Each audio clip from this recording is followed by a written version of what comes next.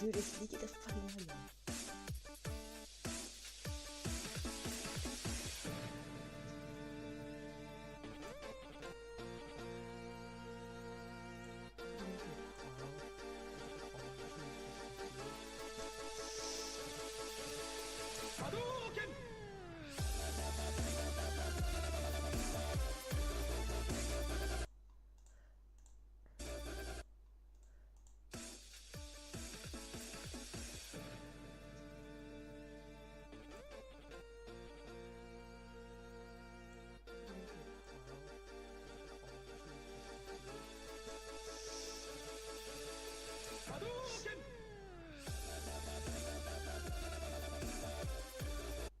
Yeah.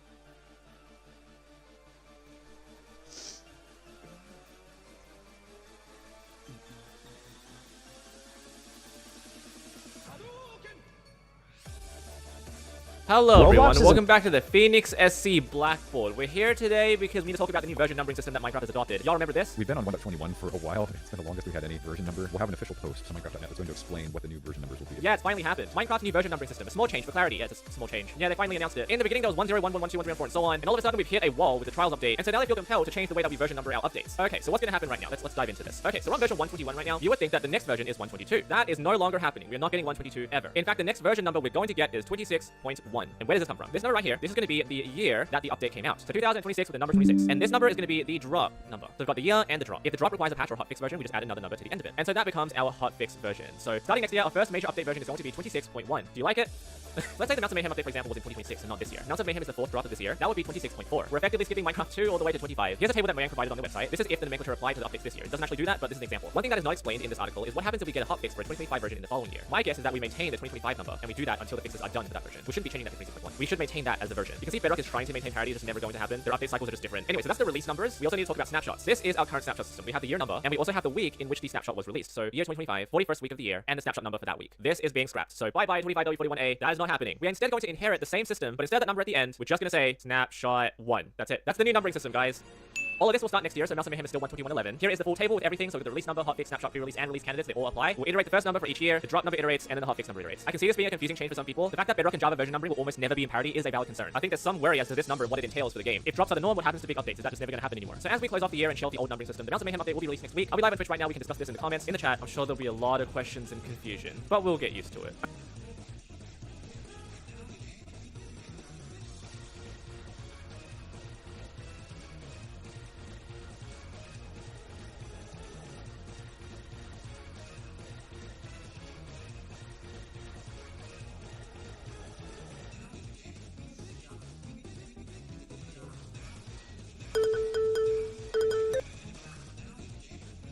My 6-year-old just made this bumper sticker for me. I hit other cars on purpose for fun. That is diabolical. The day we were sure my daughter was deaf, we did the famous pot-banging test. The famous pot-banging test to see if your child is actually deaf. That's crazy. I could not bring myself to make this incredibly loud, violent, startling sound next to anyone really, but this baby? It's like, no. I'm getting my tubes tied. Congratulations. I saw this bumper sticker and now I want one as well. Horse denier, not real. This is how I feel refusing to download that gacha game. I've just now realized that I've been applying for jobs and speaking with recruiters with this as my contact photo. Whoops. I mean, hey, if no one's bringing it up and not treating you weird or being mean to you, I mean, that means that they don't mind, right? They gotta be an owl. Senator Rafael Edward Cruz, who uses the preferred name Ted, has introduced a bill to limit the use of preferred names and pronouns. This is how you write a headline. I had no idea his name was Raphael. She's perfect, but she's got a little bit of tummy. Like, that's a problem. Oh no, my lobster's too buttery and my steak's too juicy. Oh no, they gave me 10 extra tendies on my order. Oh no, my crop is too bountiful and fruit too juicy. I don't get how alcohol turns y'all evil. I just start giggling and get slutty. Everyone has a different being inside of them that is unleashed when they are drunk. It's just the way it is. Some people get angry, some people become happier, some people become horny. I was showing my boyfriend my favorite anime as a kid, and then it hit me that it's literally just us, and I was so embarrassed. Oh, look at me, I'm so beautiful and pretty, and my life is like my favorite anime. You. Democrats try to control your child's bedtime. Democrats want to control every aspect of your life, from your paycheck to the car you drive to work. Now they're coming for your children's bedtime. This is about a bill that bans child labor after 11 p.m. on weekdays. And of course, someone would find a reason to try to justify child labor. Being a bi guy is quite possibly the funniest sexuality. Like, damn, I know who John Waters is, and it's a Twinks and Panties. Then I got a coffee date with Hetero Jessica from work at 3. That's her name, Hetero Jessica. That's her name, folks. That's what we call her, Hetero Jessica. My 6-year-old son has been talking about needing to do his hair nice and be cute for school so he can attract females. I was terrified he got exposed to some alpha male shit. You know what it was? Fucking Animal Planet. He is learning to flirt from bird documentaries. If a girl bites me, is that a sign? So I have that coworker, and once when we had a playful argument, she bit me. Next time we disagreed, she said, I'm gonna bite you. I said that I don't mind. Since then, she is biting me in a playful manner. Is that a sign that she likes me? I have no clue. My friend, I would... About to be brought to justice. Right now, there are hundreds of lawsuits against Roblox across the country, and we just filed to have them all combined in one court. This is called a multi-district litigation, a process that makes the entire case move faster and stay fair for every family involved. But there's a problem. There's a group that can approve or deny the MDL. If it gets approved, families won't have to repeat the same expensive legal work. There will only be one judge in charge, so rulings stay fair, and all experts will work together, giving families a unified voice. But if it gets denied, all the cases stay spread across the country, which slows everything down and makes it harder for families to get help. We really need them to approve it. So subscribe and comment W to show your support. W. W. W. W. W. W. W. W. W. W. I will tell you I know. Where do you live? Oh shit, here we go again. You just can't make content, so you took Roblox for content. You stupid. No way, loser, Mikey. I love this game. I won't let it destroy. You tripping, bro. You tripping. You used to be my favorite YouTuber, but now I hate you. No love, I might know. Freak you. Whoa, hey. You are the reason why Tum Tum Tum Sour got removed. I cried so much when it got removed. We do not care. Fuck. Do not justice the Roblox. KI will unlike to you and do not work to prop the Roblox. Fuck you. Bro, what are you talking about, man? Dare sue Roblox, people will kill you. Bro, why are we suing Roblox? Just play the game and don't talk to weird people who are talking from the rich because they are too lazy to work for themselves. Why would you do that? You're mean for that, am I right?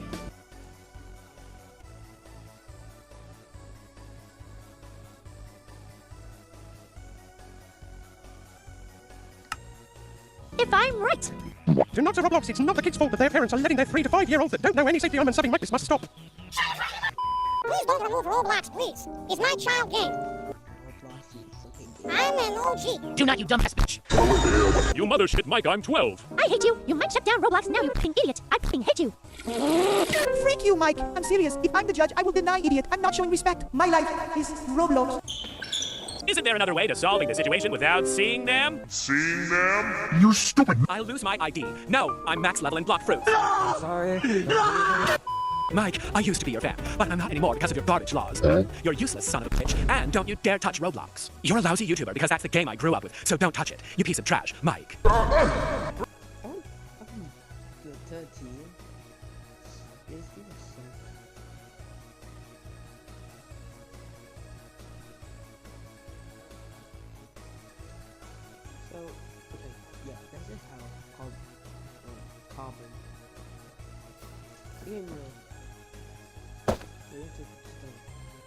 That's 2% carbon, 0% sulfur.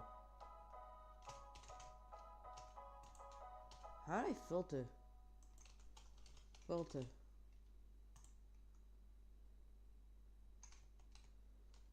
Why is this used?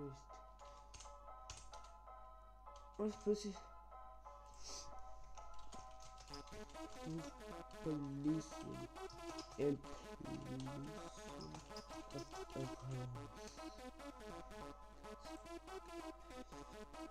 Pollution.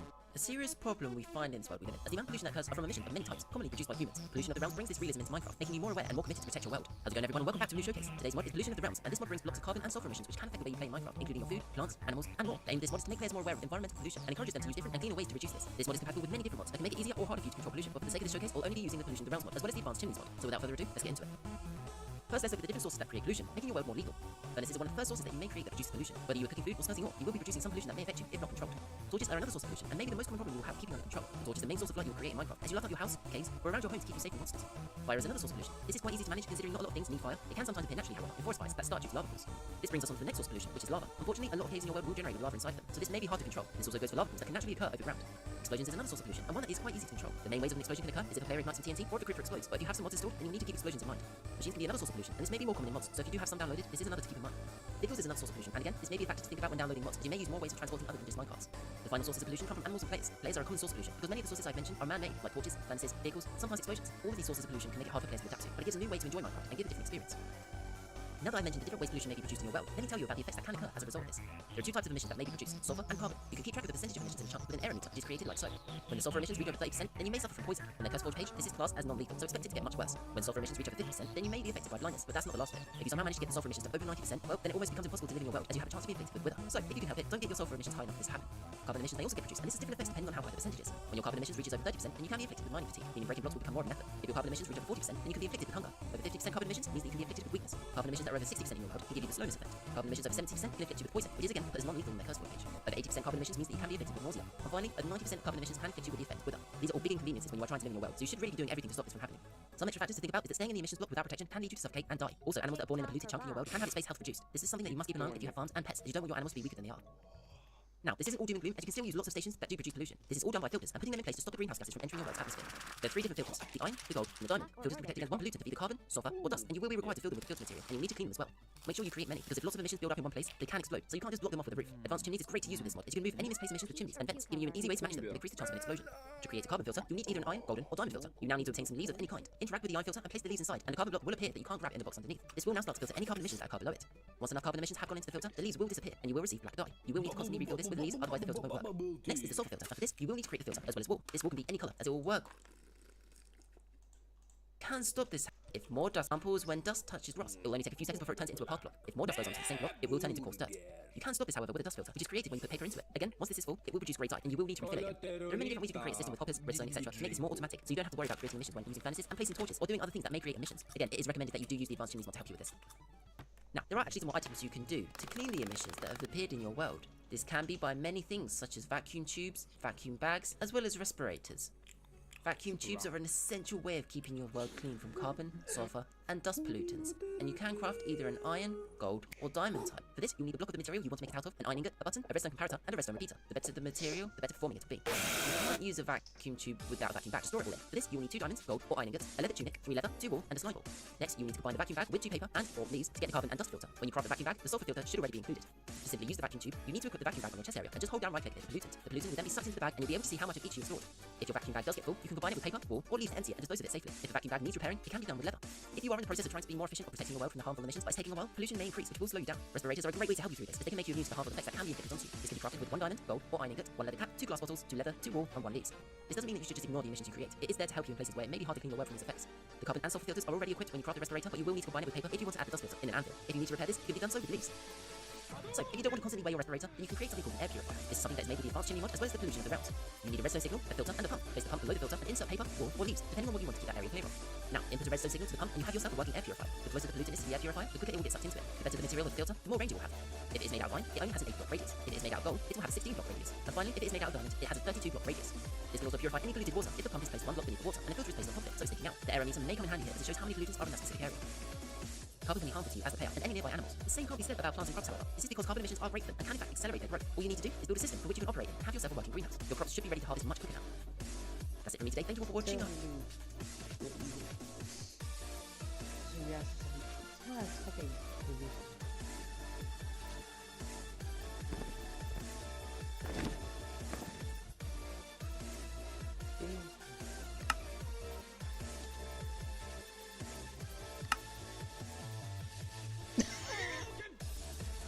think it's like once, so it's also very fun.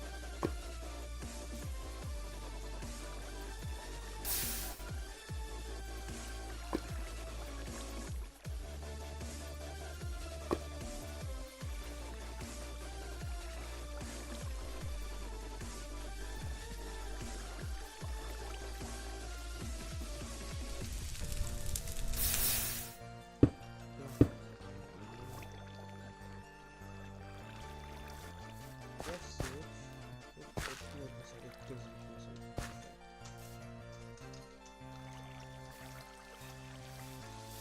I have the wind working.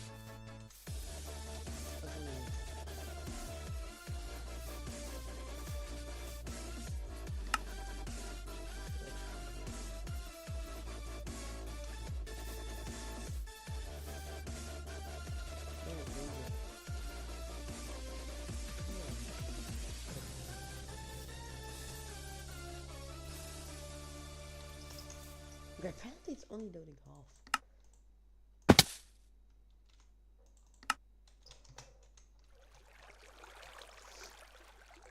Maybe this should be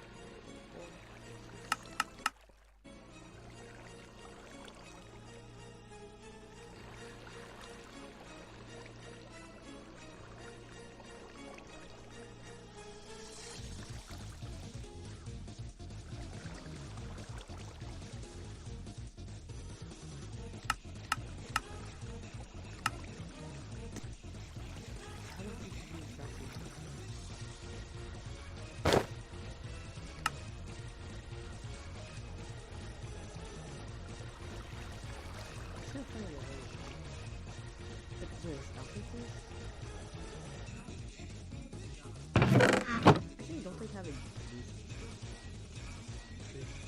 it's not supply up there's a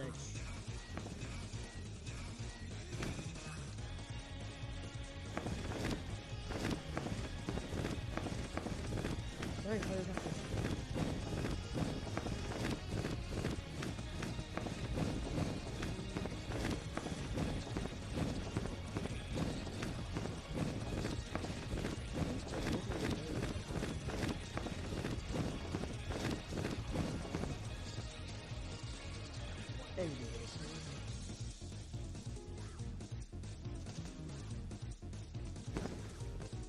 wait, what? I'm gonna be proof of this. I think proof of this.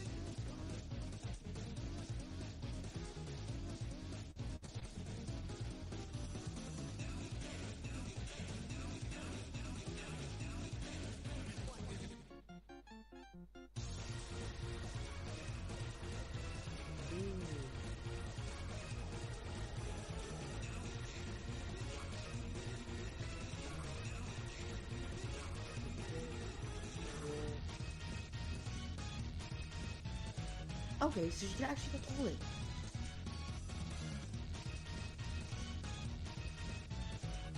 There's something called brain pump, so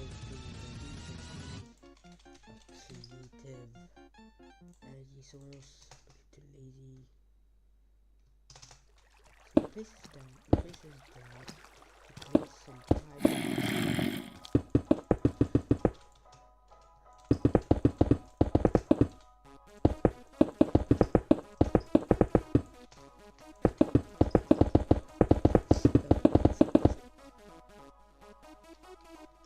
Which where it is, so that's a wait.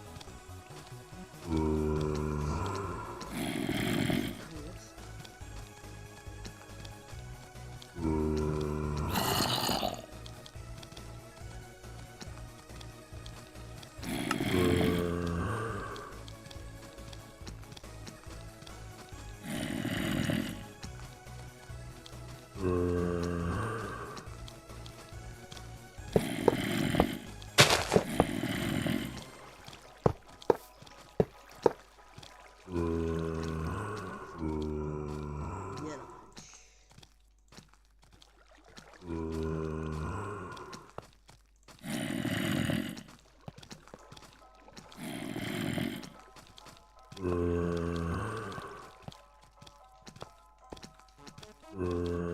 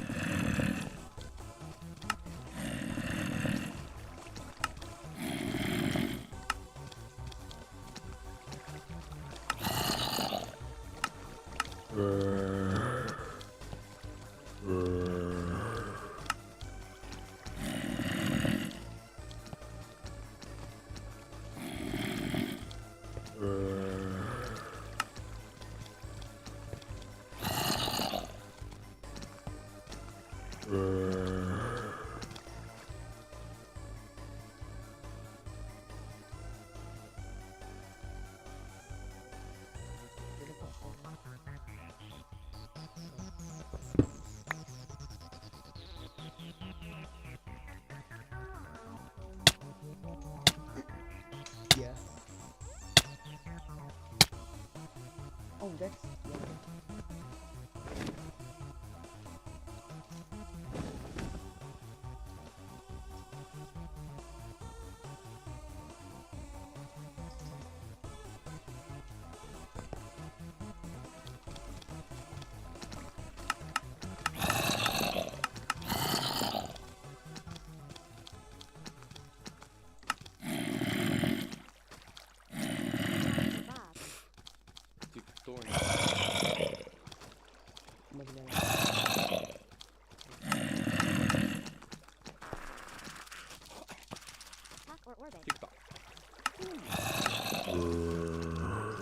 Did I actually catch it to suffer for now?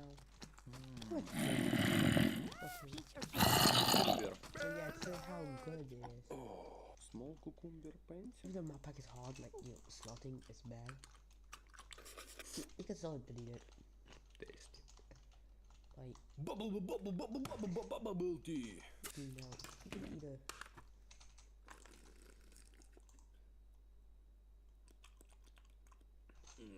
Bombo Clark. Burger.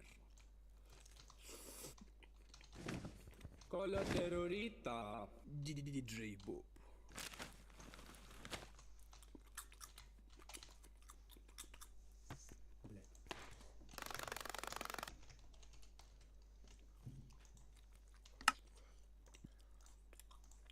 I can have... You can have a block of soap. I just placed soap.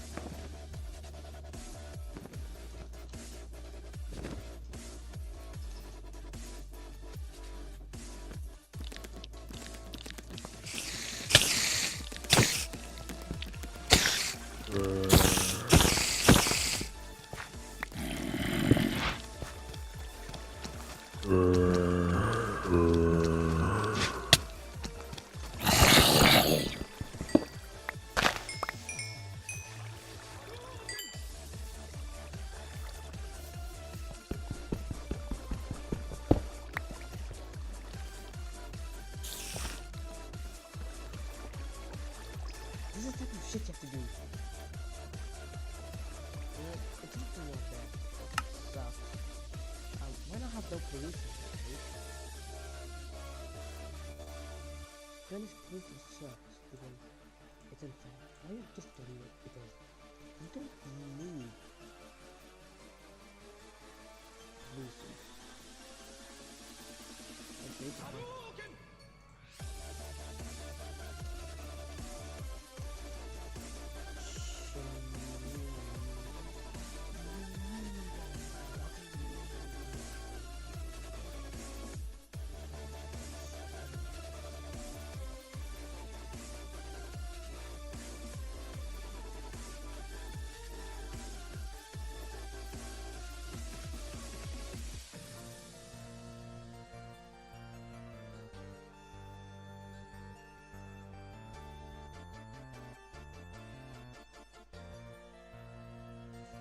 Ah, yes, it's the time of year where people in commercials buy cars without telling their significant others like complete psychopaths. SNL already nailed this one very well. I get home to find a note on the refrigerator that says I'm leaving and I'm taking the kids. Me unplugs fridge from power outlet. You're not going anywhere, you piece of shit. I feel so smart when I'm on Twitter. The bar is so low on here. Man, this was back in 2019, dude. Those were magical days. I know Twitter was always a dumpster fire of crap. Always has been. Always will be. That's social media for you. However, when you compare it to now, 2019 was probably the freaking golden era. My 12-year-old is into scary movies but complained they aren't scary enough. So we just watched The Descent. And wow, you don't always know when you pick up as a parent, but this was a big one. Wait, yeah, come on, man. That's scary enough. Oh, I'll show you what scary enough is. So you have to work them into the horror genre. You can't start with The Descent. You need to start with a bad horror movie that's kind of fun. You know what? Beautiful example, The Final Girls. One of my favorite horror movies of all time. I think one of the best, genuinely, that's been made. Go watch The Final Girls. I think that one's pretty good. I mean, not for like a 12-year-old, of course. I'm thinking like late teens, 15, 16, whatever. Start getting them into horror at that point. But don't start with The Descent. All right, let's see. Do you find yourself? Do you find yourself saying Bill or Beatmore?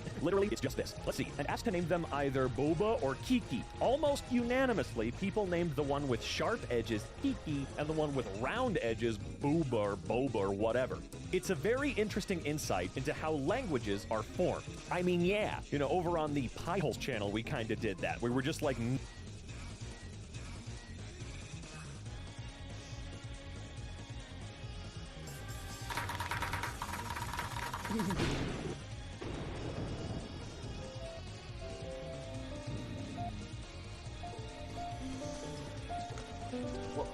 What the fuck?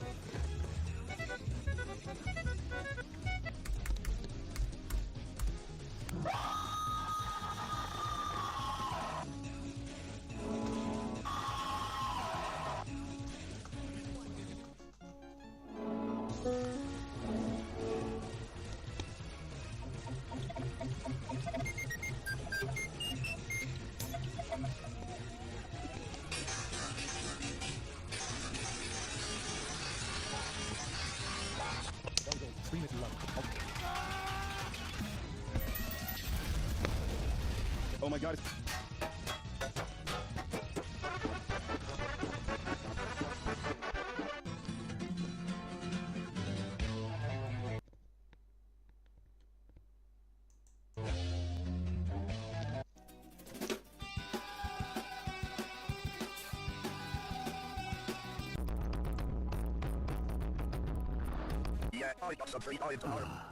Free at last. Oh, Gabriel. My God.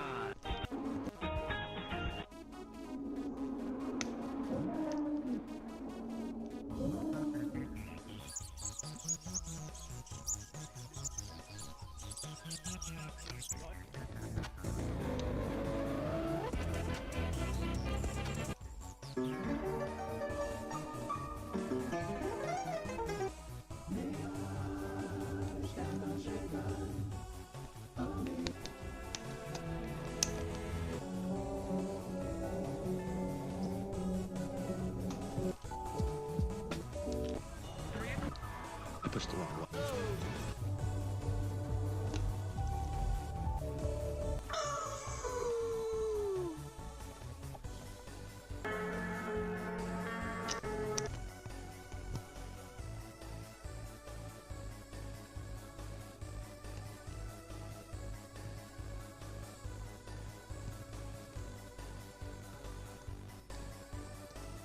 Herr Strauss, when the weather breaks. First, I gotta remove this one. This, is he gonna be busting? We're gonna find out. First, I gotta remove this one. Scream if you love Red Dead Redemption 2.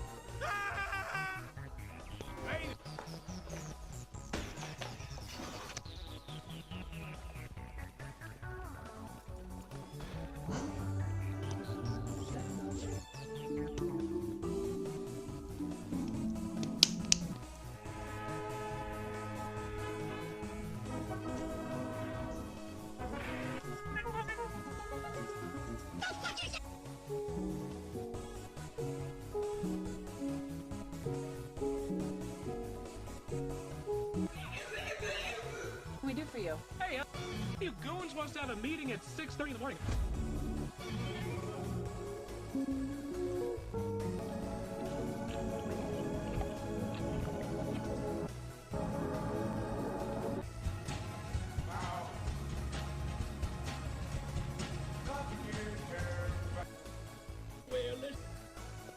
I did today.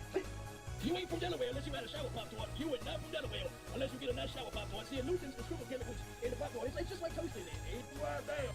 You are mercy.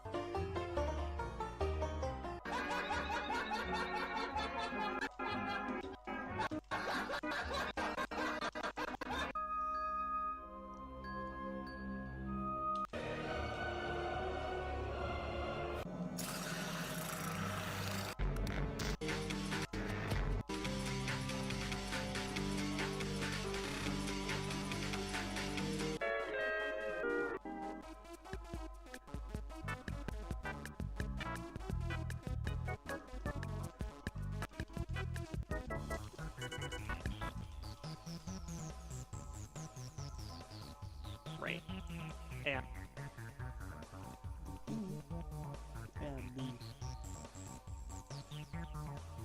Minecraft. It's unlocked for having a bunch of rubber. There are certain quests unlocks like this with making materials to skip the I love to keep it tiny and big, but just split it.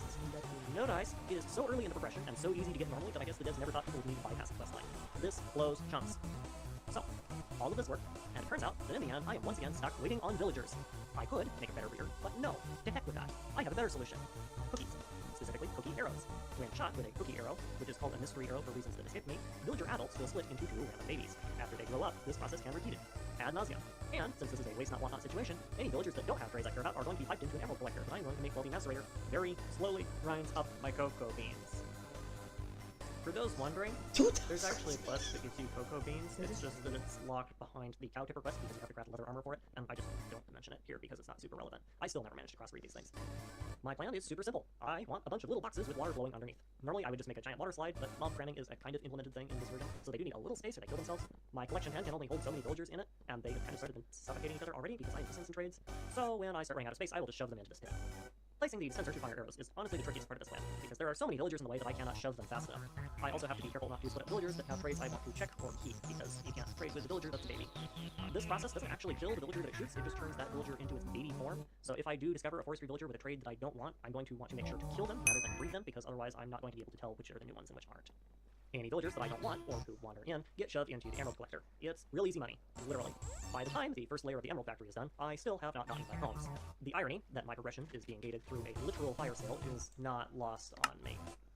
Either way, I now have 57 caged villagers producing me about an emerald every 3.3 minutes on average, and have purchased a small mountain of coal with all of the change I keep picking up. I'm also literally drowning in babies. Please help me. While we wait for all the babies to grow up again, farming! If nothing else, my paper and sticky resin problems are truly solved now. I suppose I could just spend my time making envelopes for a living, or something. Yeah, right, no. It finally happens, of course. It was inevitable given the scale of village expansion, but it's still a little weird for me to have my own stuff work. While I get started on making machines, we need to have a bit of discussion. During the villager breeding process, I discovered something really weird. You can shoot yourself with mystery arrows, which are cookie arrows by another name, and if you use a dispenser to do it, they will give you diamonds. What? Being the incredibly snoopy little goblin that I am, I went to the Greg Peck New Horizons GitHub and opened up their version of the Battle Gear mod being used in this pack, and started reading through the code to see what these arrows are actually doing to cause this. It turns out that they do two things. The first is that if they hit an entity that can be aged down into a baby, they will spawn a new entity of the same type in its baby form, and then change the entity that the arrow hit into its baby form by resetting its age counter. This is why the villagers keep the same trades they had as adults. They aren't being killed, they're just being modified. The behavior is not restricted to villagers, so theoretically anything with a baby form should be compatible with these things.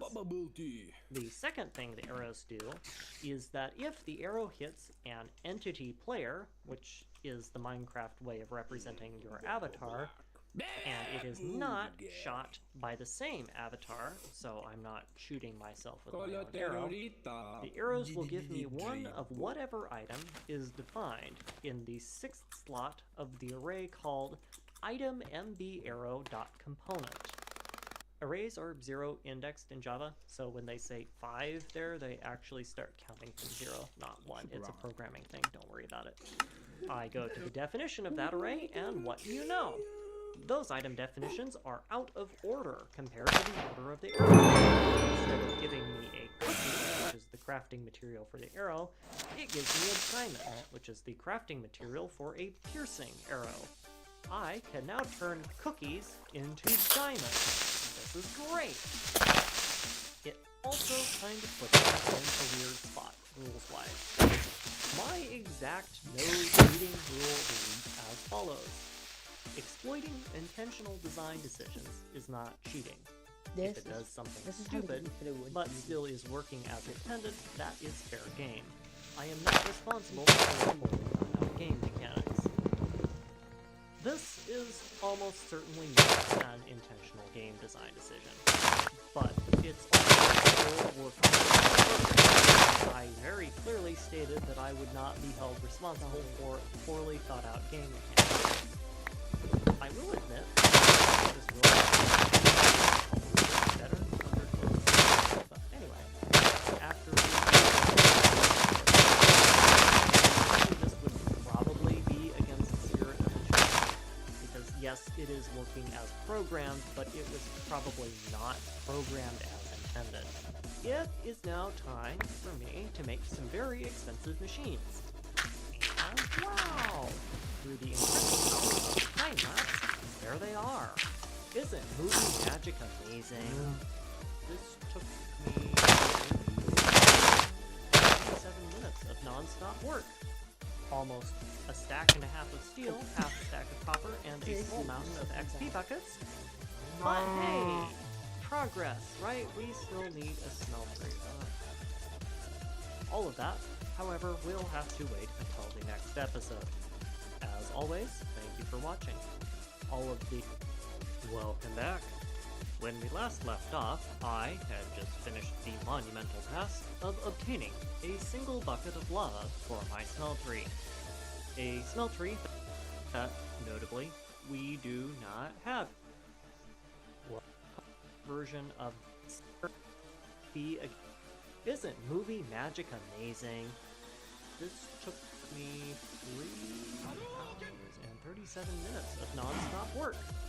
Almost a stack and a half of steel, half a stack of copper, and a small mountain of XP buckets.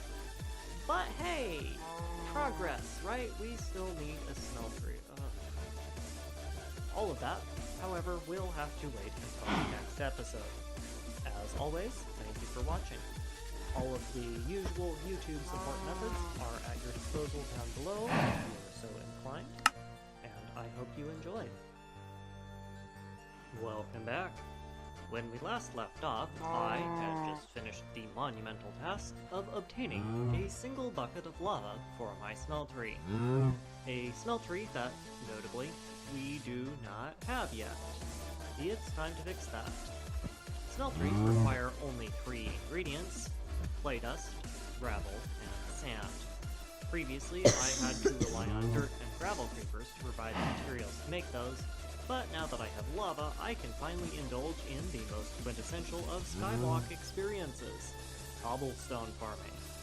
Interestingly enough, with my lava problem solved, I have officially obtained every item you can start with in vanilla Skyblock. Neat. Gravel gets turned into sand in a crucible, and with another whack of gravel turned into clay, some crafting, and some smelting, I end up with heaping scads of smeltery brick. Lava consumption does not scale with smeltery size or smelting capacity. So in order to be efficient with my lava usage, I'm going to want to make the biggest smeltery possible and smelt everything all at once. I have plenty of lava, but smeltery stuff is cheap for me right now, so I decide to splurge a little bit and reap some of that advantage.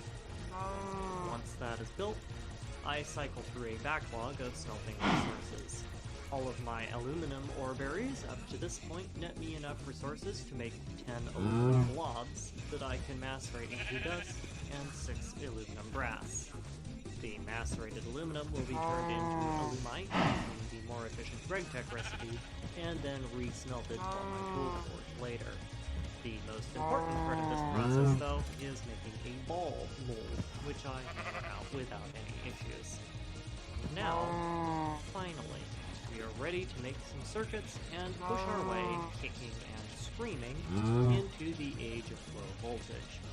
This is going to be something of a stutter-step process, as LV machines tend to unlock vastly cheaper recipes for basically everything, and I will want to take advantage of those before making more LV machines. The first step, however, is storage. I am drowning in junk right now, and I need somewhere to clear my inventory into. The second step is harvesting and collecting all of my passive production stuff. The emerald situation is kind of ridiculous at this point, and I love it. I plan on making a massive swimming pool with signs and a collection area underneath that I can then just throw thousands of villagers into later on, and it's gonna be great. The third step is milking my peck dry of its copper reserves. A good rule of thumb for me to assume is that every LV circuit needs half a stack of copper ingots to make, and I am going to need 3 of those before I can do anything interesting. This has the end result of filling up my inventory with all sorts of stuff. Pecks can pull from dungeon chest loot, and emeralds are worth so much that they can basically give you anything that a peck can possibly drop. I end up with a chest full of random tools, dungeon loot, and record discs from this, but also get 29 native copper, which should hopefully be enough for now. While that's processing, I start consolidating all of my materials again, and making all of the microcrafts that I can. It looks super messy in the video, and it is, but just trust me when I say that it is more manageable than it looks. I also grow a brain and automate my smeltery with a bit of piping as a reservoir and a hopper. Steel takes forever to cast, and I don't want to have to hover over the thing all the time. A large part of the steel for this project is coming from all the chain armor that I've been macerating, and that needs to be processed. My first major crafting is the 6 vacuum tubes needed for the circuits. These suckers need half a stack of copper on their own, and they are only one part of the process. While all that is going on, I farm out sulfur for rubber and start thinking about where I want my more permanent production area to be situated. I decide that I want to use a 2x2 chunk area next to the mob farm for now and get started with flooring and roofing. Electrical machines will explode if they run while uncovered and they're in the rain, and I'm going to want a more centralized production area soon, regardless. The mob farm is probably going to be deconstructed and moved later. This thing was built before I entered the Stone Age, and it is well and truly out of date by this stage of the game. This also marks the point where I'm going to start respecting chunk borders a little bit more. Multi-blocks really don't like chunk edges, and even though everything should be rendered all the time anyway, it does not hurt to be careful. This much space might seem a little excessive right now, but trust me, it will get used. We join right back in as the rubber is finished processing. Rather than count out exactly how much I needed, I just sort of make a stack and was planning on seeing how far I could get with it. I know I will need 30 bars for the circuit boards, and I don't think this will be enough for my wiring, but we will see. I've also finished making my giant plank platform, and you can see that mess off in the distance. I'm going to need to do a whole mess of upgrades to my energy production later that will mess up this nice clean build, but for now it looks better than anything else on my island, at least. Wire making, and by association plate production, is a very expensive process right now. I'm able to process enough materials to make my motors, but circuits will need some more time. I do, however, have almost everything I need for resistors, which are by far the easiest component to craft currently, until I break my wire cutters on them. After dealing with that whole debacle, I am now 6 resistors richer and that much closer to circuitry. While prepping the red alloy for wires, I realize I am exactly 4 rubber ingots short of my goal and deal with that in my downtime. And then immediately realize after that I was actually 6 bars over what I needed. I continue to be unable to do basic arithmetic. I also realize that I have another problem. Shock of all shocks, I'm short on copper. This is going to become a theme for this episode.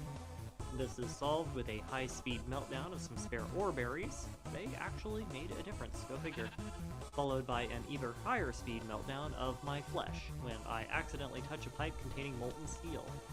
Ouchies. And that's circuits. We are getting closer. A little bit of hammering later, and I have a bunch of plates. I fashion those into machine casings, and then try to fashion those into the 2 machines that I need to make the most. A steam turbine for power production, and a wire mill for wire production, which was previously the most wasteful process of everything that I'm doing. I say try, because I forgot my bronze pipes were being used to automate steel production, so I will have to wait a bit until those are done. That's actually fine though, because it gives me time to address another elephant in the room. I need more steam, I need it more reliably, and LV steam generators consume about 1500 millibuckets a second. My dinky little boiler setup right now combined makes maybe a 1/6 of that, and that is nowhere near enough to sustain an electric machine running at full tilt. I could just make a better boiler, which is what you're supposed to do, but I'm going to do something different. I want high-pressure solar boilers. These things are stupidly overpowered. Normally, silver is pretty difficult to come across before hitting the Twilight Forest, and by that point your energy production is pretty much solved. So I suspect that they just tend to be ignored when they do balance passes. I have no such concerns, however, because I'm sitting on stacks of silver that I have no use for, and simply do not have the resources that I normally would use to generate all of my power. The boilers here have a huge heat capacity, which is enough to last through a full Minecraft night without any issues, and their maintenance needs are practically non-existent. There is a calcification mechanic that begins to reduce their power output after they run a while, but that can be reset by breaking and replacing them, and it takes a literal real-life day of playtime before you see any nerf because of this whatsoever. They also don't cost copper to make. They're supposed to be more expensive, so they cost steel instead. They are perfect. I also craft myself some more water barrels. I'm not quite certain how much water these things are going to need, but I figure with 2 barrels extra I should be able to tell if I'm running low long before the boilers explode. I even splurge on some larger wooden pipes to run water to the boilers. That said, with the amount of rain I keep getting, maybe water isn't something I should be concerned about. I install the rain barrels on the roof of my new production area. They need to see the sky to function, but there's no reason that I can't pipe the water down to keep them from clogging up my life more than necessary. In shockingly little time, I get my 5 solar boilers crafted and installed. I don't have enough water saved up in the new system to run them all yet, but once I do, that will be my steam problem solved for a good long while. With my permanent power system mostly set up, it is now time for some serious home renovation. I have had it with this place. My storage system is a disaster. I have nowhere to store new items. I am constantly being ganked by sentient toilet mold. My floor is covered with human skulls, and I am sick and tired of tripping over random machines, creeper holes, crop farms, and junk that I have left around in past 5 episodes. Seriously, I still even have that old slot where I blew up rabble creepers. I never bothered getting rid of it. This first step is, of course, storage, by which I mean sorting. Anything left after that debacle that I don't feel like dealing with gets crammed into random junk that's for me to see later. I have things I want to do today, and none of them involve inventory management. the old Steam system gets moved and merged into a new one, I still need all of this stuff and will be using it for quite a while. The tank can just go up on the roof the rest of them. And the final piece of the puzzle is complete. Welcome to LB, everyone. The lights are on. Of course, saying that conceals the reality of the situation. We may be able to stable produce power, but my copper reserves are utterly and completely spent. I do not have a single ingot of the stuff to my name, and am fairly low on anything I can create with tech. I do a couple of things to try and solve this problem. The first is a bit of a weird one. I start wire milling all of my gold ingots. Gold ingots have 2 lucrum, which is the aspect of the text care about, each, and each ingot can be turned into 2 wires with 1 lucrum each, making it a fairly lossless process. The trades that we care about are going to be basically unaffected by this difference since we want the lowest tier of items. This trick lets me effectively double the amount of stuff that I care about getting from gold trades. The second thing is, of course, upgrading my macerator. High-speed steam macerators run at twice the rate of the basic ones, but consume more steam. Steam is not the problem anymore. I have a massive backlog of gold armor, golden apples, blistering melons, and random junk that I can crank through to salvage material from, and it is time to start doing that. I also go and raid the villagers again, of course. That right there nets me almost a stack of emeralds, which have the chance for trading for golden apples, enchanted golden apples, or native gold clusters themselves, and help beat the chopper train chugging in the meantime. It won't make enough for serious expansion, but it is a decent start while I work on other projects. Like tech trading. So much tech trading. And also mob farm upgrades, for now, that is. This thing has been languishing in obscurity ever since like episode 3, and it is time for that to change a little bit. Mostly, I just want to turn it into an XP farm because holy cow, do I need me some XP. The solution to this problem is, of course, a golden spike. When mobs touch it, they die and drop experience. Easy peasy. Except that it's not really because you have to punch them before they die to it, so really this doesn't make my life much easier at all, but whatever.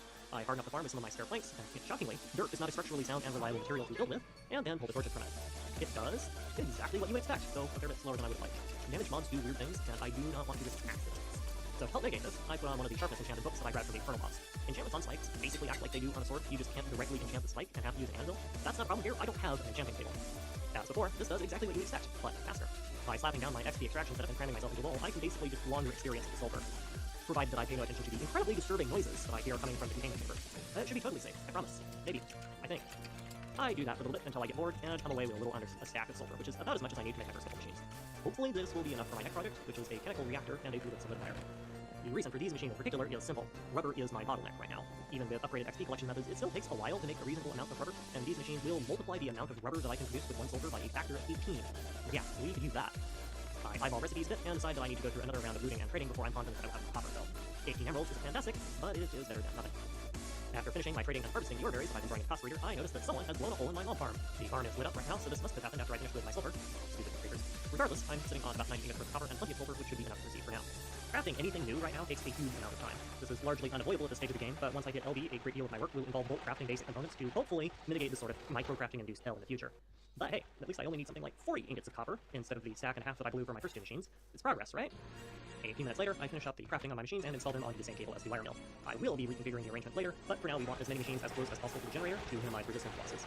I did end up needing a little bit more sulfur than I had, but I just used random XP bottles to make up the difference because I did not feel like fixing the mob farm. As always, I then failed to do basic arithmetic and ended up with a couple extra, but that was absolutely a planned overage of sulfur to let me demonstrate my new stuff. Totally planned, 100% intentional. For my next machine, I set my sights on a bender. This lets me make plates and foils much more cheaply and definitely is not an Avatar Airbender reference. And for the magic of thermography, here it is! I really like these fast-forward seals, don't you? I wish I had those in my daily life. This sucker only cost me the equivalent of 3 copper blocks to make. Yay! By this point, I'm running low on a number of different resources, specifically chalk, copper, and steel, so I have to stock up again. You already know the drill. Get up the villagers and little wire stash, do some high-stakes haggling with the resident copper vault, dig out some cobble because 8 furnaces simply is not enough to keep up with my smelting demands at this point, and we have definitely no additional work whatsoever. It's an assembly machine, and just in time, too, because I have a big project I want to get started on. A riddle for you.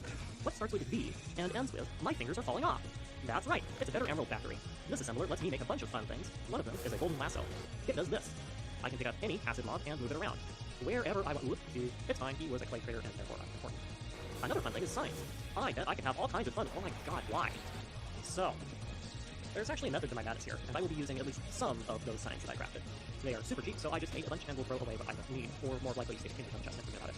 In this version of Minecraft, water doesn't break signs, and items don't float. This means that if I suspend, say, 400-ish villagers in a water pool balanced on signs, I can easily collect all of the spare change they drop with a big old water funnel underneath. Since they are going to mostly shove each other away if they're swimming, this should mean that mob cramming damage is at a minimum, which will let me throw in basically as many villagers as my computer can handle. Let's test that theory. Step 1 is making a giant water chute system, which is what you have been watching me do. Step 2 is figuring out how to get out of the villager pit. Step 3 is making more buckets, because otherwise this is going to take literal years to finish. Step 4 is making a plate of dirt to get a nice even layer of water deposited on, or, well, some of a nice plate of dirt. I don't have that much dirt right now, but I can just do this part piecemeal, so it's fine. Oh boy, I bet this isn't going to take forever. You know, that wasn't actually done. Let's do it again! Now I just need to replace all this dirt with signs. And now I could manually move every single villager, or I could just do that and let them move themselves.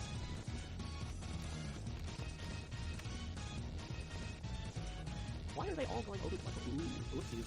The housing market in Skyblock is simply killer, apparently. I do end up having to make a few modifications. The villagers keep getting stuck in one of the emerald collection trenches, so I needed to raise it up a bit. But other than that, it worked basically as designed. I also get knocked out of the world and lose my tinker tools, again. The items just take too long to pick up once the grave is broken, and they can fall in the void. But again, not really a big deal because I can just make more, and I don't really care about having good tools at the moment. And finally, time for a real question. Who's ready for some cookies? I know I am. 1, 2, 3. If you're wondering why I'm doing it this way, it is because the babies will drown themselves in the pool. Just like in real life, babies can't swim very well. I will come back to this in a little bit and shift all the villagers over and see how it's doing. And with that out of the way, look at my brand new emerald printer. I had to make some extra modifications to keep them from suffocating into the wall when the world was reloaded, but it should be okay for now. And now the real question, which of you would like to sell me coal? And after milking the villager dry of its coal reserves, we can just wait and the pool will resupply all of my emeralds for free. I love this new system. Anyway, back to machine crafting. That all took long enough that my smelter was finally able to process enough steel for my next project, but I am shy on copper again. You know the drill. Just like that, a flue extractor. Isn't she pretty? You don't really get a sense of it from the footage, but these things are steadily getting easier to make. All of my new machines make crafting cheaper, faster, and more convenient, and the effect snowballs with more machines that I have. This one, for instance, lets me craft much cheaper vacuum tubes, which in turn mean even cheaper circuit boards. Next in line is a lathe. This enables lossless rod production and also lets me make crop sticks at a rate that most would consider to be unhealthy. I, on the other hand... Your mother was...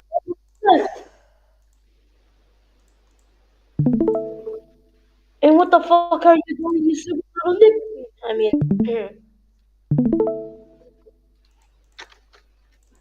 So a creeper blew up my fuck-ass base. Why did you not make, like, defense? Oh, you think? Okay. Okay, I'm digging it. Dumbass. Your mother was on the Don't you? No. No. What?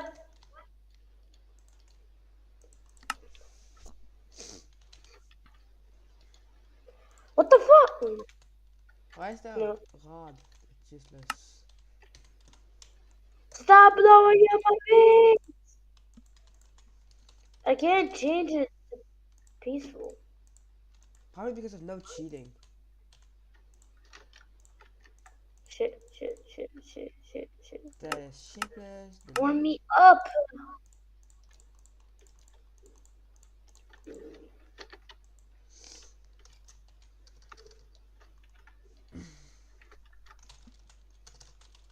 Alright, you need a circuit for that shit? Just electronic circuit. You know what? I might have made a recipe for a fuck-ass book, slightly harder. Look at that image I sent. Yo, villager. Hamburger. Cheeseburger. Big Mac. Whopper. Hamburger. You can look at the image I sent? No. Yes. Well, give me a second. Fucking build this shit. Your mama uses everything.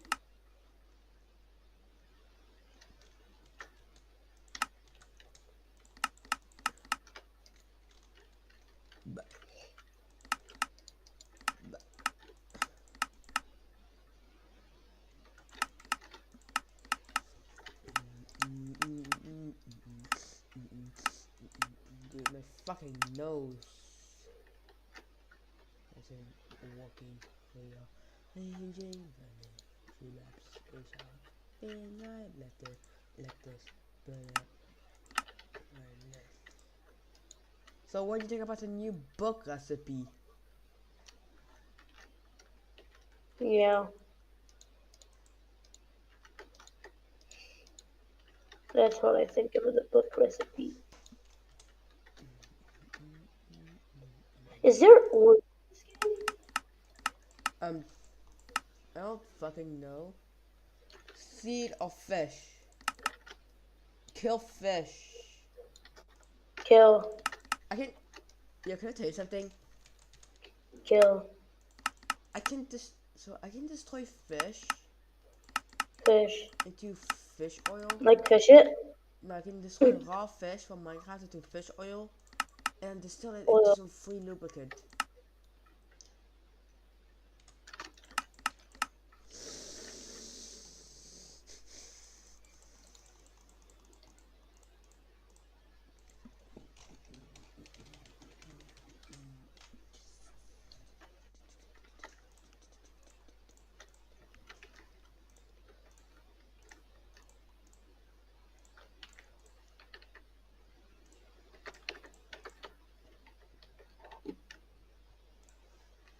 Are you the reason your mama, your sister, your brother, your daddy, your fish, your cat, your dog, the Okay, here's another easier recipe.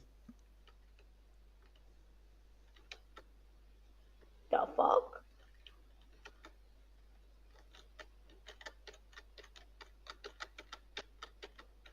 I guess. Oh, fuck it. Can you look at the crafting recipe I sent? You know, it's slightly easier. Yeah, this will be easier. You don't need aluminium.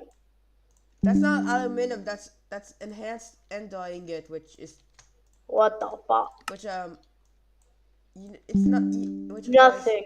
this, which Nothing. to get I'm it, to guessing get you need the another star. star. Yep, I know it. You need, yeah, it's pretty simple really. You just need one nether star. One. Hollow. I Why think can I... you break the nether stars? Wait, where's my Hollow Knight game?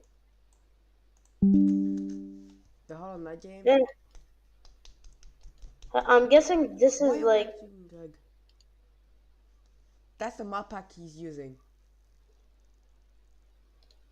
It's no joke, the mod pack. And that's not a joke. I'm gonna download it later. Can I tell you something? Fart. Are you the mama you? The brother, the sister, the brother, you skippity, dubbity. That's a reason you left.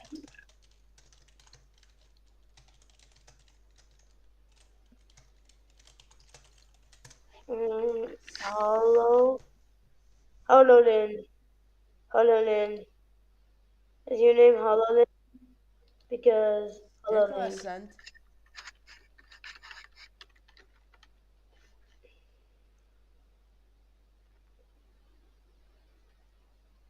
Silksong? No, I'm not actually good. Wait, do I have Silksong? Oh wait, what is pirate it? B2W Greg Tech New Horizons makes getting iron require, iron tools. So to get iron, you just need to get more iron. So let me get this straight. To get iron, you have to get iron to get more iron. Yes. But how are you gonna get iron in the first place? You can follow the quest. That requires 256 Did you make a quest? No, it's just in the game. Fuck you. I mean.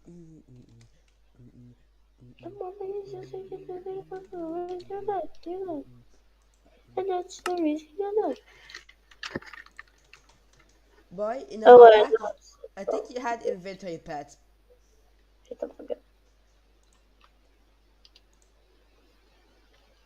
Don't tell me you can fucking pirate the game. Fuck you.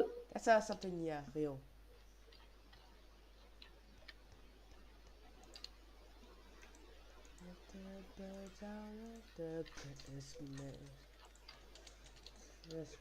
Christmas tree. What? Moose. Mussolini tree.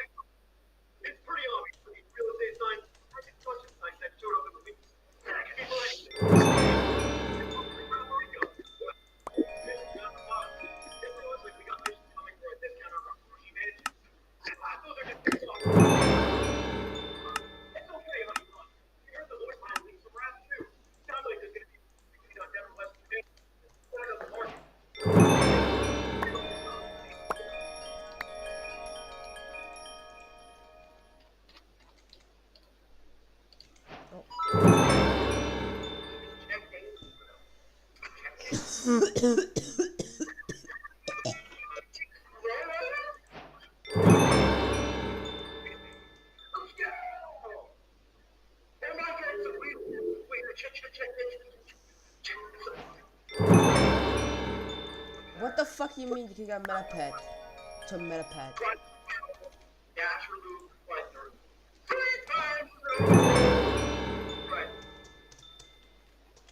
Creative. Serial, man. Oh.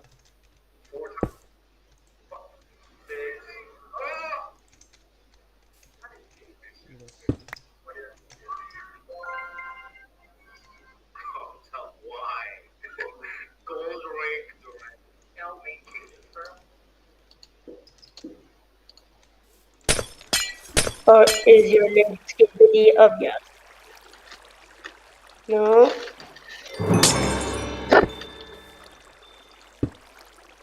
Your mom is a sick, your dad, you singing. There's so many of us. Why do you always have to sound so aggressive?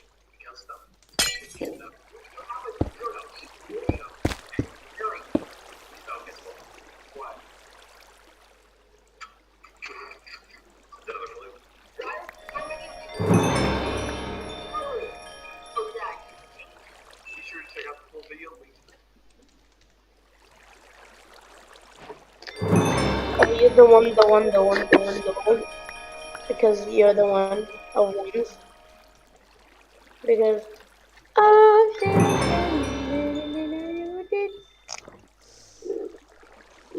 looking at the comic. Wait, if I open this.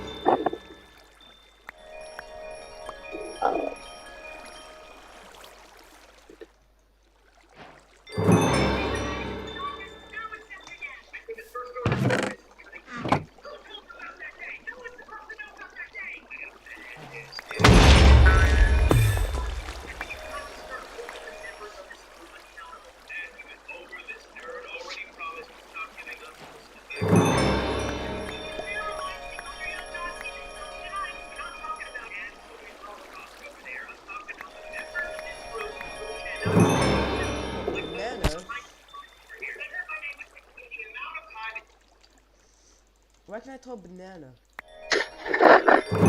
By the way, this AI shit, my friend forced me to. To what? Kill them? AI shit.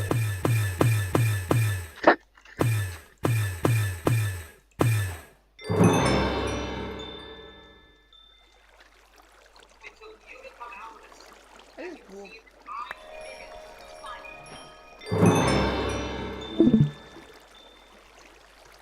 Give me a second. Give me a chest.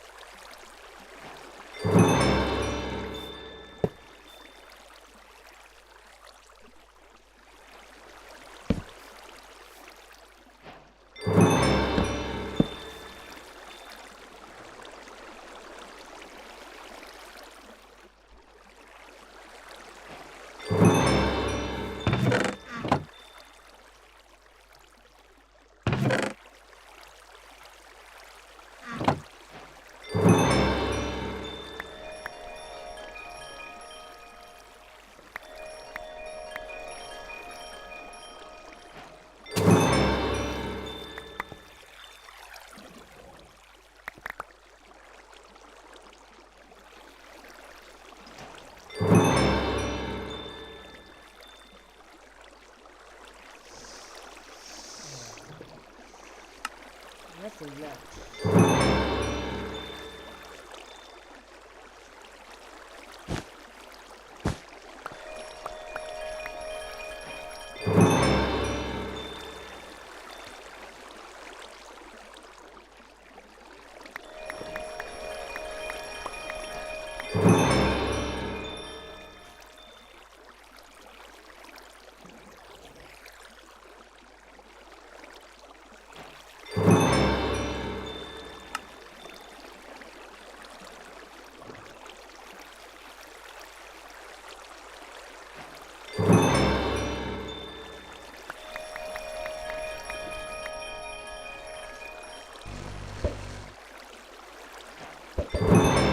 Apple.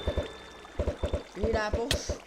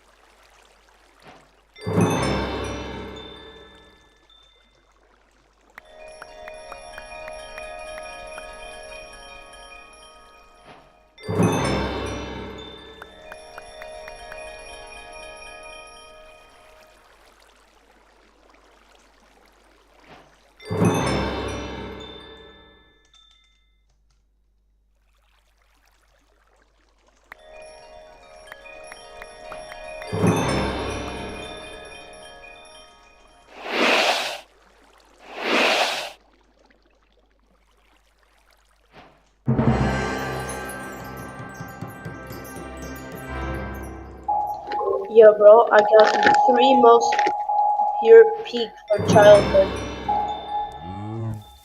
Look at my camera. Why am I so fast?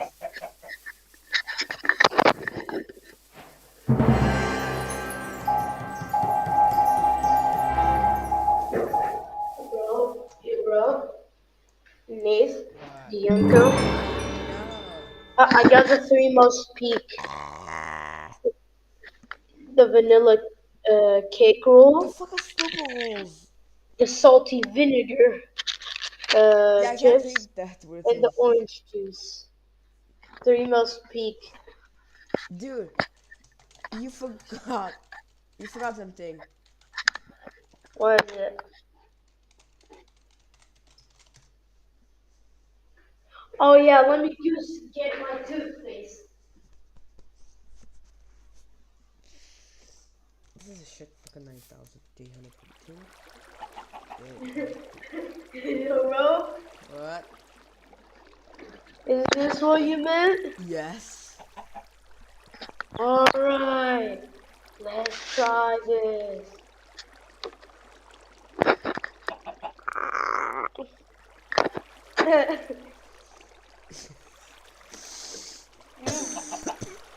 Can you make an accent?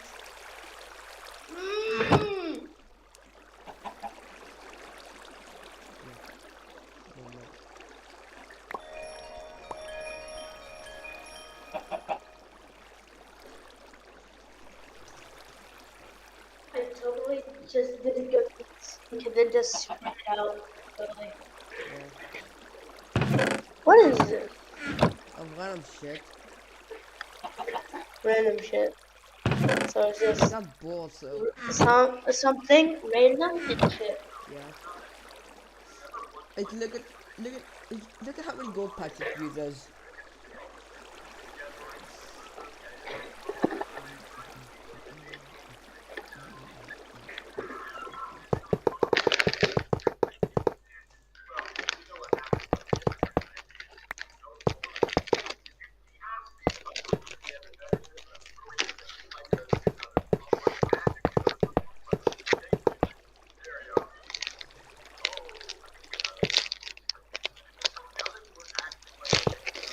Don't get stuck in a fucking loop, these idiots.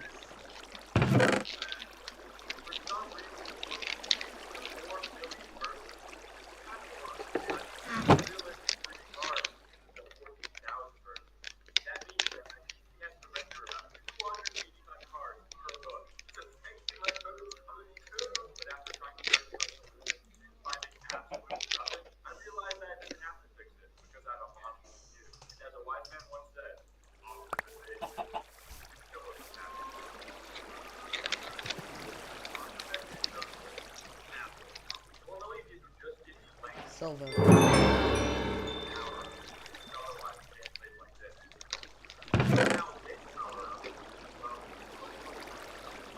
This is the average project yield.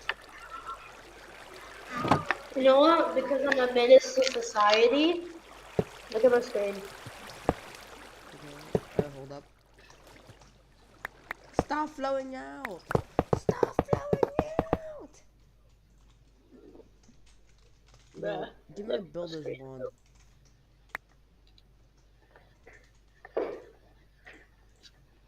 Look at the screen. Yeah. Bleh.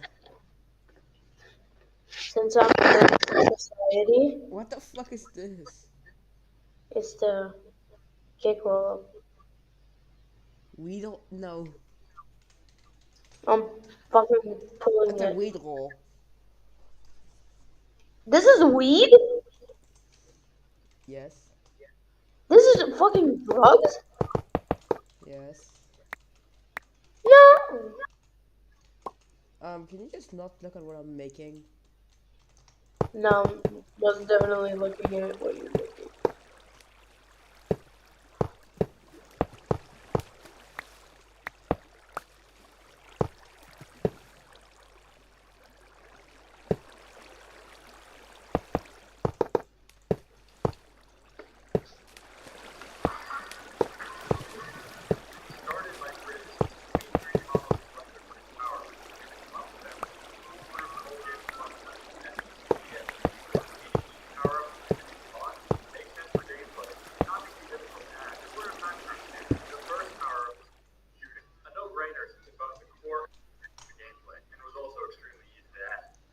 Yo, since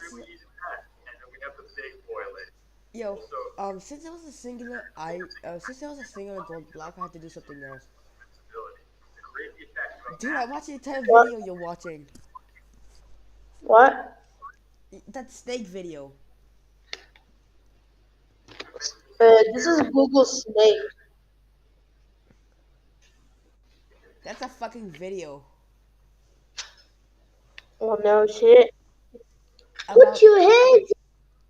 Okay. Get the fuck out. That was a sick gold block. I don't want your fucking lollipop.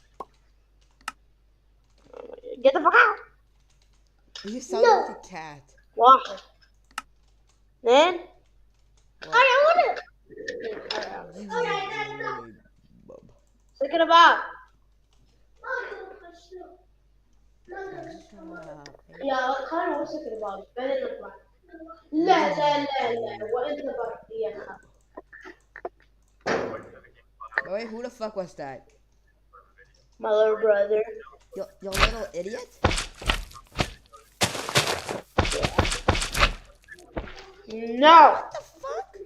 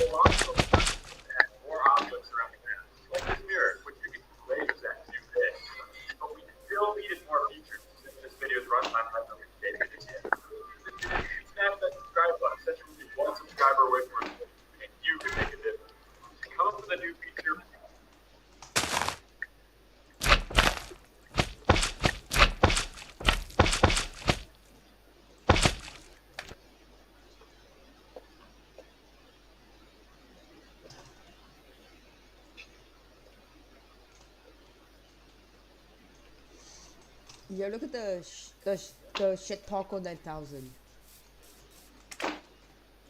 Crocodile baby, pepperoni.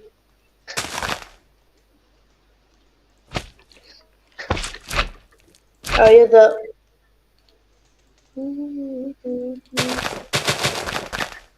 Yeah, bro, I got you.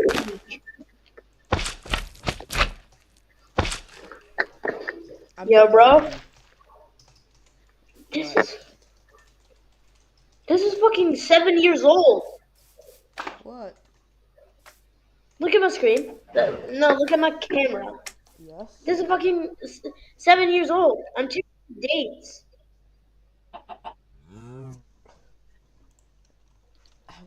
Of what? This is fucking 7 years old.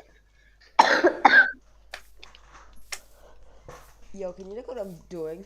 Look at the epic. Total fat 0. Saturated fat 0.1%. Trans fat OD. Yo, look at this epic. No, 0 D. Cholesterol 0. Sodium.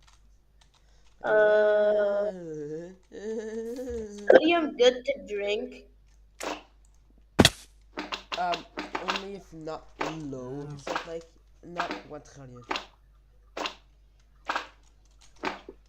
Yeah, like I comically have fucking millions of the same 7-year-old applicants. You know what? Yo, can you write my Abby? No. Dude, stop giving me weakness when I fucking have a heart. Then just change the code, Lord bro. No, that's hunger overhaul. 6-7. 3D dash? That's a geometry dash, but 3. Sorry, I'm not saying 3 dash. HIO, of course. Of course I'm not, you know, lava. The block. Yeah, comically, Can you fucking comment to see your friend having lava blocks.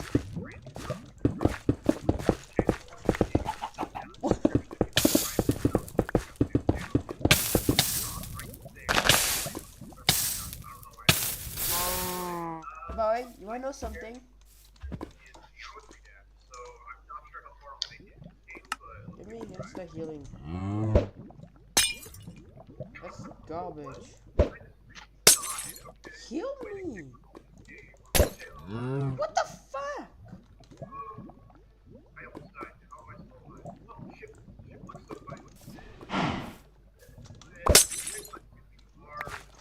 Oh, is it because I'm slightly thirsty? That even heals?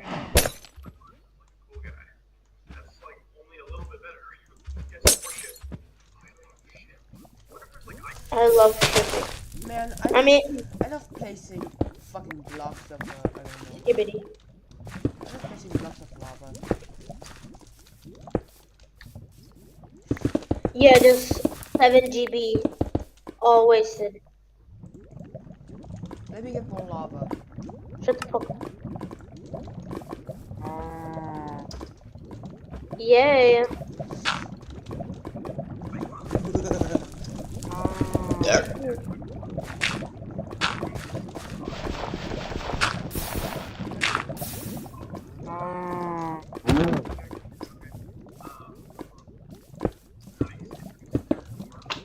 Oh fuck.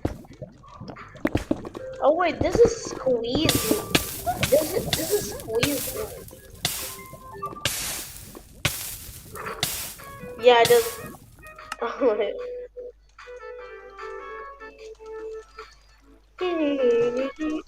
Kill myself.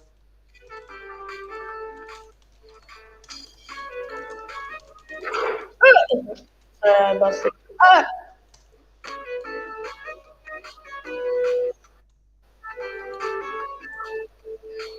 Stop lagging.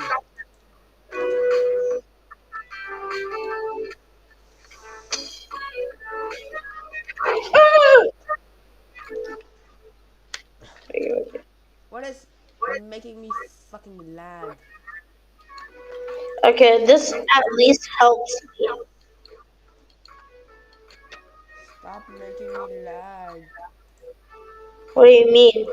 Dude, I'm lagging in Minecraft because of, I don't know, I died. Fuck, I was Imagine. shifting. Imagine dying in Minecraft because it's lag.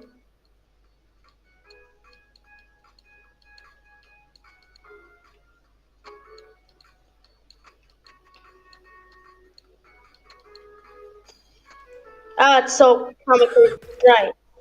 Fuck. 2064 is a short Mario I love the color blue, but not the color cyan. Maybe it won't. The server has become unavailable expectedly due to a system error. I don't know if it's multiplayer. Oh, it is. Because it's so comically fucking. That starts out innocent, but changes to Ah! I mean, yeah, I kind of knew that was gonna happen. Oh my god, it's Obby. Nah, hold on. We're just gonna play this instead. This looks like it's gonna be like Sorry. unfathomably easy, Sony. It's your If you fail this jump, fault. did you actually? It hurts I think you. it's this video. I hope you guys enjoyed it. But I did what I Out of all the times we played like insane obbies, this is fucking barrows in front of me, bro. What's the lock? Ranking every husband will tell Andrew. Andrew. Lock in boy. Alright, let's go.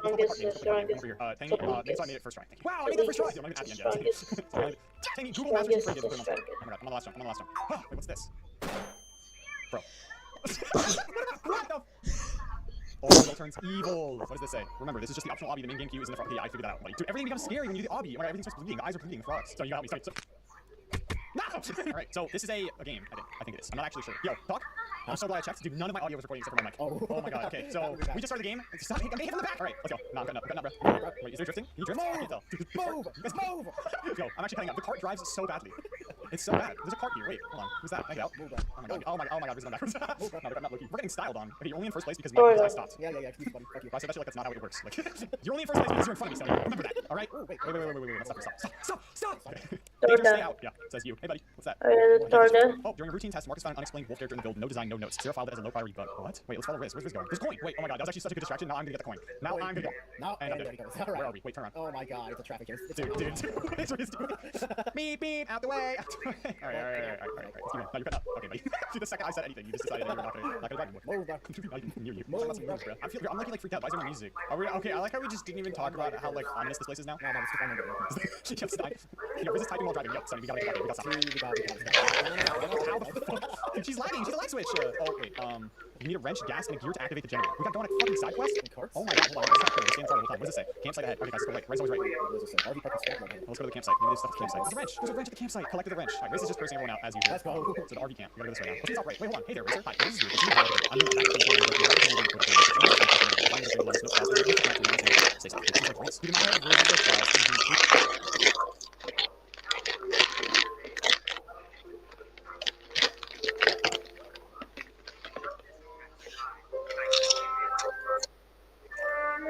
please check them out so we can understand what happened. Stay safe. Wait, this is like Riz. Dude, in my head, Riz is like a computer. Like, they don't exist. Is your telephone? The second I hear Riz speak. Also, we're gonna talk about the developers. They tried to delete the world, but kept coming back. Elena was the last one fighting it. What was the kind of containment? If you find any of her notes, please read them carefully. Okay, so I'm assuming we gotta go around the other side. You know, Riz just viciously trying to get in. Okay, well, you know. Run, I mean, you're making it. Oh my god. Oh yeah, there's another path on the side. Hold on, wait. Item boxes. Item boxes. Yeah, just add like insect organ area. You just find RPG and shoot it. This is just making me want to play like an actual racing game of this kind. Gas. Oh, gas. Wait, can I go in this house? I'm navigating. You can't get up here. We kept driving, by the way. Huh? Is it driving? Dude, we're on Roblox right now. What the hell? Yeah, I'm driving while recording. What was that?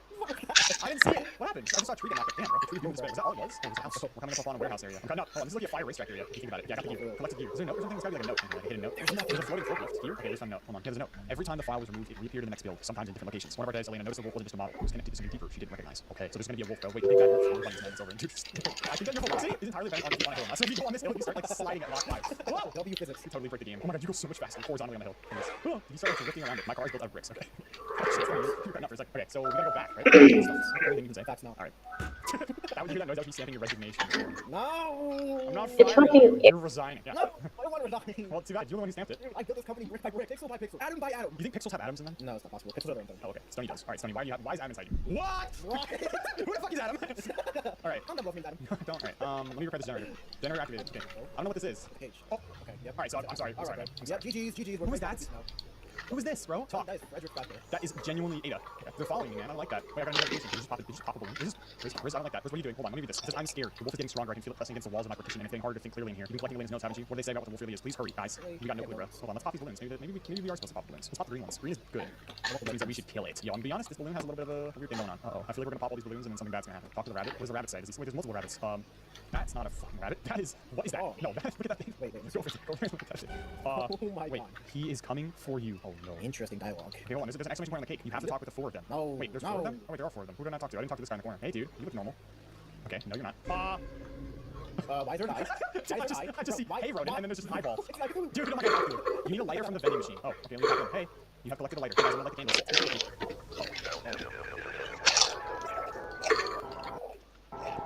They killed the exit. Wait. I think they killed the wolf. Wait, oh my god, it's not even done. It's not even done, man. Hold on, there's a note. We're half. It's time. Exit gate ahead. So wait, we go this way. We have to go like off the road. The exit gate. I see it. The exit gate. The door won't budge. I need something to cut these chains. Let's not split up and let's not look for clues. I'm immediately splitting up. Okay, I'm gonna go along the actual route and see what's up. I'm doing the opposite way. Do you guys see that? Oh, there's something here. The penguin. You found a penguin? Yeah. So this is why I want to split up. Oh, I got a notification. One more level. You're so close now. One more level. I usually make buttons for my jump key in fighting games. Hold on, there's a second area. Welcome to the snowman building. Oh, yeah, okay. The snowman building. Of course. Why would I not recognize the snowman building? There's a alright, I found the one who just fucking mutilated this corpse. Okay, there's a dead body in here with bolt powders embedded in it, and I picked them up. Gonna be honest, it wasn't a snowman, it was a bunny. I think that. Stop it. Holy crap. I'm actually playing this game with like creatures. What the fuck?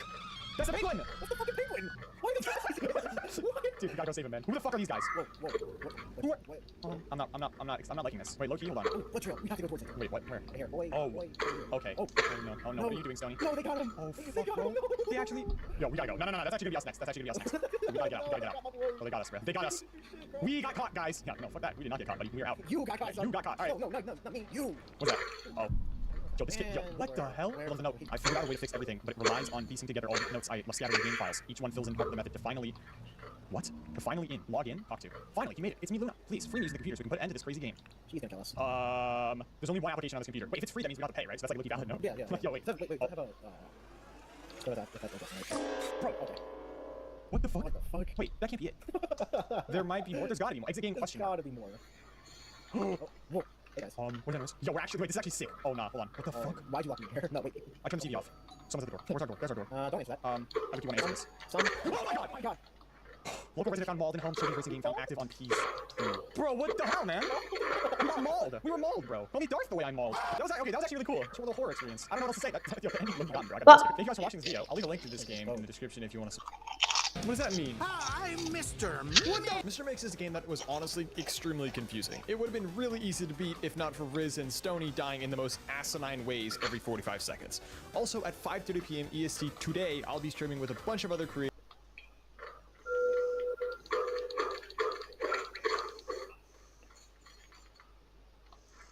So, welcome to Desolate Descent, Minecraft's most brutal mod pack. Not because there's dragons and OP shit flying around that'll one-shot you, right? Insta-kill, absolute insta-kill. It's hard because you gotta think outside the box here. This isn't your average mod pack. Basically, you spawn on a crashed spaceship on a barren planet covered in dust. All the things in Minecraft that you take for granted are now considered luxuries. Piece of steak? Nope, no animals spawn here. TDL, I'm vegan. Shut up! There's no grass here. How are you gonna get seeds? Yeah, so, every part of the game has changed. Sorry about that. And all this while under a scorching hot sun, which will kill you in 5 minutes. So, you know, this might suck. But today, I've challenged myself with the goal of creating an iron pickaxe. Let's get started. So, step 1, we need bottles. Good. Then we take your bottles to the fluid transposer, throw it in. You'll get water. You're gonna need these instantly, or else you're gonna die. And boom, now we have water. But this water ain't gonna cut it. It's too hot outside. So we're gonna use this machine to cool it down. We'll just throw some water in here. You get snowballs. You combine snowballs with your water bottle. And just like that, you solved your heat problem. Easy. So, now we got the cold water. We just need to get our oxygen set up, right? Because we can't go outside yet. Terrence, just put this in the vid. There's no oxygen. You can't breathe the atmosphere. So we need our oxygen gear, real quick. Just grab it off the rack. Just throw it in the oxygen compressor. Throw it right in here. So it'll do hickey. And it'll fill up over time. Boom. Put it on. Get it on our back. Now you have the privilege. I know. Now you have the privilege of going outside your ship. Like, we'll die. Here's our ship. We're crash landed in the middle of fucking nowhere, by the way. And we have to survive. We have this one sapling. That's all we have. This one sapling. But Tittle, my tree won't grow. The world's full of dust. There's dust everywhere. But the meteors that you'll see fall down from the sky, they brought dirt. And there is an impact right over this ledge. So we are gonna get the dirt from here. Yes. Let's go back. So now that we got dirt, we can plant our tree. Unfortunately for us, because I like a little bit of a CBC, that tree won't fucking grow anytime soon. You'll die IRL before that tree even grows a branch. So we need to just get some dust. Trust me. There's also meteors. Just ignore them, they're fine. As long as we don't worry about it. We're not fine. Oh, wait! Go back to your ship. Always close your door. Always close your ship door. Terrence, put in the clip of what happens when you leave your door open. What is he doing? No! What? No, what? So in your shuttle, you have this seat here, right? We're gonna move this to the middle of the ship. This is some comp shit. Do you see the fans around me? Terrence, zoom in on the fans. They're not just cosmetic, they actually cool down. So you're gonna wanna edge it right here is probably coldest. We're just gonna see. But we need the bone meal. So we got 4 bone meal. Let's just pray. Let's pray that this works. Do it. Oh boy. Nice. Oh my god. So now I have heat stroke. If you get heat stroke, just drink your cold water. So now we got our tree. Very valuable tree. Don't fuck this up. Listen to me. Do not mess this up. Get one piece of wood. Okay? Congrats, we did it, guys. But don't get comfortable with this yet. We need tools next. Terrence, tool. This is the first tool we're making Desolate Descent. If you don't make this first, you're dead. So just collect leaves. Just check this wood. Shout, we're doing it. Oh my god, we're doing it. An apple. Okay, you're gonna want to keep all the food you get. Also, make sure to check these crates. They have like extra food. So we got all these leaves. You might be saying, hey, TDL, why did we get these leaves? You're regarded. We got them because they can be turned into dirt can be turned into water, and they can be used to plant more crops. Let's make some composting bins. Make a crafting table. Crazy, I know, yes, very cool. Make some slabs, and you're gonna get some composting bins. And we'll throw in our leaves into the barrel, and this will make dirt. Terrence, time lapse, go. Also, if you're not liking it, go live stream. Tell them to go live stream chat. Look at all the people here. It's done. Terrence. So now we have some dirt. Let's go actually. Start in the tree. Oh my god. Dang it, the orange is closer. The wood. And then let's get the leaves. Again, just focus on the leaves right now. So you can see, you also need to manage your heat, thirst, hunger, with oxygen. If it's so down, die. We got even more leaves. I need more dirt. So boom leaves good, we have dirt, we have wood now, to continue the tour. Say you want to make an axe, right? Okay, we'll make an axe. Oh shit. Nope, we have to go through Tinkers. We're gonna make a stencil table, part building, and the tool station. This is how we make tools. Throw your actual length pattern in here. So wherever you want, we need a shovel first. Boom, go to the part builder, go in, and then blue wood. Boom, bing. And you have the wooden shovel head, and then you just want to combine it in the tool station. It's pretty simple. Bing, just like that. You made your first tool. Very cool. So now we got our shovel. This will allow us to mine dust faster, so we can get all those powdered iron, tin, but we need to smelt them.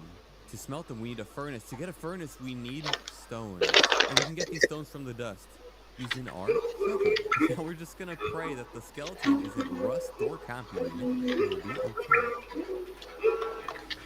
Just, we're gonna ignore those guys for now. Oh my god, we're gonna ignore that guy for now as well. Let's just get dust. Just get dust right now. The mobs are pretty rare. There's not a lot of mobs, but the mobs you do find are very overpowered for some reason. They always have some bullshit modifier. Chat, pro tip. Pro tip. Free dust. These cost half a heart. Be careful. There's no natural regen. But we're full HP basically. Oh my god, that scared me. My shoulder broke. Oh my god. I have to go back inside. Go back inside. Fine, everything's fine. I'm just gonna walk back inside. We're gonna... Okay, so that's where we are. So if I go this way.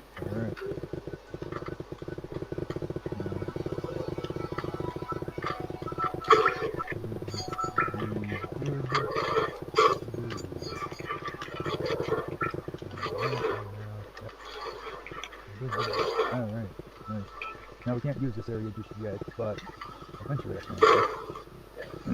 Alright. Alright. Clean this up. And that part, well, that's the way I feel like it's fine. We'll just have to do a couple things here, but alright, and then have to do there. Okay, so that's completed.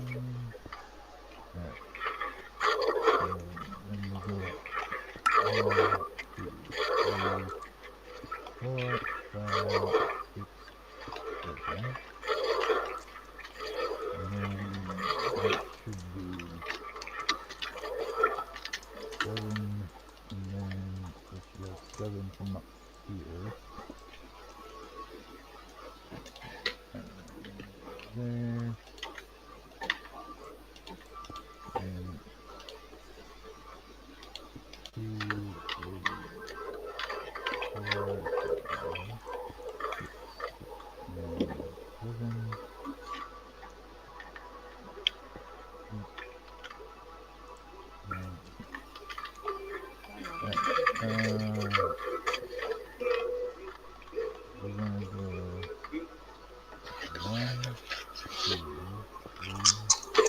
4,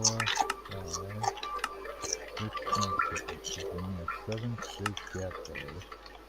And 1, 2, 3, 4, 5, 6, and 7. Alright, so if I take off that one and that one, right here is where the center goes. So we're going to stick that block back and okay. Now, I'm going to go around and light this place up so it's not a mob halfway down here.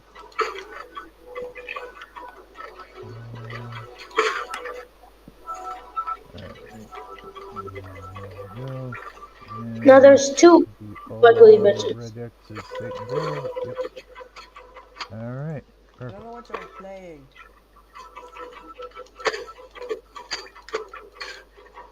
Beep. Can you just screen share?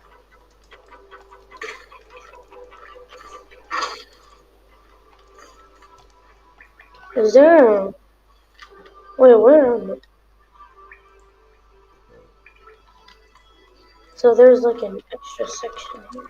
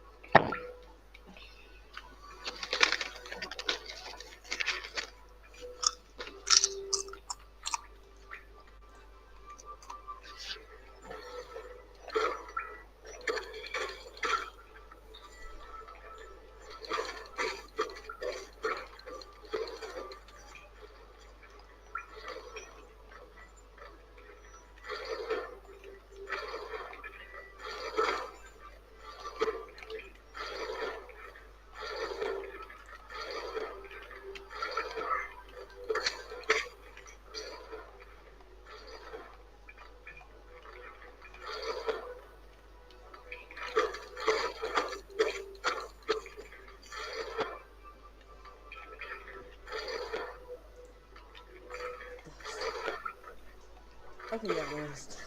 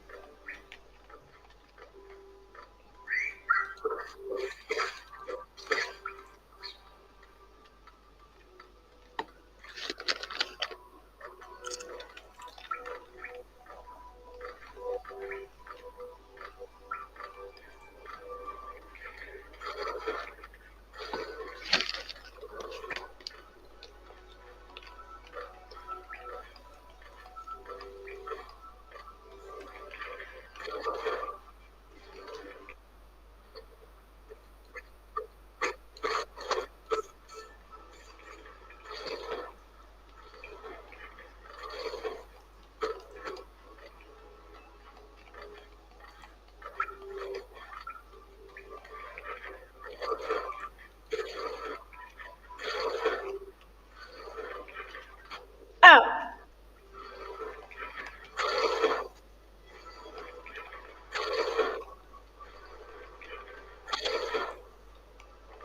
No. Oh wait.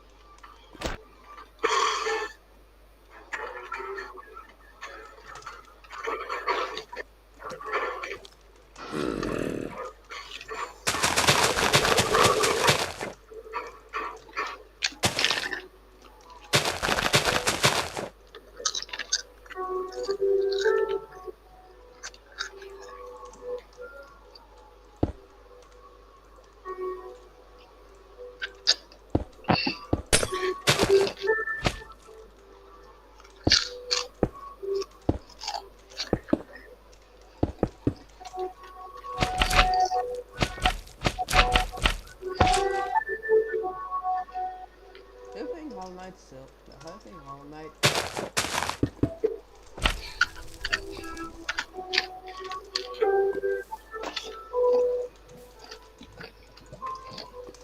Ah, fucking honor.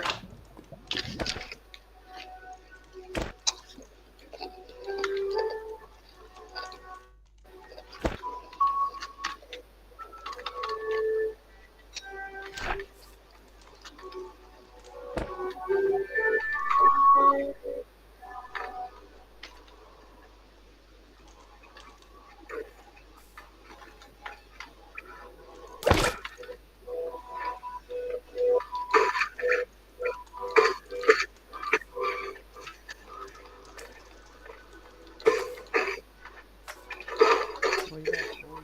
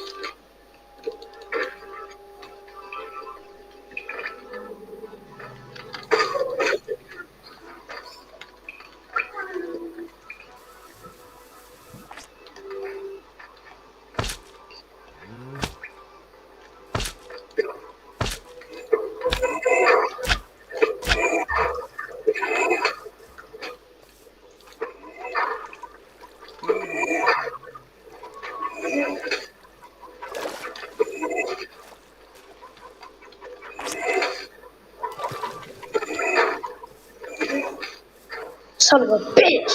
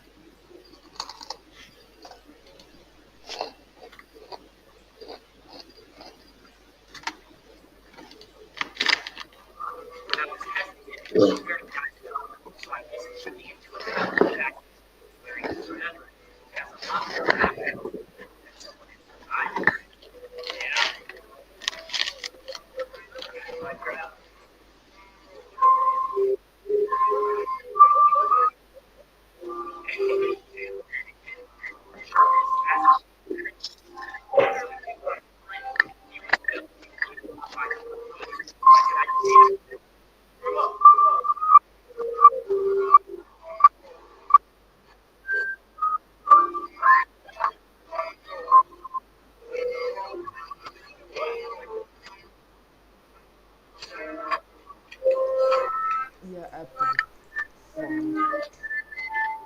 Fucking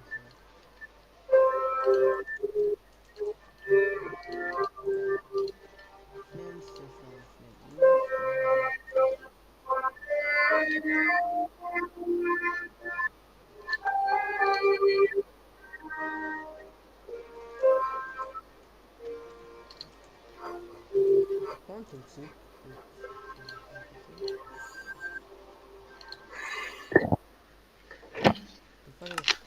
The fucking boots.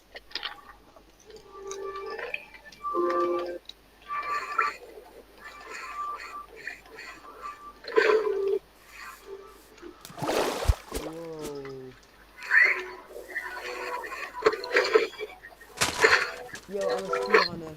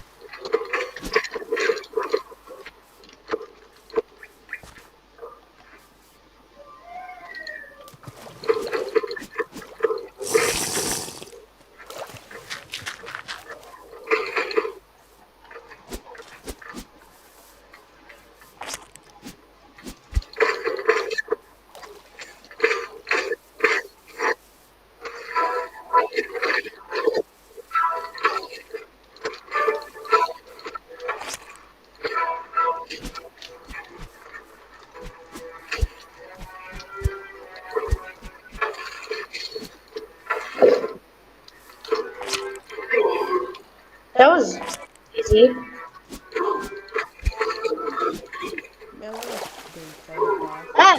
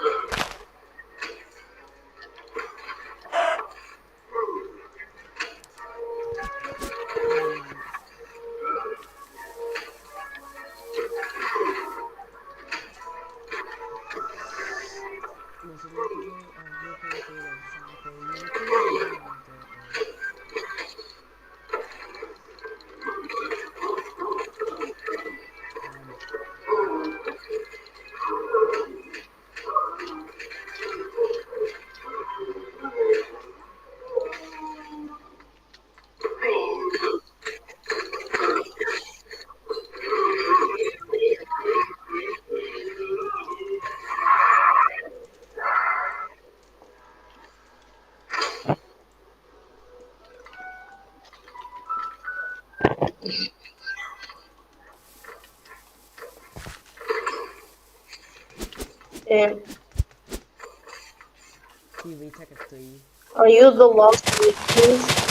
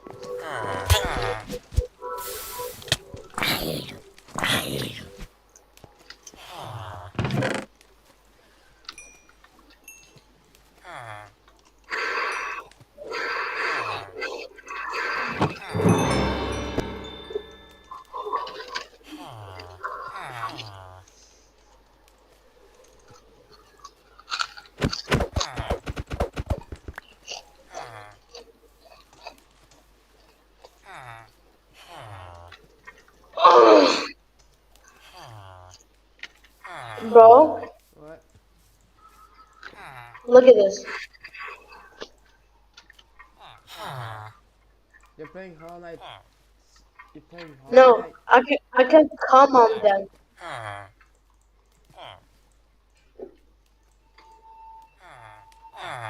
Look. Ah! It's not. Ah! Look Ah! at my life. Look at my life. Look what I found. What the fuck is that?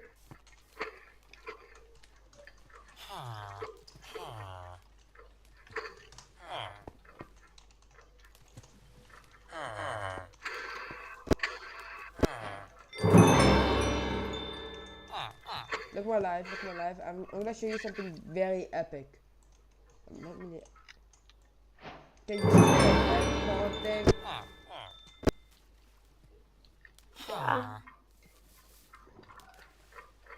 Yeah, you can sleep on it. And for a lower price of one of these shit, it's really. Yeah,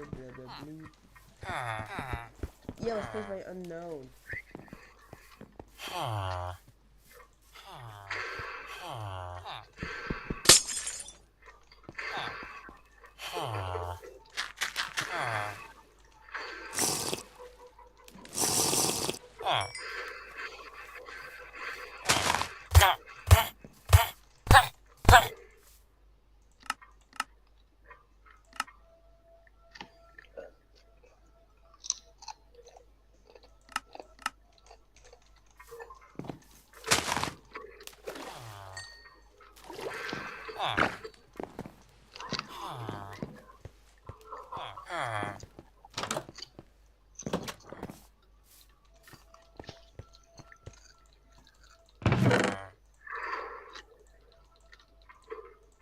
Oof, Fear H is like chrome.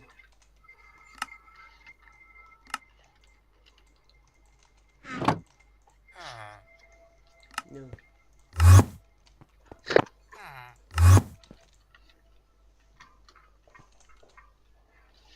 What is it used for?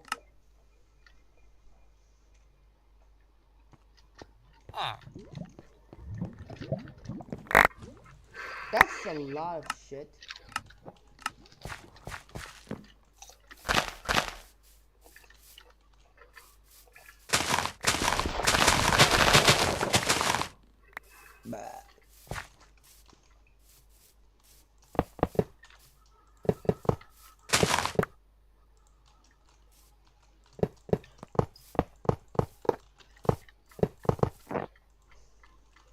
fault.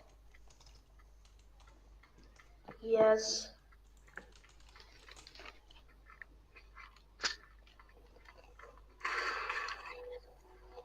Right to it. Click a blick.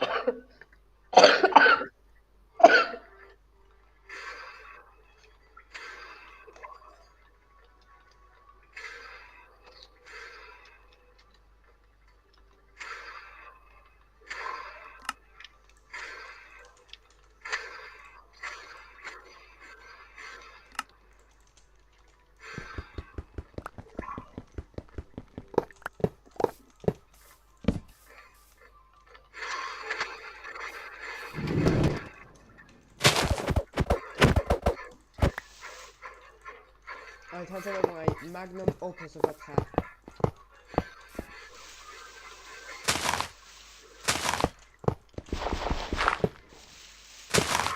Ahead. I'm making a magnum opus of a Lil.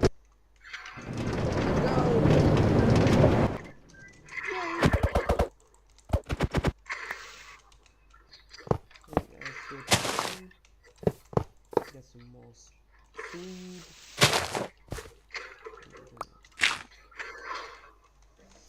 Okay, so wait. Oh, I know what I'm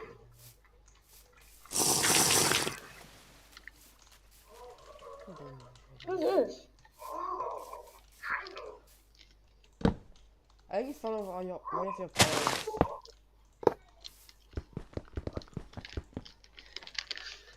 Oh, Bob.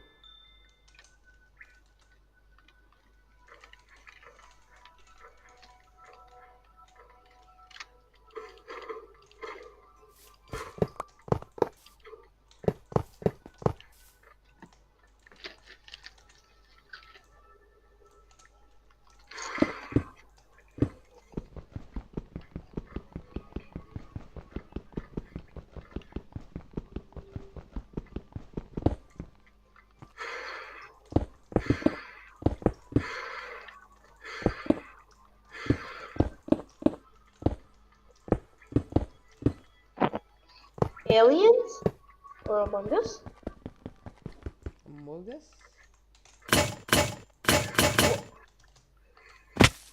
Man!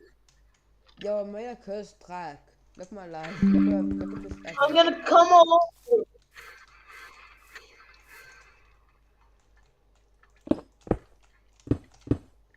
Ah! Ah!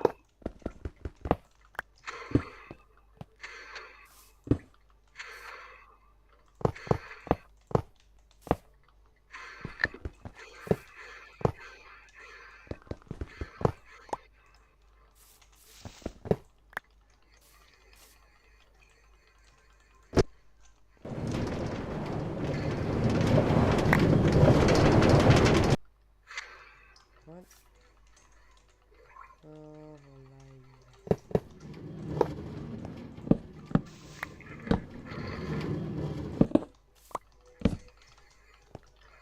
There's surely help. Now what the fuck is the bed cop?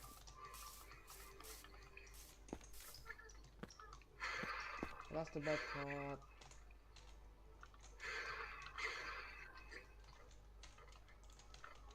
Also, by the way, I think I got a scam call.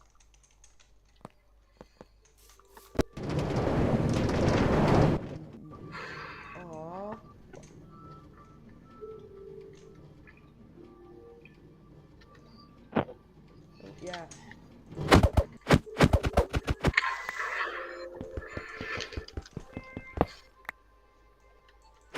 Oh, that's a bad call for some fucking reason.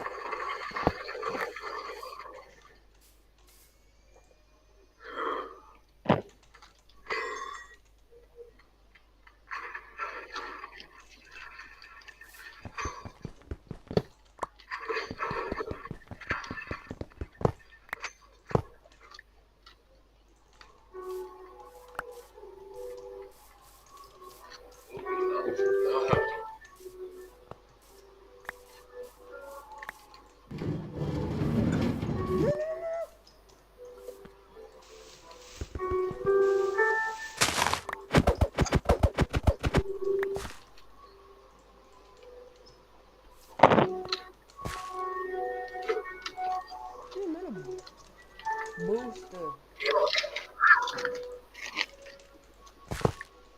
Means a lot of really iron benefits.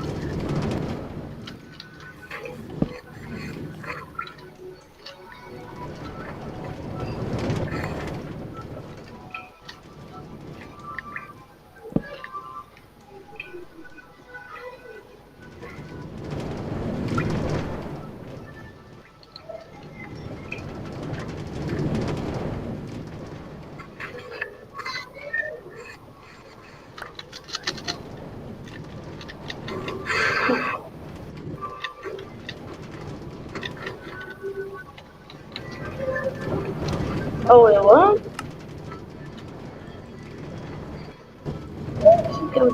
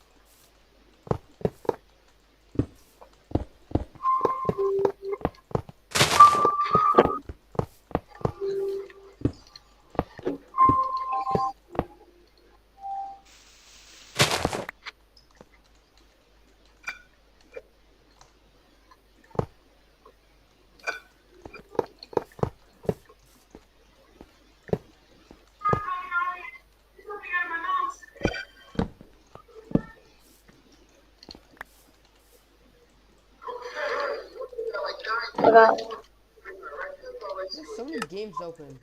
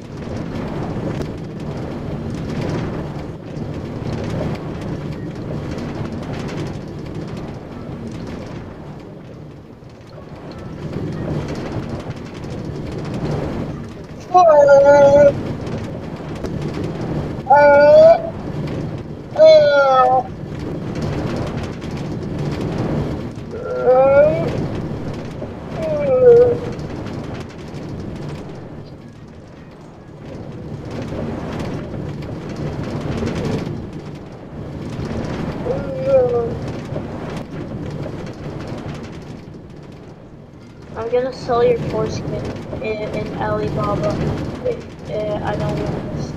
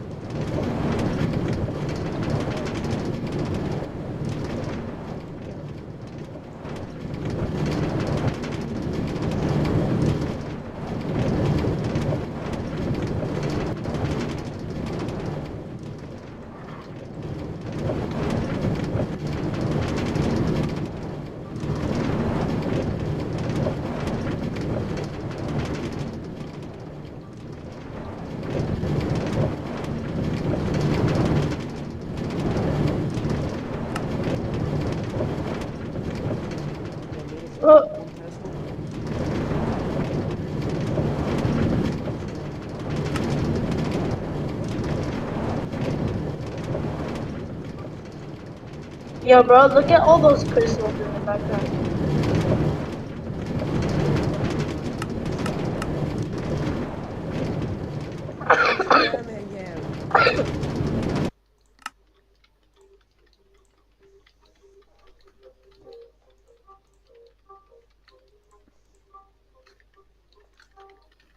Did you not look at the epic GIF I sent? GIFs?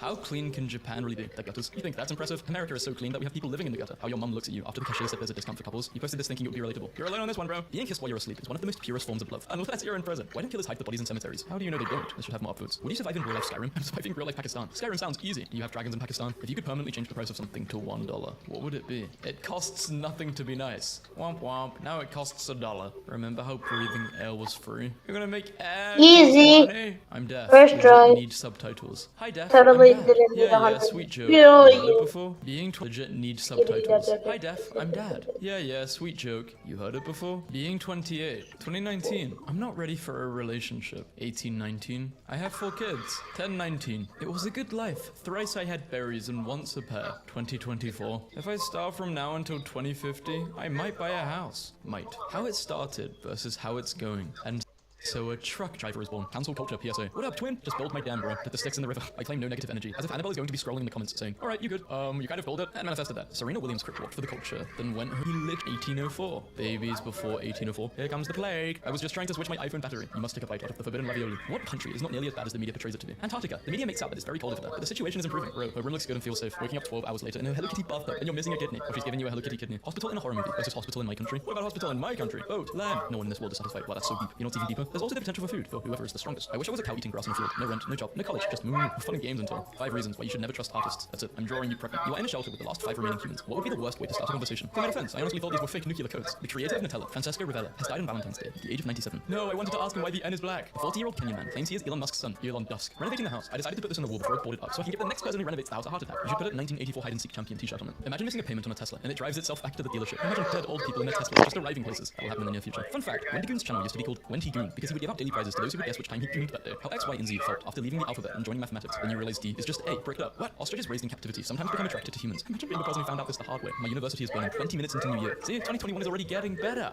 You can stop the trolley at any time. But doing so would disrupt the trolley service, causing the company to lose profits. It would be unfair to those that died to stop it now. Giraffes have 7 cervical vertebrae, just like you humans. What do you mean, you humans? Nothing. I meant we humans. 500k chiropractic mega crack compilation. I tried on my brother and I still miss him. This is such a bad product. You might have temporary control over your pop. You're just going to make it stronger. What's worse than an uncontrollable baby who has never missed a leg bit and could kill you with one kick? Who is this woman? She isn't doing anything. Should I hit her? Average early 20th century man coming home from the coal mine to his wife. This page has been static since I woke up and it's starting to get on my nerves. I grew up in Brazil. We have our results 2 hours after the polls close. I grew up in Russia. We have our results long before the polls even open. Choose one mask to wear and you gain all of the abilities from the character who wears it. Just to be sure, if I pick Batman's mask, do I become rich? Yeah, no, you become an orphan. Friend posted this on Instagram. Thought you guys would enjoy it. Before and after. In only 6 weeks of drinking, Robert lost $500. Would have been funnier to say he lost 500 pounds. I know Amazon drivers be like, damn, this house again. I work on an ambulance. The thought is the same. Gamers collecting skins and serial killers. There's no similarity between us and the gamers. Oh, there is. You're not serious in either fields. Damn, I bet she gets sold, the cousins. Why is 69 afraid of 70? Because they once had a fight in 71. Sorry guys. 70 is rumored cannibal, but no one can prove who's 78. Today, I got a package from Duolingo. I know where you live now. Remembering when I tried to help my friend and her boyfriend out in an argument, and he said, I know neurodivergent isn't chiming in. 9 out of 10 doctors recommend for children to drink water instead of soda. That one doctor lives in Flint, Michigan. The 10th doctor, Dr. Pepper. When you tell a joke, someone says it louder and everyone laughs. When you tell a joke, someone says it louder and everyone laughs. Who wants to leave without paying? Put your hands up! Lesson here is that responsible people go to the gym and work out on treadmills and cycles instead of riding a bike down a road full of cars like an arrogant, attention-seeking a-hole. God, I hate cyclists. Your helmets make you look gay. Screw you. So many murderers bury victims in their own backyards. Not everyone has the trunk space or gas money to drive outside into the middle of nowhere to dump bodies. Check your privilege. We're all doing the best we can out here. Turns out if you treat the deed like a rhythm game, it gets way more fun, like immediately. Rhythm guy, how was the deed? The partner, it was great. The rhythm guy. Off topic, is it Batman's or Batman? Common misconception. A group of Batman is called an orphanage. Have you ever avoided taking an ambulance because you could not afford it? The ambulance is not your taxi to the hospital. What in the goddamn hell is it then? An ambulance is like a pizza delivery. If they're late, the delivery ends up cold and free because you're not alive. Why would the Grim Reaper need a scythe if he can kill people just by touching them? Because he is the Grim Reaper and he needs a scythe to reap. Otherwise, he would be known as the Grim Toucher, and that might get him on a list. Mr. Beast says he wants to recreate the Hunger Games in real life, with the winner taking home $1 million. There are at least 3 books on why this is a bad idea. Give me a hard username. My name is 1,000 pounds. One more bite. What's the longest you've gone without wearing any clothes? About 9 months. 22 years now. Why do people give me such strange looks in public? How healthy or unhealthy is Panda Express? I'm talking about food items such as white rice, super greens, and broccoli beef. It can't be all that bad for you. It's so healthy. Me and my buddies love sharing one nice big serving of rice. We blindfold ourselves and use our tongues to explore the rice itself. It's like a maze, and if you accidentally rub against a friend's tongue, that's okay. We're all here to feast. Men of Reddit, how would you feel if your girl just grabbed you by the waist, lifted you up, and pushed you against the wall and gave you a kiss? I'll take my schizophrenia pills and cry myself to sleep. You're allowed to spray a man with rape if he's under 5'11". Does this mean we can use elephant rifles on girls more than 200 pounds? Here we go. I mean, she started it. When our generation is old, we will still keep subconsciously be trying to keep our electronics from getting wet, even if everything's waterproof.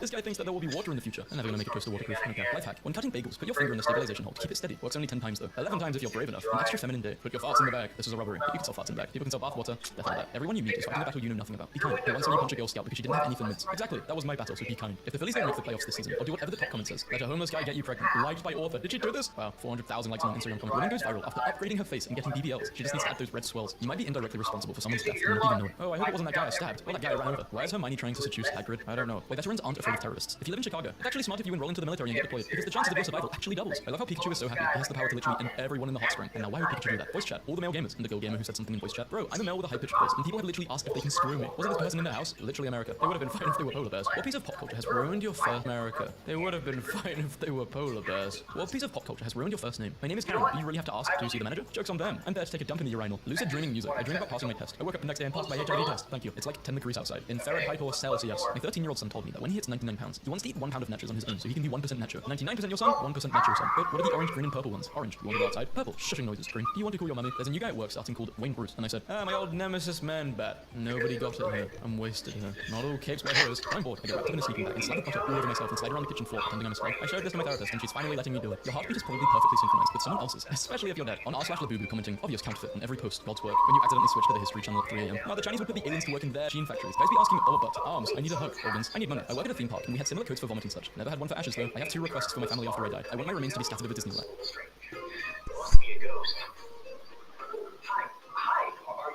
Yeah, I'm human. I lost my car in neutral. Have you seen it roll by? Oh, that was yours. It went that way. Thanks. Welcome to Ghost Town. Hold on, I incorrectly counted a ghost before, but now that he's here, this number is correct. Does that mean? Hey, got my car, and I found my hat and turned into a ghost. What nothing. Glad you found what you needed. Oh, and I saw one of the spirits in town. How many were there? Just about 1,880. All right, I appreciate the update. They all had markers with them. Oh, so double that number. All right, have a good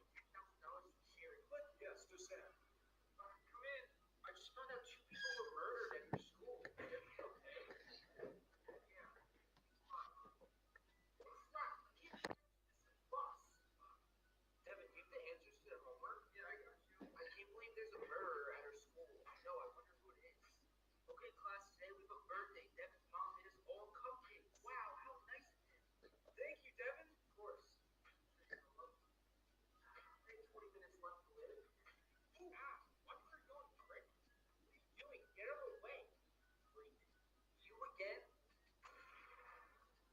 There's been a third body found dead. I need everyone to report to the auditorium now. Police are coming and patting everyone down for weapons. Honey, can I come in? I think you're starting to lose it, Dad. Is that so? Yeah, because after this earthquake, you'll be really a focus sash. If you like that, you're really gonna like what's next. Solar beam? Okay, now I know you've lost it. You know that who takes an entire turn to... Wait, what? Told you. It's when the solar beam become a one-turn move. It's not. Now would you hurry up and send out your next mod so that we can finish this up? Sounds like somebody's a little overconfident. Overconfident? No.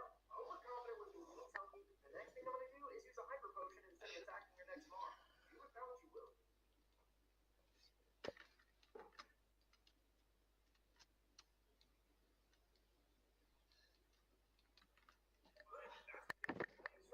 Because you were nice enough to tell me a little something, I'll let you in on a little secret. The rest of my Pokemon, they're all water types. Wait, seriously?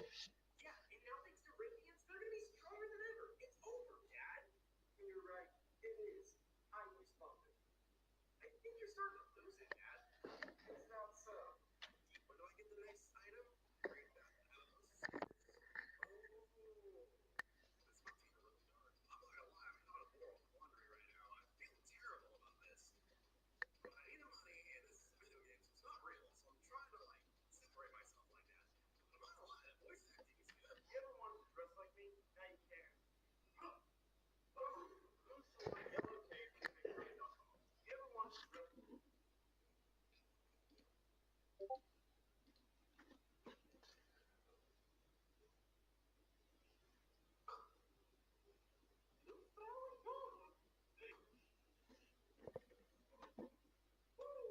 Yes, right? Spring up on me like that, didn't it?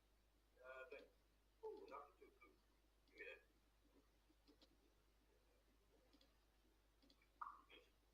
You know, for your troubles.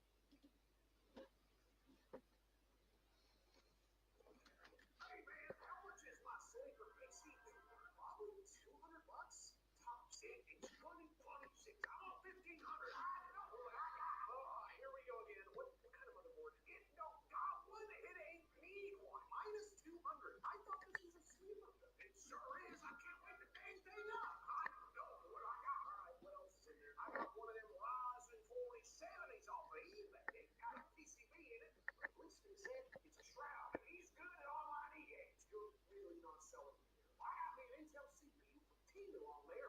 Pay $30, but it's good. I know what I got. I don't. Oh, Snapper, you ever heard about the memory? You're selling memory during the apocalypse? 64 gig onlys of it. No, what? God, give me $1,000. Do you take cash? Hey, man, how much is my Saber PC? Probably $200. Top set, it's 2026. I'm on 1500. You have to choose one to disappear. What? I'm sorry, but you have to make this choice. Otherwise, we chose it automatically and choose all of them. Right, what am I supposed to choose then? Choose the old heads, Devin. My grandma disappeared because of you. My fault. It's Hunko Lugia, and he's the one to blame.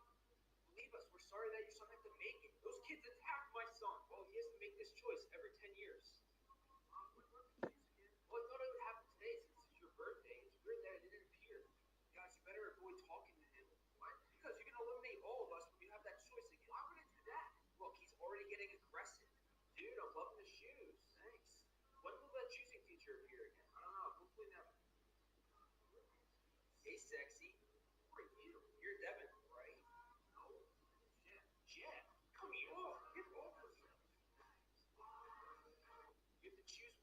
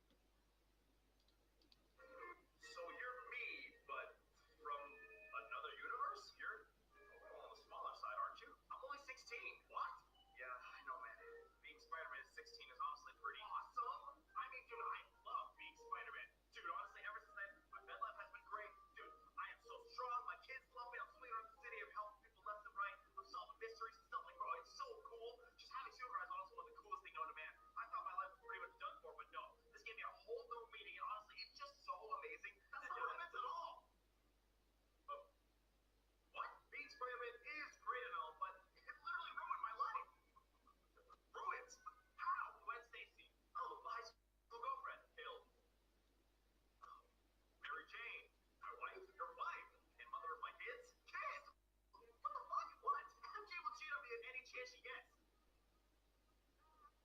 And then it happened to me. Not to mention my normal life with school, my job is absolutely ruined. And I'm broke. I've been eating gas station hot dogs for a week. Damn. Damn, kid, I didn't know. Whatever. Sounds like your life is good. Oh,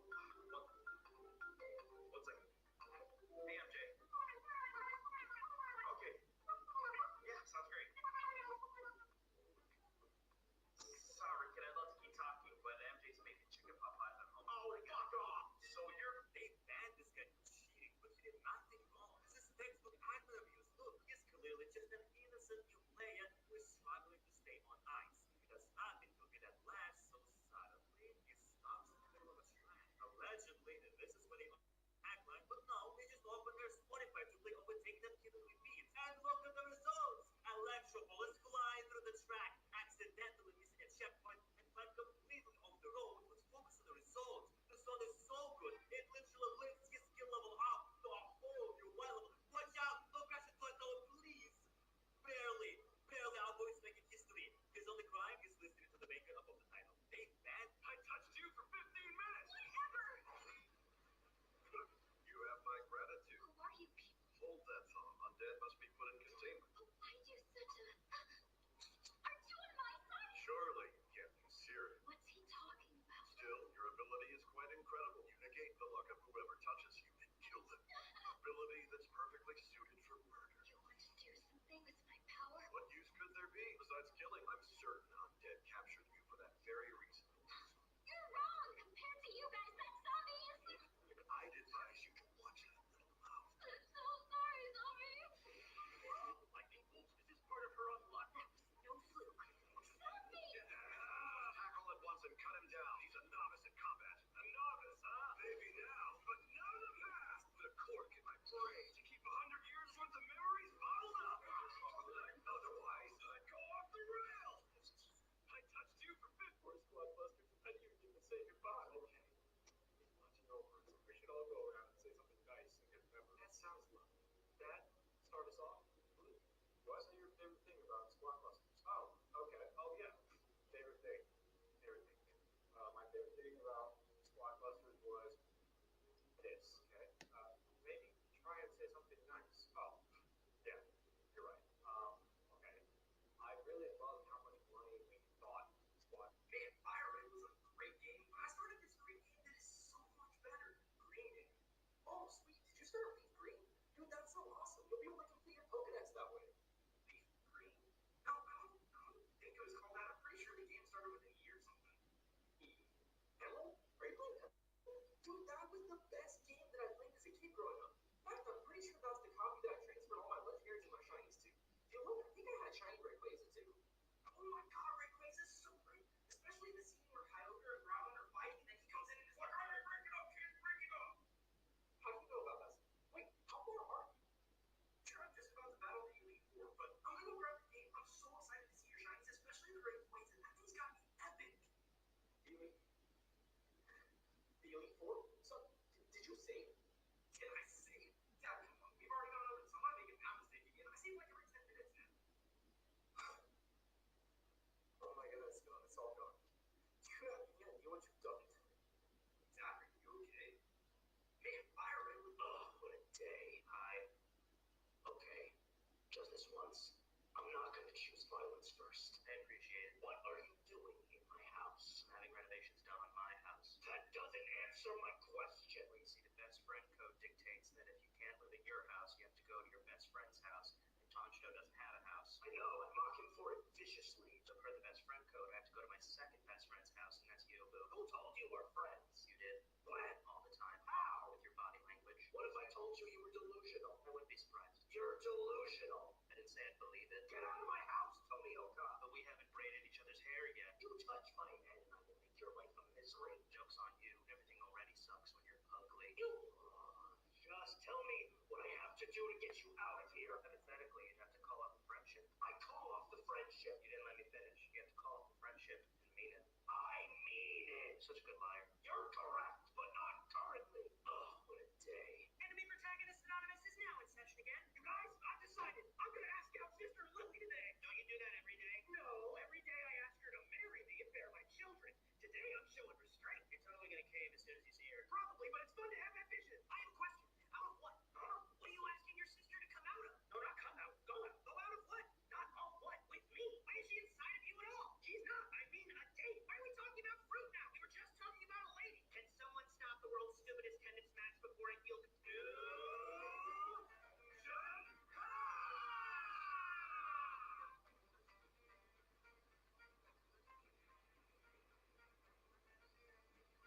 It's about time.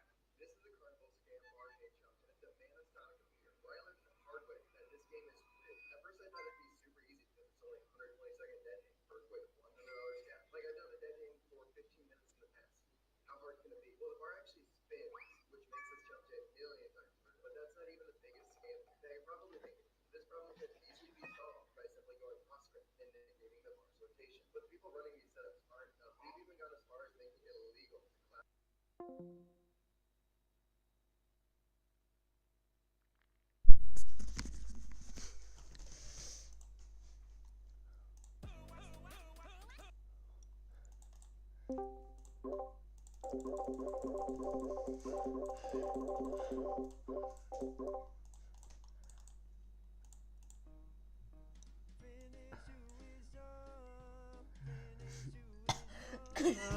Finish you wisdom, finish you wisdom.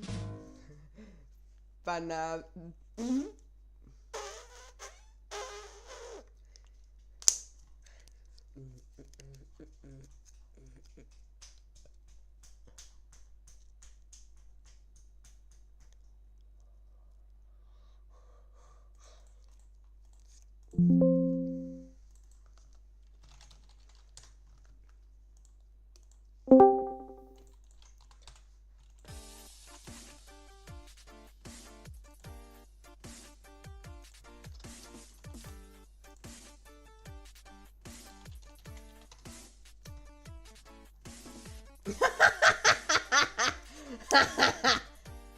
Cone! Cone! Guys, look what I'm playing! Look what I'm gonna play!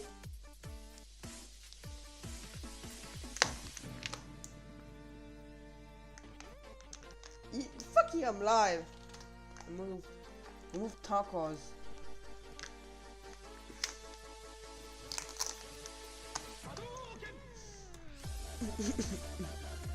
I'm fucking live streaming, you fucking idiot taco.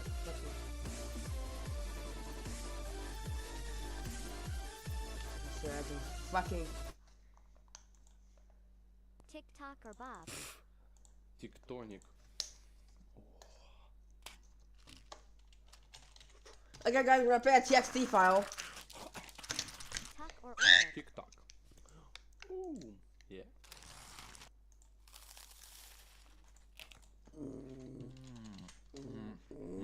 Peach or cucumber? Cucumber. Oh, small cucumber pencil.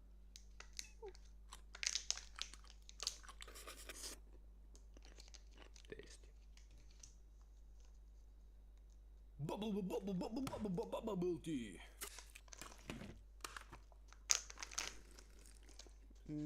Bombo class.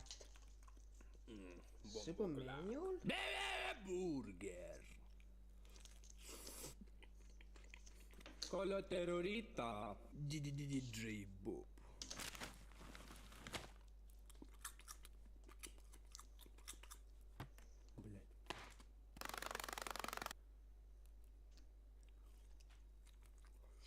Super rare. Super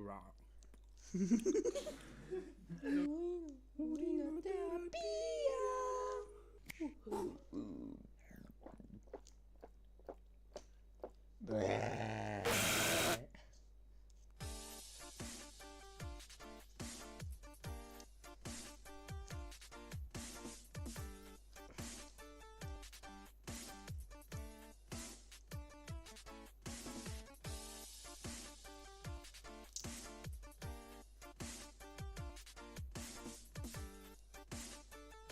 Super Mario's.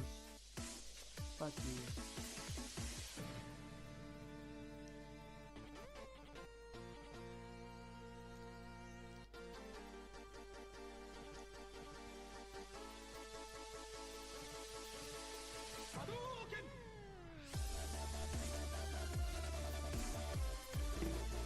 Fuck! I got hit by a fucking thingy called a bottle. Yeah, I have an empty bottle. I got hit by it.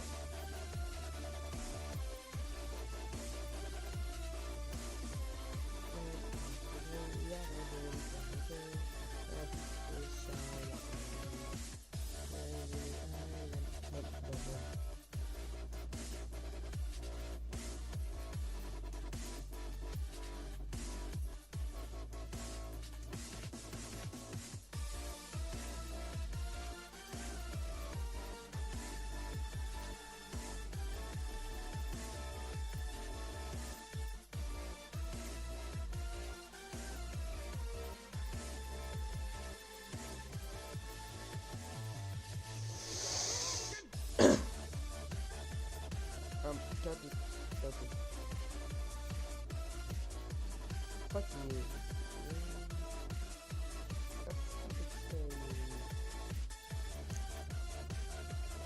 Man, I have to understand. Man.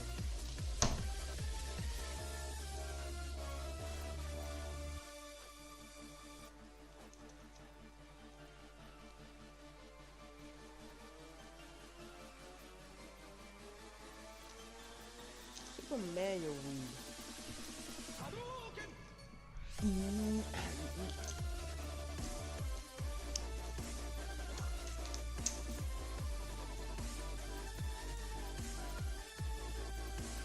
Finiv to when you're adding NAF to Game FR. If you're not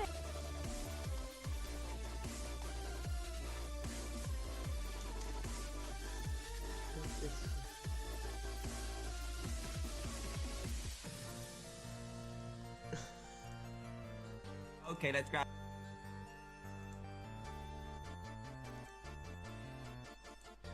Versus Crit. Oh, he wants to leave. Yes, he's in the boat. Okay, we got another one. Well, that's gonna save us a bit of time. He's coming back, he's coming back, he's coming back to finish it off. Watch out! Fucking bitch! Grandad, if you could keep your butt away from my face, that would be greatly appreciated. Why are you moving? Oh no, it's got in the kid's butt. Ah! Oh my goodness, these balls are so hard. Oh yeah, that tastes so good. That taste. I didn't even know you could do that. In the tech. No! It's amazing. Load. Welcome to. How are you? Why? It's too well. Not. Where are you? Noises.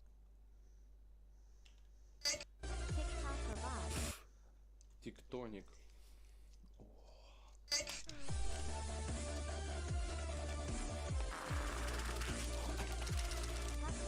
Get out of here! You're fired! Yeah. No, it ain't all that's work, you slag! Build the Twin Towers for 9/11 Memorial Day. Let's try and go through these buildings right here sideways. Oh wow. Oh wow, this is happening. Oh no, no, please don't, please don't, please don't! Hey, how's it going? I've actually got something for you. Harry, it's to do. I told you there was fried chicken. We got a health. Hello guys, my name is Jadarb, and a couple weeks ago I did a video where I downloaded Minecraft and lost the time. Mods with very little download on the mCreator website that goes as far back as 2013. Playing these mods felt like opening up a time capsule, traveling back in time to see what Minecraft modding was like back then. It was definitely one of my favorite videos I've done, so I'm doing it again. I went back into the archives of the mCreator website to bring more obscure mods to light. Let's see what we discovered. To start off, we got a mod here called Maleficent World. It was uploaded by Total Blacksmith on June 25th, 2016. And as the video goes on, I'm going to be taking out mods that get older and older. So this mod looks like it adds a couple new bosses and dimensions. I'm not going to read too much of this. Let's just download it and see what happens. All right, here we are on version 1.7.10. To put that in perspective, this version is older than Diorite. Before we continue, something doesn't seem right here. That's right, I forgot my uniform.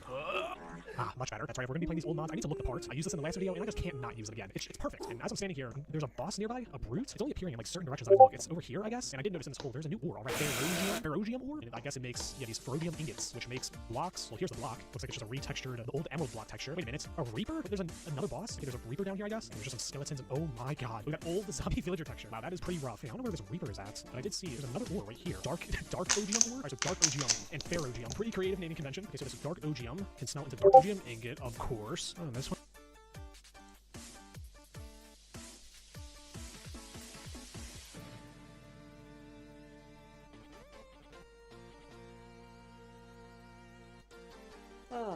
Minecraft is machines that I have. This one, for instance, lets me craft much cheaper vacuum tubes, which in turn mean even cheaper circuit boards. Next in line is a lathe. This enables lossless rod production and also lets me make crop sticks at a rate that most would consider to be clinically unhealthy. I, on the other hand, consider it very healthy because I wish to carpet the entire dimension XP berry cross. In fact, let's do that now. Builder's Mod, I choose you! That's a slime chunk. Let's maybe do this somewhere else. For entirely unrelated reasons, I think instead that this looks like a lovely spot to put a water feature in. It totally isn't because the idea of Infernal Ops, in close proximity to my extremely flammable and extremely expensive machines, scares the living doo-doo out of me right now. I get some farms set up in a new location, right next to my fancy slime water feature. The XP berries haven't grown up yet, but I will be ready for them once they have. Unfortunately, before I can finish my grand design, tragedy strikes. I am out of dirt. Oh no, whatever shall I do? Now, what was I doing? Oh right, more farming. As with everything I do in this pack, I am of the opinion that less is more should only apply to frame rate, so I stack another couple layers on the farm. While I was working on that project, I had my machines going on in the background, and vacuum tunes go wee. Another couple of problems are looming on the horizon though. The first is that I have pretty much tapped my reserve of steel at this point.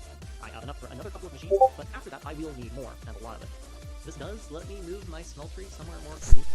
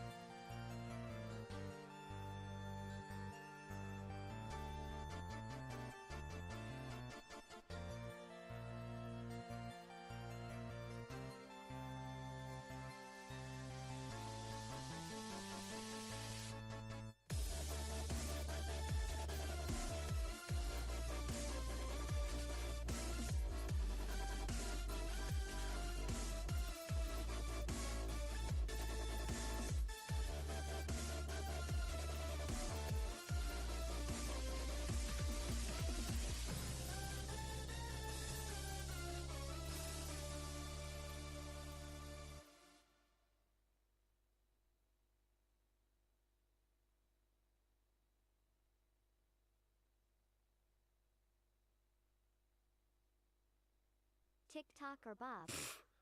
Тектоник.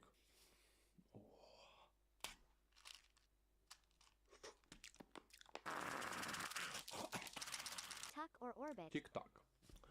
Ooh, yeah.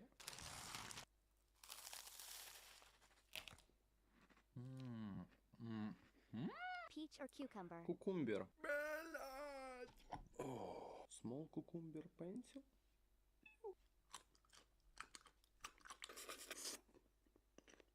Tasty. Bubble tea.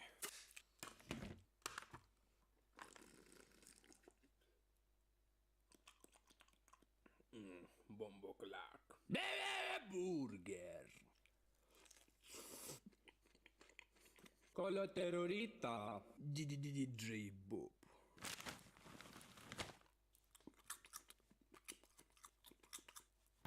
Блять.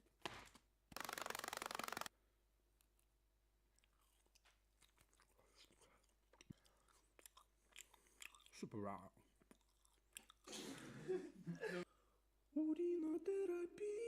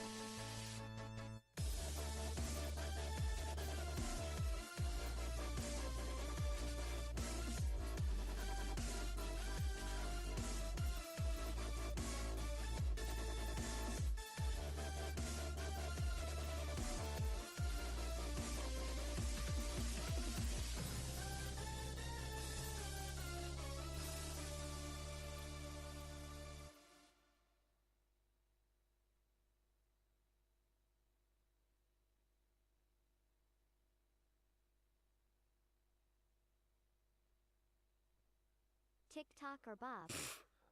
Тектоник.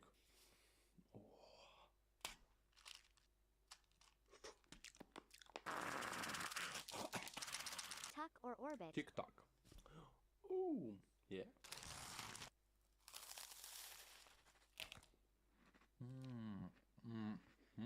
Peach or cucumber? Кукумбер.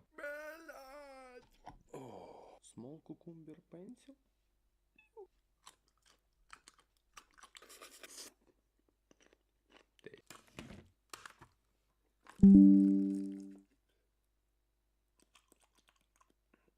Bomboklak. Burger. Кола террорита. DJ Bob.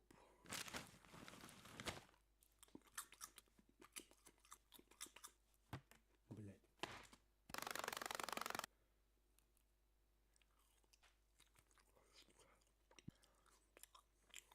Super raw. Уринотерапия.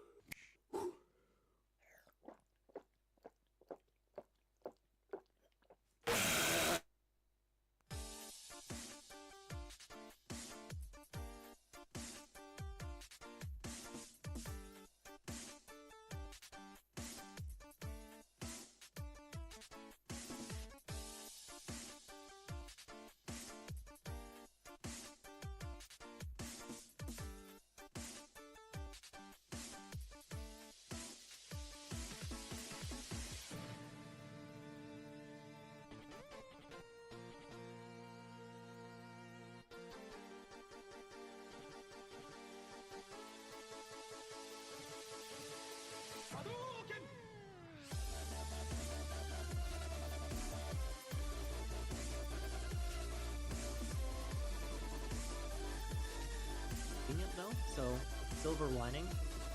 The second problem is that I need a cutting machine. Cutting machines need cobalt brass gears to make the cutting heads out of, and that little beauty is going to need several hundred buckets of XP to make. Let's hope those berries grow up quick, huh? Before we worry about that though, centrifuge. It goes bleh. It also, finally, gives me an option for sulfur production that isn't milking my experience into a bucket. You all remember that cinnabar that I keep getting from tech trades? Yeah, I can now split it down into its component parts, which just so happen to be 50% sulfur. I have now gone from basically zero rubber production to having all of the rubber production I will need for the next 2 tech tiers. The steel problem will mostly solve itself with some new technology unlocked for the cutting machine, and XP production is going to be a case of wait and see, so I decide to take the time to rest, resupply, and just in general do useful stuff. One of those useful things is trying to get a snow farm set up. I have snowballs from the snowball crops that I grew all the way back in the Stone Age. Really amazing that they haven't melted yet, honestly.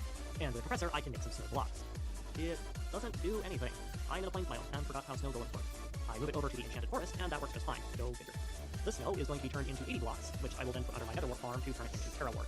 Kind of a weird mechanic, but sure, why not? I hit up my deck, of course, I'm sitting on a ridiculous amount of tradables at the moment, and rake in a healthy haul.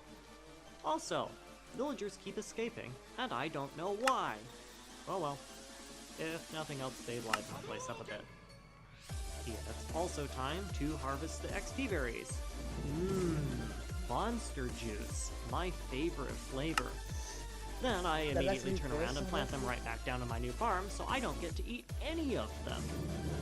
That's fine though, I have plenty of other things I can do, like make more circuits, and do weird things with villagers. There are all sorts of strange hidden trades if you're willing to go deep enough into the trees. Case in point, I can trade a minecart for 7 emeralds. And I can make a polarizer, which I then immediately use to make half a stack of motors. I debated whether or not I should make a rock breaker for cobblestone production. In the end, I decided not to. Having lava in my base right now might start fires, which would blow up machines, and that would be bad. I instead go with a different and definitely not more ridiculous method. If you've been paying attention, you'll have noticed that in my forager text cage, there's a little green thing. That is a witchery hobgoblin. They do a couple of interesting things, but the one I care about most right now is the mechanic that lets you turn them into NPC miners. And before you ask, yes, I know that block breakers are a thing, but they need diamond plates, which needs a block cutter, and this whole exercise is intended to stall until I get one of those, so hush. I go up to my roof and slap together a bog standard cobblestone extruder. This is like beginner's guide to skyblock stuff.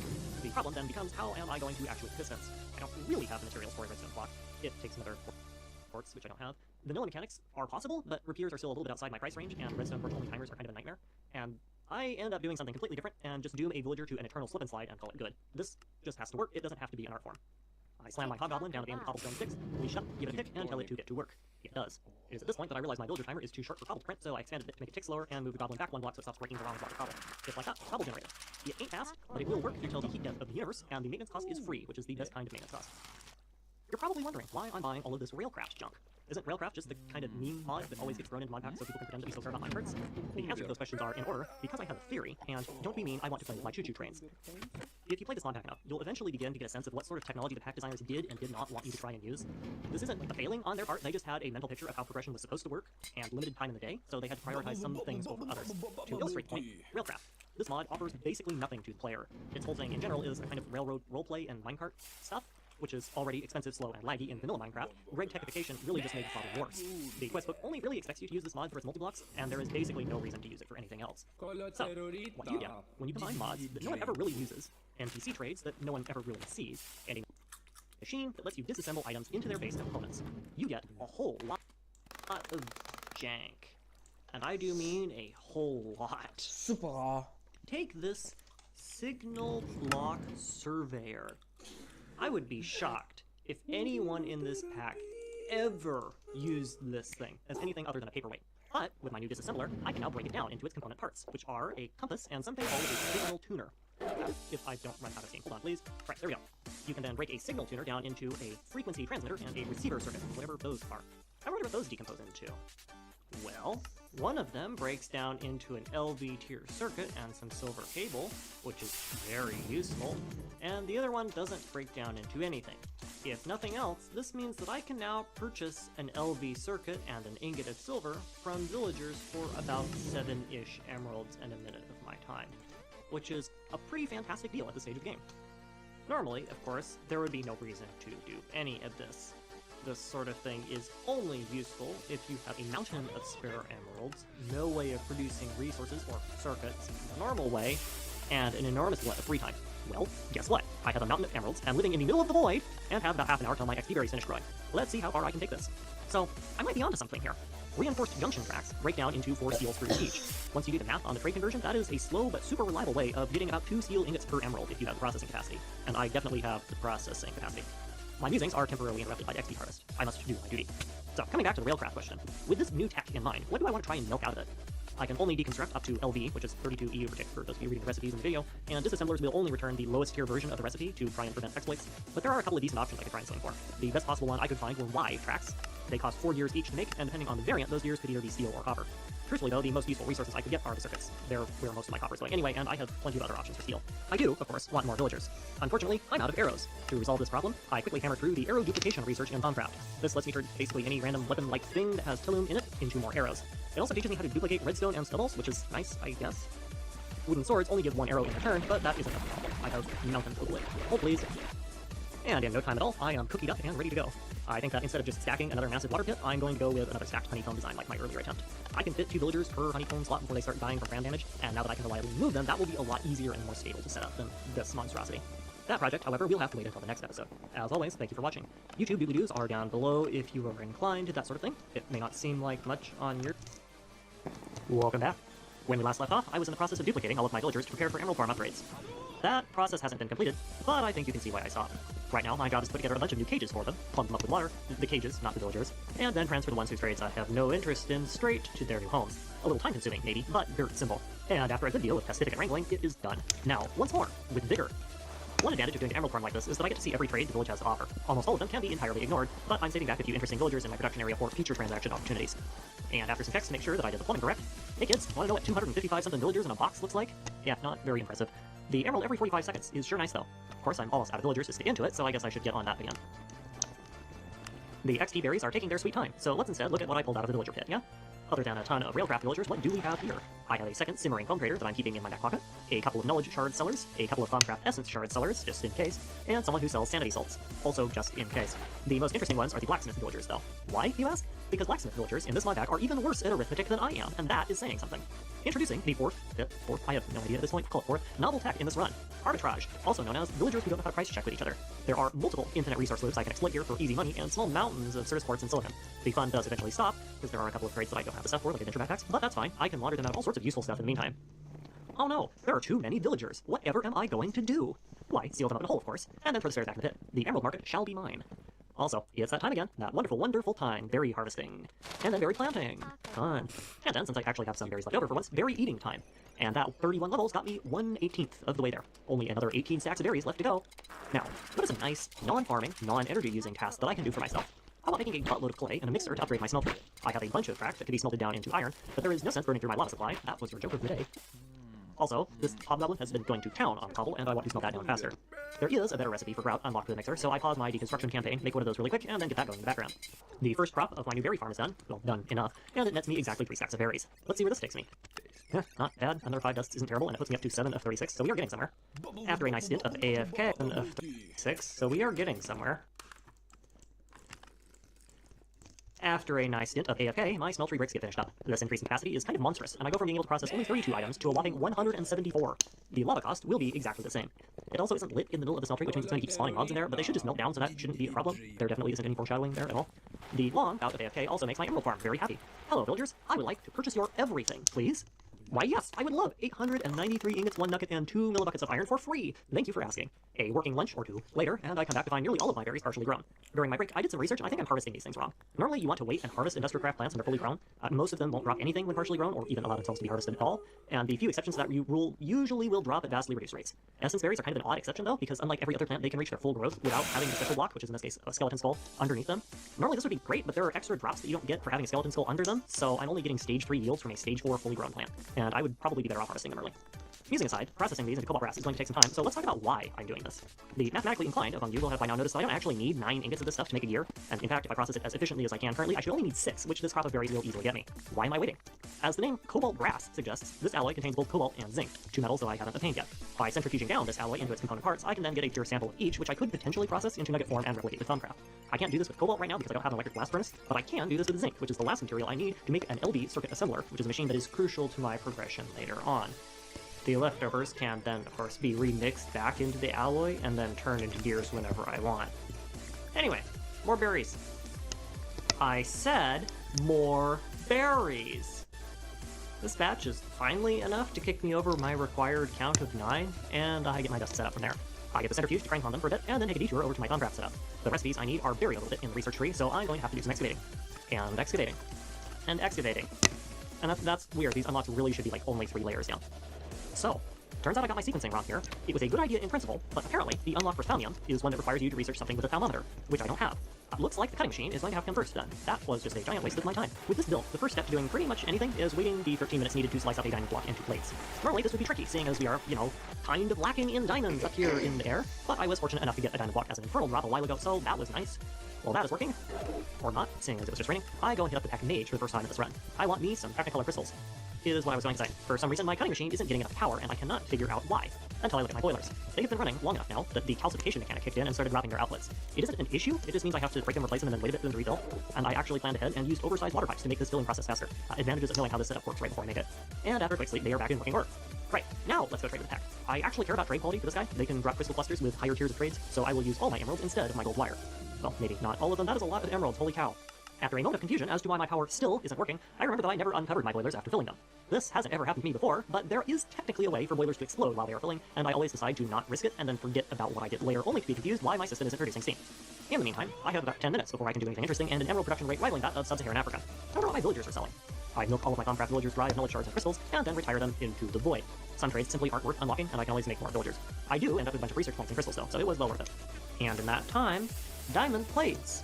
Huzzah! We finally have progress. Until I need to lathe the plates into the lens, that is, and then we will have progress. And now, the moment you have all been waiting for. What am I?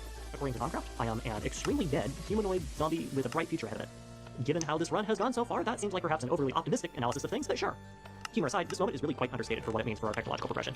Until now, everything has progressed fairly linearly. I needed blocks to make a mob farm to get villagers to get wood to get quests, quests for packs, packs for ores, etc. Nothing could really happen before all of the preceding steps took place, and I was able to fully leverage those results at scale. Thaumcraft isn't really like that. Literally dozens of new technologies have just been made accessible to me right now, with relatively few prerequisites barring the material limit. Many of them are useless or gated behind items I can't craft, but many more of them are not, and I just got access to all of them. Let's get started, shall we?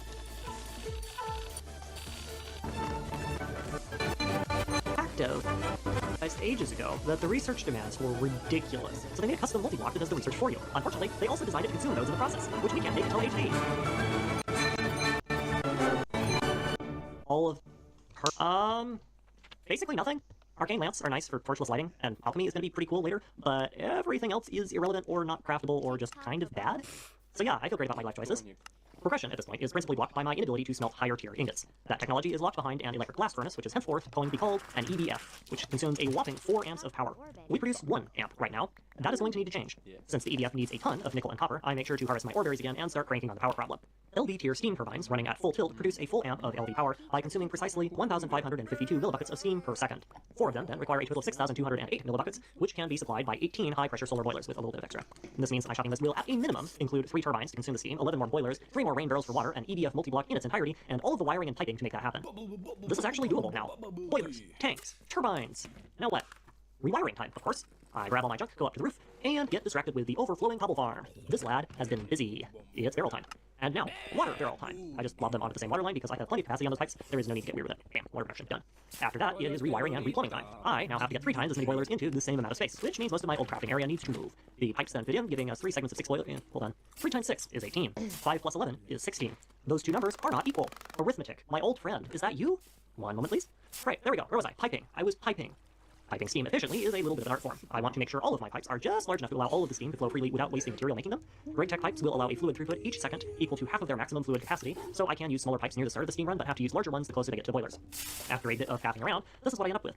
Each setup has 6 boilers force feeding into 2 turbines, with the third set of boilers feeding into a bit of a buffer before heading to both sets equally. Hopefully this will help load balance the steam demand between the 2 sets of turbines. I have no idea how Great Tech pipes handle branches, but my assumption is that it would feed evenly or pseudo-randomly, and the system will be able to handle both.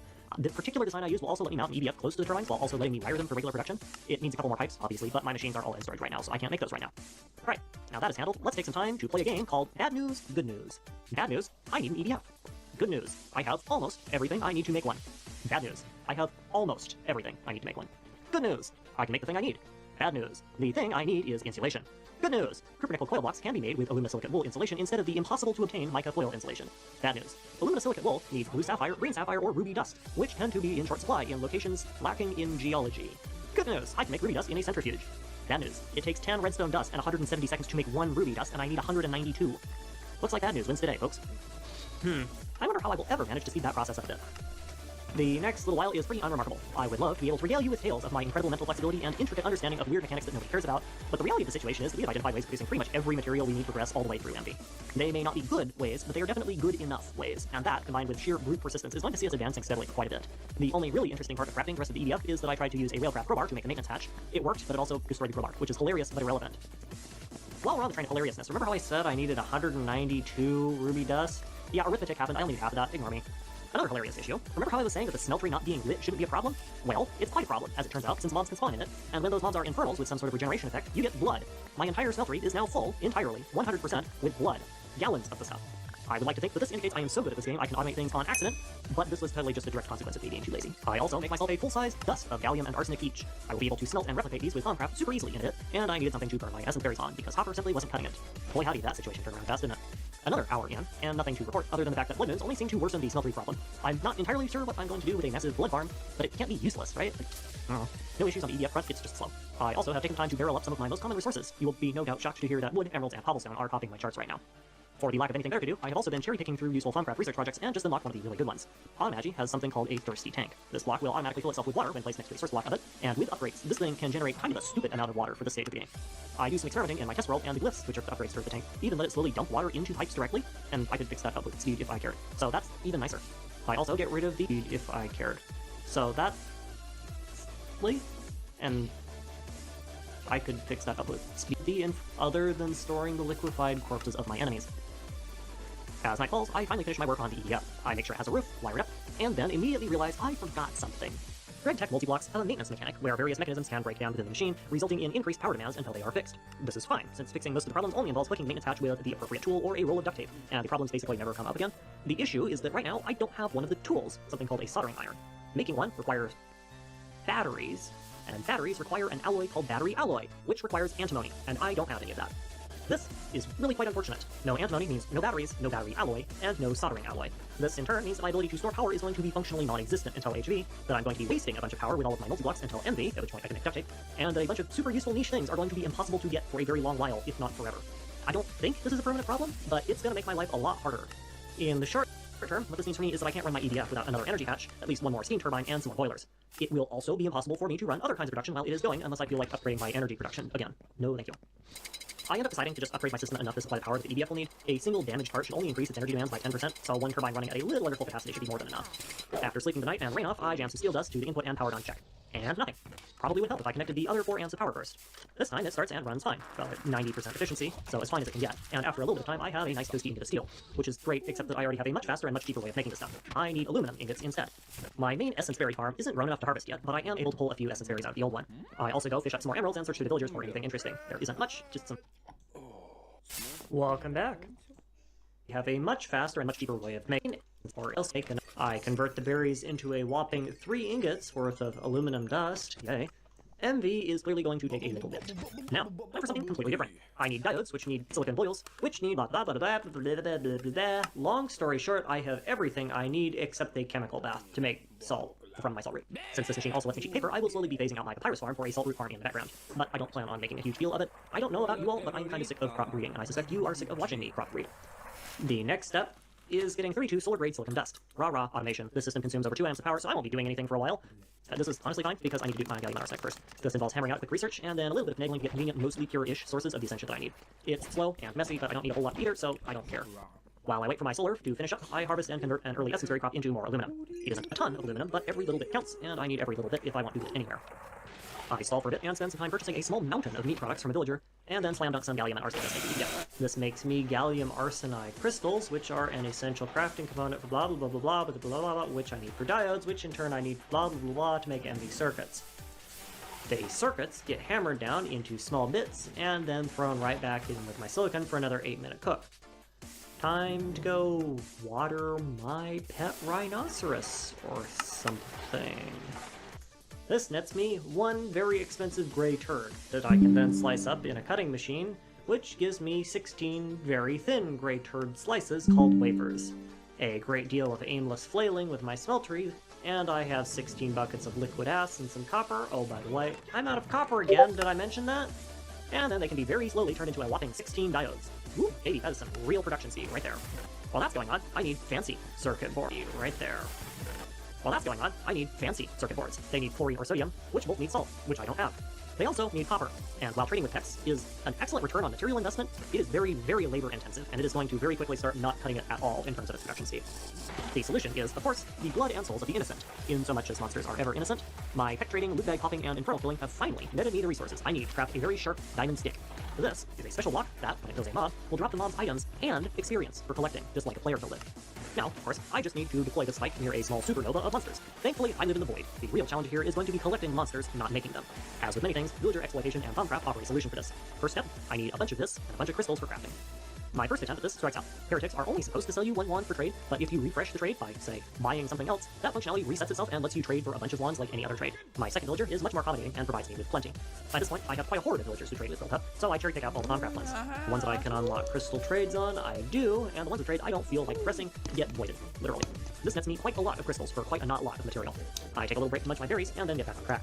The last ingredients, Niter, Thaumium Rotors, Great with Planks, are all trivial to craft, trade for, or grow, and I am now left with the interesting task of trying to craft 23 of these special sauce items without going crazy from excessive wand exposure. After an embarrassing failure to remember how arcane crafting tables are made, this ends up being simpler than you would think. In order to warp you, these wands have to be held after they have been drained of their reserves of this. There is no point trying to go for efficiency gains on my disc consumption, just because the percentages don't work out. So all I have to do to avoid going crazy is simply craft the materials and then throw the wands in the void without putting them back in my inventory. I mean, hey, the madness of the void has to come from somewhere, right? The real trick is trying to consume the leftover vis, and since back in ways, so I end up storing a bunch of extra alchemy craftables for when I finally can do automated alchemy. Of course, all of the XP generation in the world means nothing if I can't pick it up and store it. This needs tanks and a vacuum hopper, which needs obsidian, which needs experience, so it's time to go crank on the mob berries again. A little bit of crafting later, and I'm left with a giant inventory of random junk. Don't worry, I will explain the plan as I go. The first step is obviously finding a spot close enough to spawn mobs, but far enough to not be a giant pain in the keister later on. I decide I want the furthest side of it to be 32 blocks away from my production area, for reasons that have everything to do with minimizing ender creeper exposure. After that, I build up 36 blocks. This will let it still spawn mobs even when I'm on my roof, but should be close enough that it will for the most part still spawn mobs when I'm running around on my base proper. The platform is a 12 by 23 block area, centered to encompass as much of 2 chunks as possible. Because of how Minecraft spawns mobs, this should hopefully improve spawn rates for reasons that I really think. Place signs on the wall around it to keep it from growing, and then place the spike above it. It is a popular belief that mobs in Minecraft cannot climb ladders. That belief is technically correct. Mobs in Minecraft are not coded to climb ladders and just treat them like any other non-solid block. That does not, however, mean that they can't. It just means that they won't try to. This means that when a relocator or another mob shoves a 1-block high mob into the vines, they will act like they are climbing the block and get spiked to death on the head, along with all of the other mobs. This is effectively then an instant solution for spiders and baby mobs of all types. Since vines are non-solid, any experience drops or vis blobs from Thaumcraft that are created by the mobs' death will then just get blown into the hole. They aren't affected by climbing mechanics at all. After that, I slap a roof on it. The light level overlay is ironically an excellent night vision overlay, if you're interested in ignoring hardcore darkness, and then slap slabs on as much of that as I can. The next step is another weird one. I pop a hole in the bottom, slam a piece of spectral glass in the chute, and then place the vacuum hopper on the outside of the chute on the block above the glass. Spectral glass is a very special block. Unlike nearly every other block in the game, this block will allow monsters to pass through it, but will seem solid to any items or experience orbs that it encounters. The best item logistics I can easily do right now is barrels or drawers connected with electro piping. Both only cost wood, which means they effectively cost nothing, and I have plenty of storage space. The mob farm has already filled up my tank to this point, and if you ignore the constant yanking of phantasmal wall-hacking spiders, it works pretty dang well. Setting up sorting takes ages, of course, but with so many drops, that is to be expected. And works a treat. This thing basically is a constant shower of resources, and I am also very excited to share what this fountain of wealth will provide for us. However, I am out of time, so that will have to wait for a bit.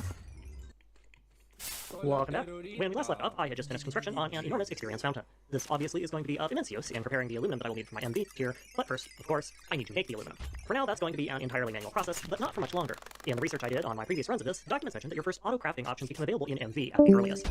They are incorrect. I have actually had access to auto-crafting technology for a while, I just chose not to use it until now because there is no point given the low XP yields of essence berries, and it requires some very expensive resources to set up. That is very quickly no longer going to become the case. I do not have the time or energy to manually manage simple projects, so will instead be relying on ever-increasing amounts of extremely janky automation to get things done around here. For now though, aluminum, and lots of it.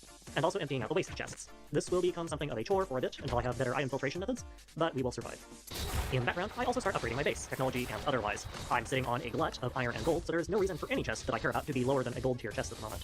I also work on circuitry construction. I still haven't forgotten that, it just wasn't a priority. Gold chests are an excellent upgrade. Unlike their wooden brethren, they store 81 stacks of items per block, making them 3 times as good in consequence. This upgrade lets me consolidate my storage a bunch. Gold chests also will let themselves be placed next to other chests directly, which means I can densify my storage as well. A little bit of sorting later, and my mental state is significantly improved. It also lets me increase my random junk capacity on Mob Farm, which is already overflowing. Good times and good problems to have right there. I even find myself a new Kusanagi. Excellent. In other exciting news, I have finally cleared out all of the blood from my smeltery. At long last, I'm going to be able to use my smeltery for smelting. I also get myself some more cobalt brass and centrifuge it down, again. Now that I have EDF and the recipes unlocked, I can replicate samples of zinc and cobalt from it without an issue now. Those get duplicated, and then I now have zinc and cobalt samples at my disposal if I ever need them for some reason. And I immediately put them to good use by crafting myself up a circuit assembler. Or I would, if the crafting recipe worked. I debated cheating in the correct materials. These are LV circuits that I'm using, so they really should work. But then I remember I don't actually have to. I can just craft the microprocessors into the crafting catalyst circuit thingy that you use in multi-blocks sometimes, and then craft those back into the original kind of circuit. I suspect this is just some forged tagging error on the devs part, because I am a couple versions behind. After all, either way, no dilemma, this thing is crafted in short order. I notice my boilers are degrading again, so I go ahead and preemptively replace them. Those will fill up before daybreak, hopefully, and then I can get back to processing without any delays. While that is percolating along in the background, I do some thinking. I'm going to start requiring significantly more power, and my current system of just slamming down more solar boilers is not going to cut it in the long term. For example, running a single EDF at MV voltage would require roughly 80 solar boilers, and doing the same at HV would require a truly ridiculous 320. That is after ignoring my other machine requirements. Normally, once I hit MV, I tend to progress along a rather unusual Magitech line that, while expensive to set up initially, will comfortably supply me with power early into IV without really any significant pollution or upkeep concerns at all. That is not an option here, because I don't have the ability to make some of the materials that I would use as crafting components because I can't make batteries. And that no battery thing also is kind of a separate problem. I'm used to relying on battery buffers to handle sudden surges in power demand, and that is no longer an option. My energy consumption, therefore, is strictly capped at my total energy production, period. If I go over that, the lights start turning on. This means I need a power production method that, in addition to being affordable, not a massive pain in the rear to automate and maintain, and scalable, at least in the short term, also has to be able to handle sudden spikes in power demand gracefully. The only... shoot, fire in the villager pen. Stupid Mob Farm. This thing is usually pretty stable, but every once in a blue moon I have to go up and patch a hole or something. I have gone ahead and replaced the vines with water at this point, because that does stop the creepers from blowing up mostly, but it does not help when concussion creepers scatter mobs. Anyway, as I was saying, the only thing that I'm aware of that fits this bill right now would be steam or biodiesel setups. This biodiesel setup seems more promising since it would let me turn seed oil and sodium hydroxide into large amounts of a very energy-dense fuel that can be freely pumped wherever I need. That fuel is then burned in combustion generators to produce power. The generators do pollute, which is not great, but LV superconducting wire is super cheap, so I could just make that some other location's problem. The first step in the desilification process is securing my material base. Steel and LV circuits are basically a solved problem at this point. Circuits require trading, which is what I'm going to get started on right now, because the construction process takes a bit. And steel just needs a smeltery to run, and some maceration, both of which are trivial.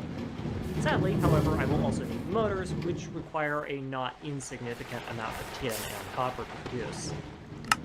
For now, copper will just have to happen incrementally as I do my mob farm rounds. Side note, remember the days when I had to make arrows using wooden swords and a crucible? Yeah, that's gone now. I have so many of these things that I have to throw barrels of them over the side of my base before they clog the system up. Yeah, no idea what's going on over there, but I am not a fan.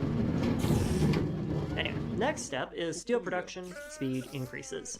I'm throttling primarily on my ability to cast ingots out, so I triple that, and then have a little oopsie when I fill the system with seared stone instead of molten steel. It will work itself out eventually.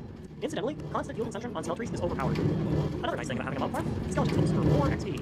I don't think this ever becomes relevant again, but you know, it was a nice idea in principle. The next step in this progression series is more Thaumcraft research. I want to see if it's possible to make something called a dynamism tablet. It's essentially just a fancy layered autoclave emulator, but it has a bunch of niche uses.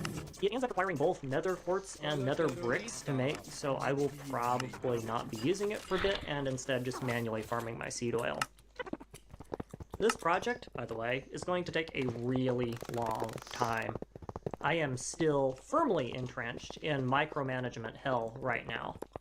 To help with this, I do make a bigger smeltery, and that is a mighty big smeltery that I have there. Yes, am I compensating for something? Why, yes, I am, now that you mention it. With some of the diamonds produced fresh and hot from my mob farm, I can also finally afford chandeliers. These block mob spawns in a 16-block spherical area, supposedly. I have tired of my water feature and desire to surround the area with chandeliers instead for reasons that are 100% unrelated to the fact that it will spawn slimes that will murder me in my sleep. And after literally 3 hours of flailing around, I have all of the parts I need to get this thing constructed. Let's use the power of movie magic to help skip over some of my inability to figure out what I'm doing. No, that is utterly pants is what it is. Let's try this again. Right. So, setting expectations. This thing is ugly. I am aware of that.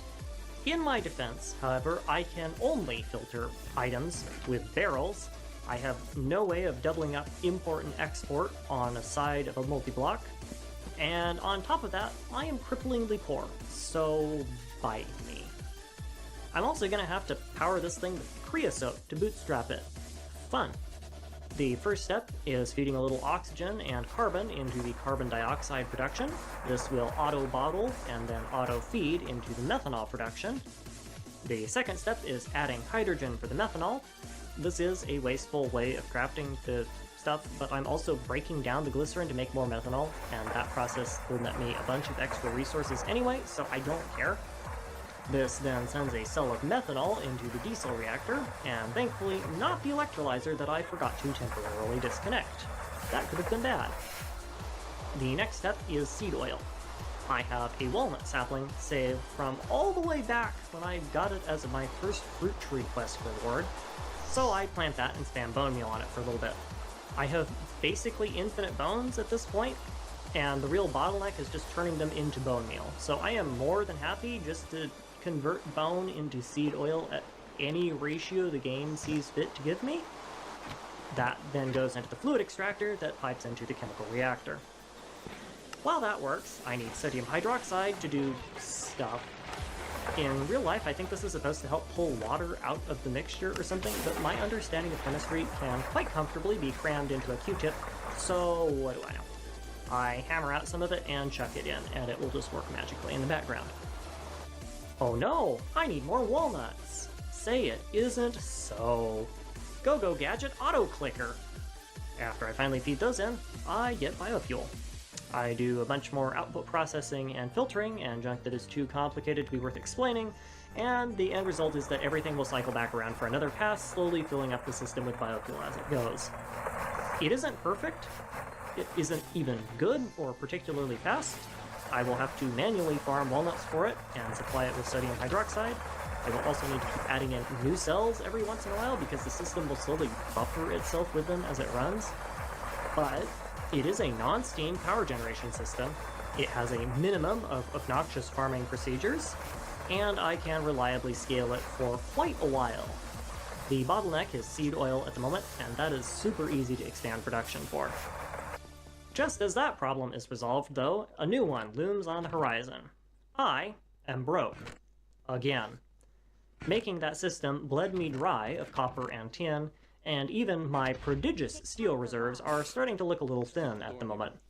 And, you know, I'm absolutely sick to death of having to deal with copper shortages. To remedy that, I set my sights on the mob farm again. Extracting steel from it is fairly simple at this point, but the bottleneck is crafting XP buckets into useful minerals, and that is something of a stumbling block. Conventional wisdom would say that there is no way of setting up auto-crafting with my current level of technological development. As you all are no doubt aware, I consider conventional wisdom to be a largely irrelevant recommendation. I do my usual process of extracting anything I want to keep from the mob drop chests and then dumping the rest, but I also make sure to grab some red alloy, a diamond block, and 4 regular diamonds. Then, after applying a little secret sauce, elbow grease and microcrafting. It's called elbow grease and microcrafting. I end up with this. An inventory full of junk. But not just any junk. No, this junk is everything I need to fully automate copper production. Forever. The key to this little setup is something called a World Interaction Upgrade from Extra Utilities. I will spare you the details and just say that it treats a 3x3 grid of containers like chests or something as a crafting grid and then tries to output the results of that crafting into its item output, I can exploit this, along with a little bit of redstone timing, 4 stacks of buckets, a bit of copper logic, and more piping than I care to name, to create a system that will fill chests with XP buckets, remove the empty buckets to refill them, and then pause itself when the crafting might fail to create the correct item by detecting the level of XP in the tank. At least that is the theory. I've done this before with item conduits and it worked fantastic, but the implementation here is a little bit hairy, and it likes to jam itself pretty much all the time. It's also making tin and not copper, which is not what I was going for, and it does not help that I keep getting ganked by random phantasmal spiders every 30 seconds or so. The solution I come up with just ends up using hoppers to craft instead of tiny chests like before. The hoppers will constantly try to feed into barrels, which filter out only for empty buckets, which means they will ignore the crafting materials I want to keep in the hopper. I can then pull the empty buckets down from the barrels directly with more hoppers. This design also makes it impossible to auto-craft certain resources like aluminum because of the shape of its recipe, but I don't really care about auto-crafting anything with that shape anyway, so it's fine. Naturally, I managed to mess this up. These things are horribly fiddly, and it is absolutely not clear in the least which way you're supposed to orient the recipe on the grid. I get it set up correctly, and then step away for a moment to let it percolate out.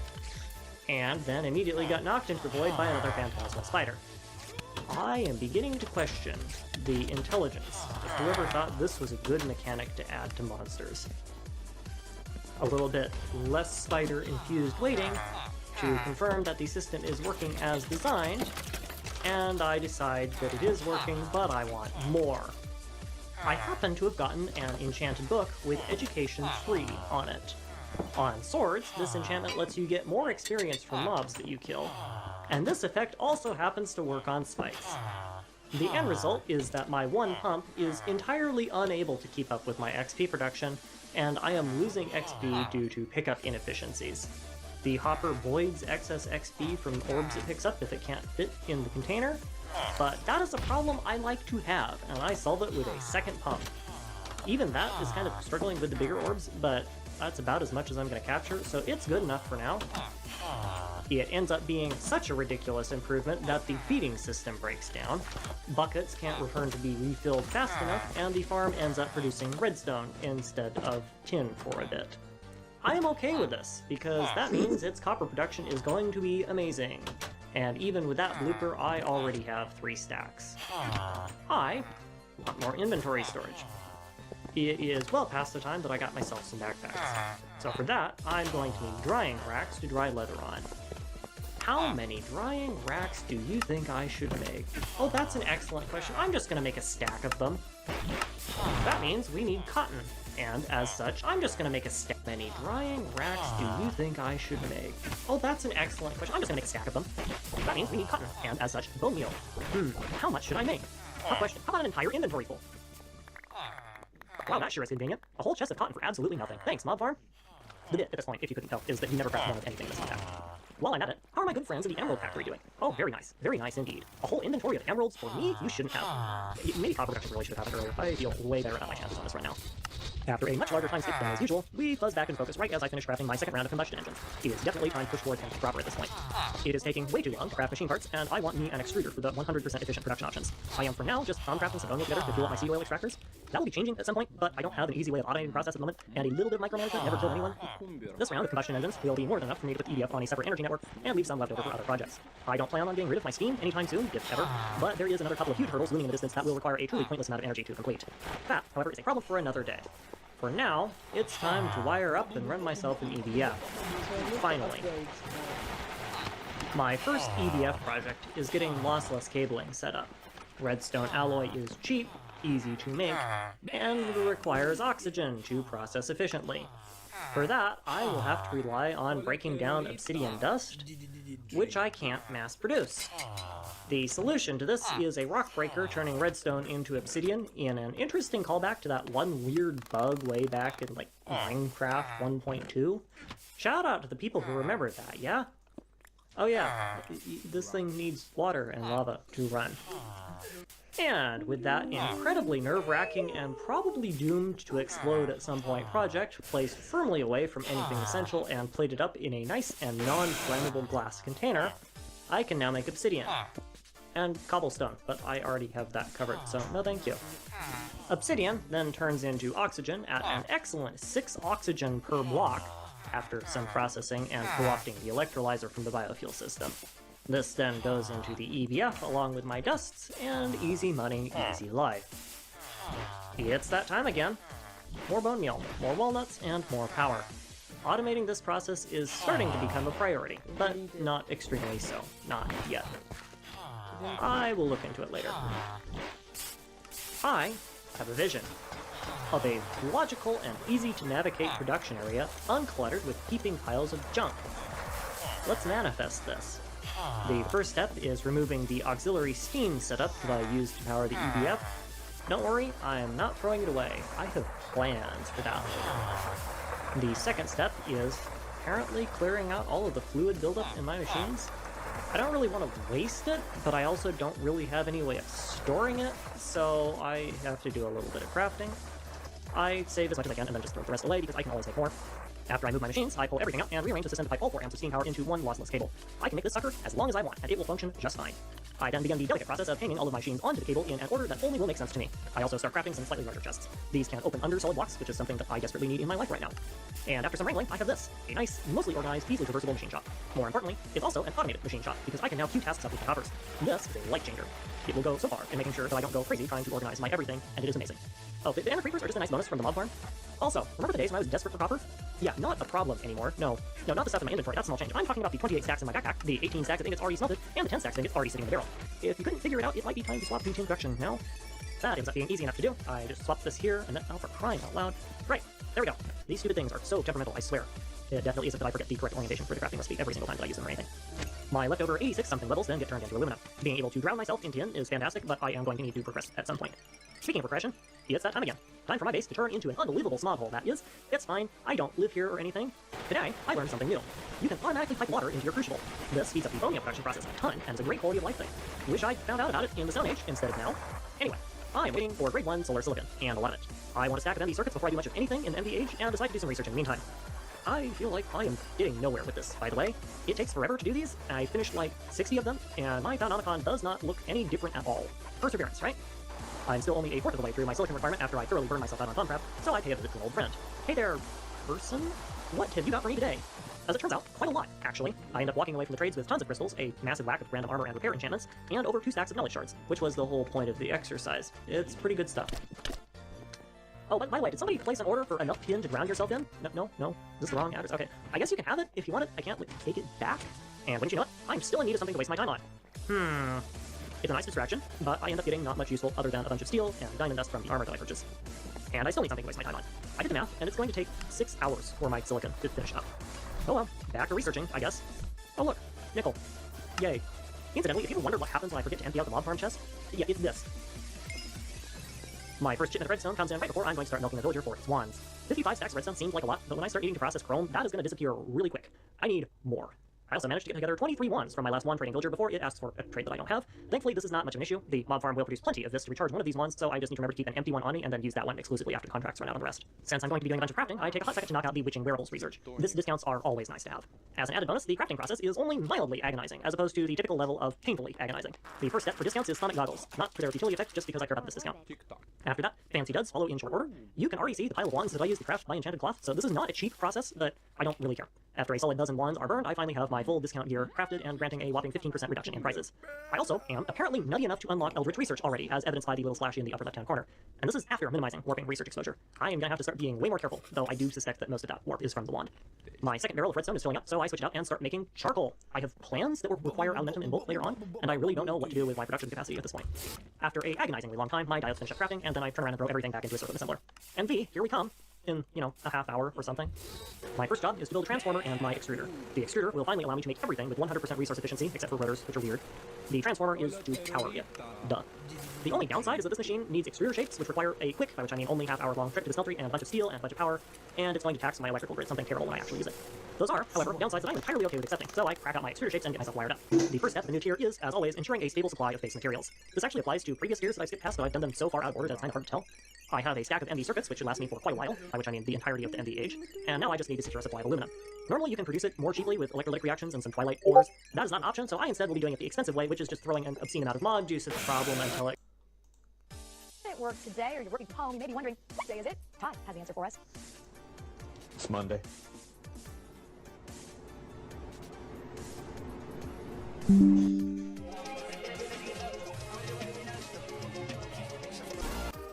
Trying to look up Animal Crossing and going to the space bar.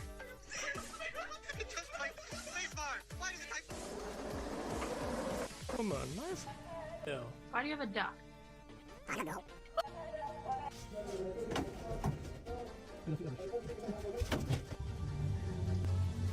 You want a hot Cheeto? Maybe next to the wall. Come on, food. What? Hey, baby.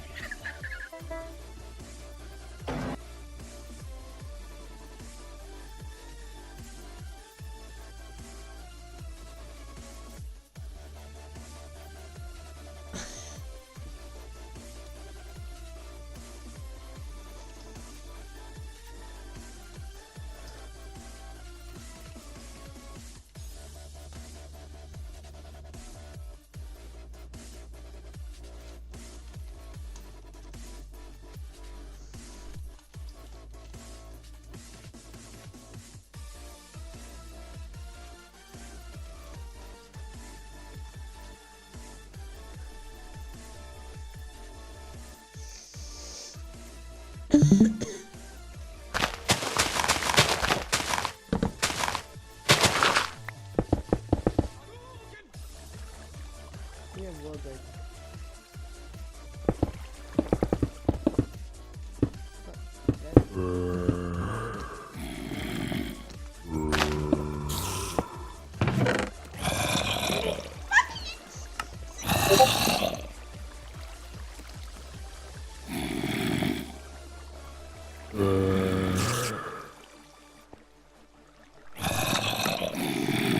He's enchanting.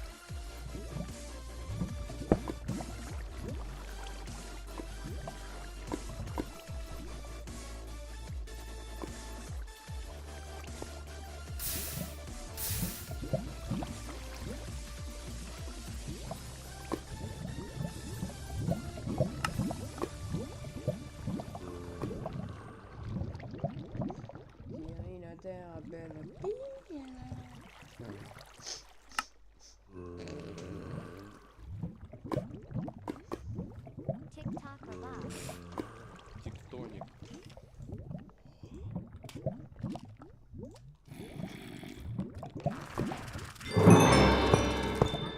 Тик-так.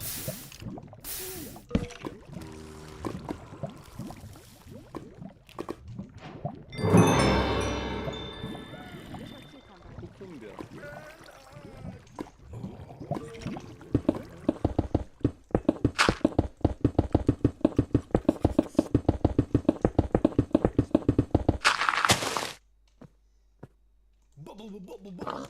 Bubble tea.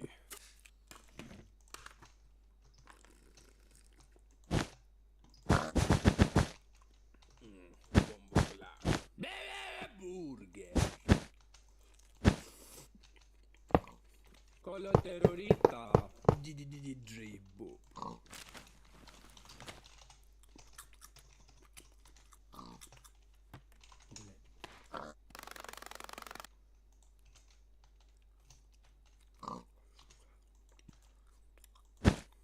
Super round. Urinoterapia.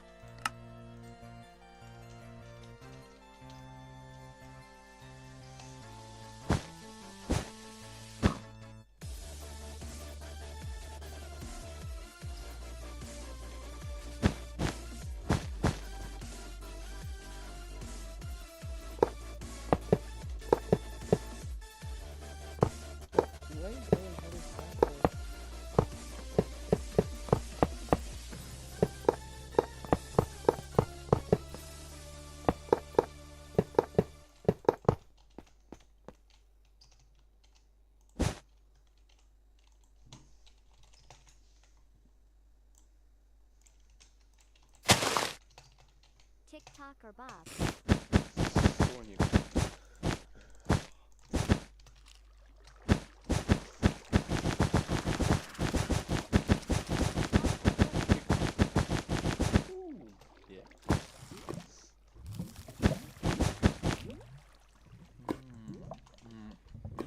Peach or cucumber? Cucumber.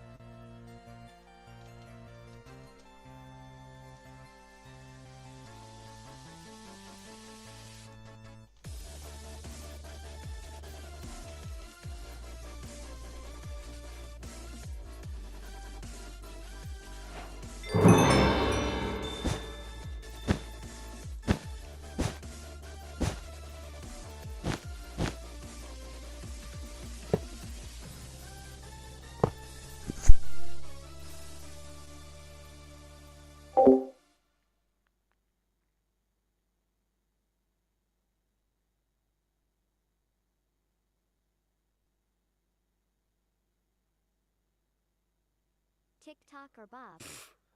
Тектоник.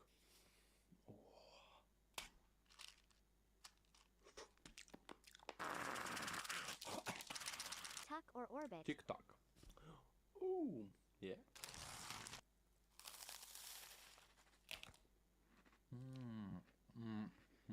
Peach or cucumber? Кукумбер. Oh, small cucumber pencil.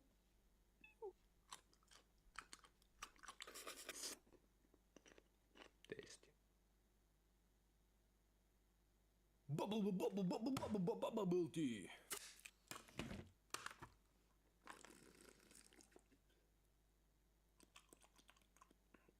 Bombo clack.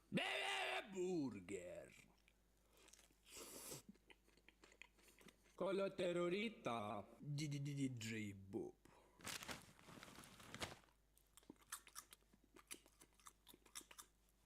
Блять.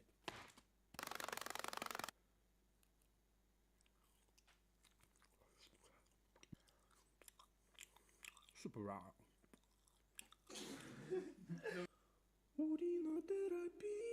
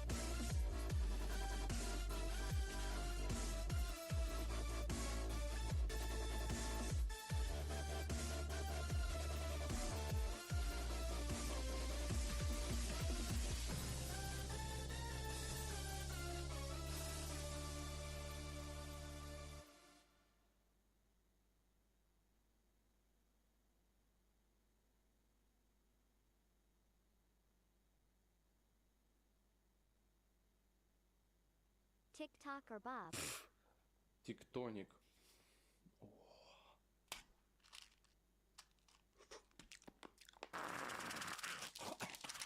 Tuck or Orbit? Тик-так. Ooh, yeah.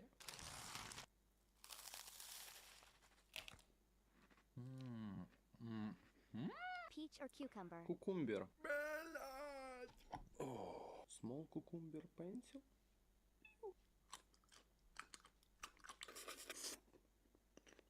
Tasty. Bubble tea.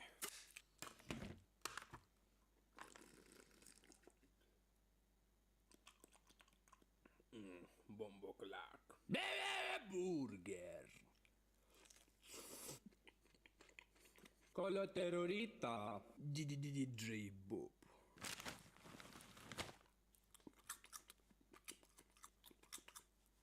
Блять.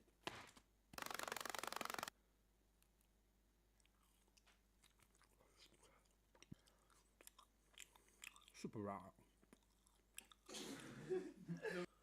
Уринотерапия.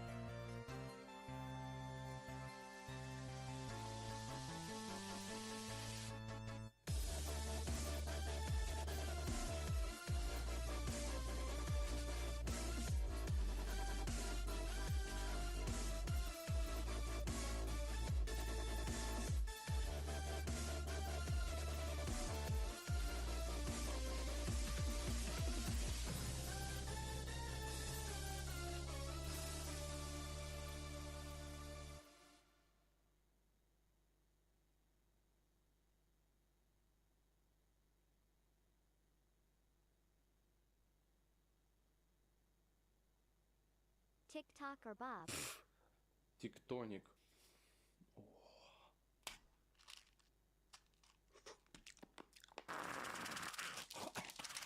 Tuck or Orbit? Тик-так. Ooh, yeah.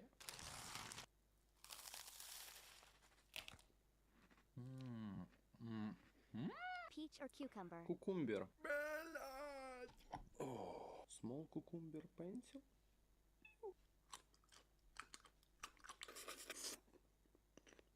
Tasty. Bubble tea.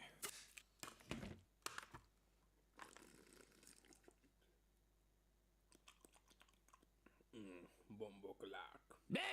Burger. Con la terrorita. DJ Bob.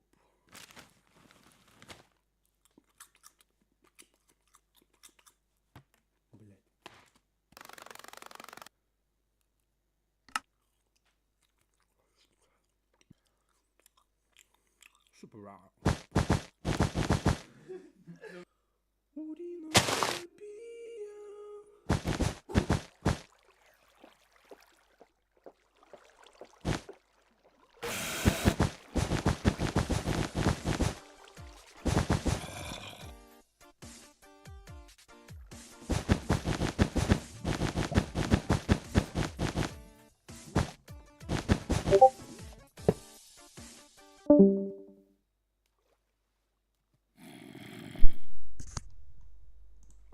Okay, and that doesn't work. It.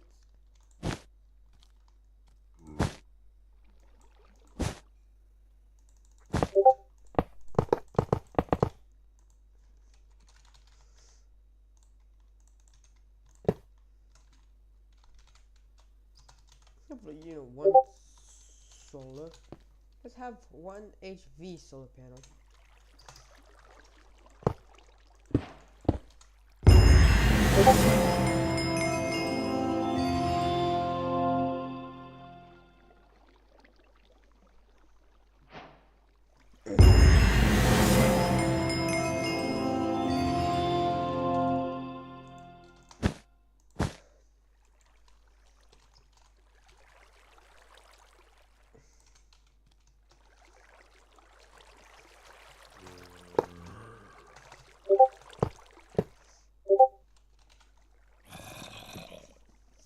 What?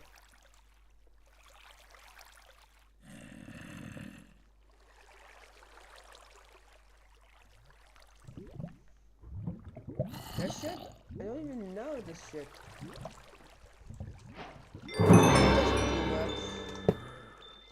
Oh, that's for the that's for the HV. There we go.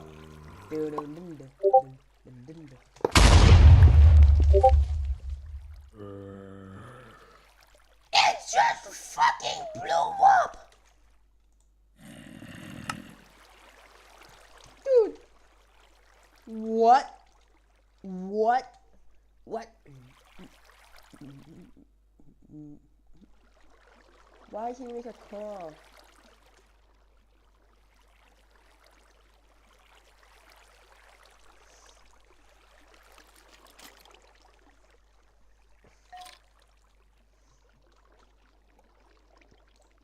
Okay, so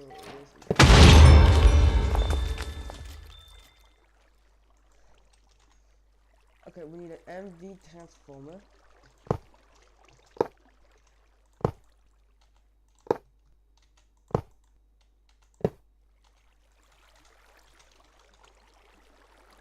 I need a blood lunch. Never mind, that doesn't work. Lunch. Huh.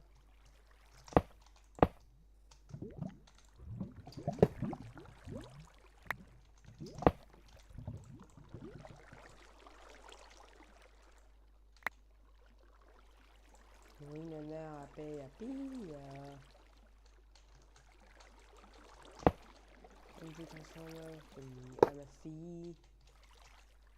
Nope, it's not working.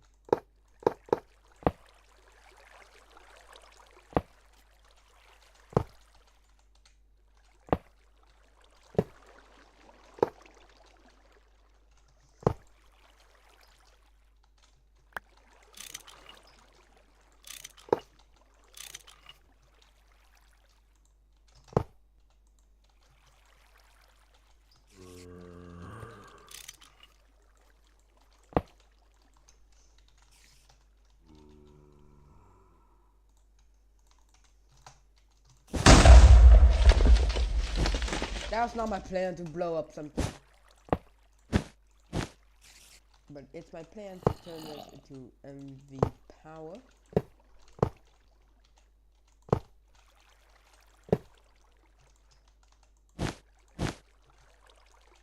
And have MFV here.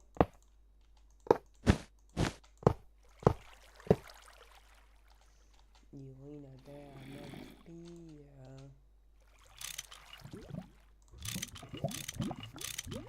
Oh, that's how it works, okay.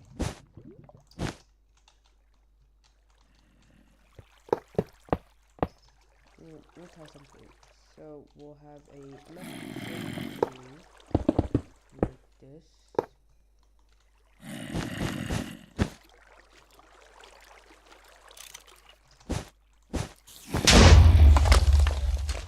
Apparently energy acceptors are too weak.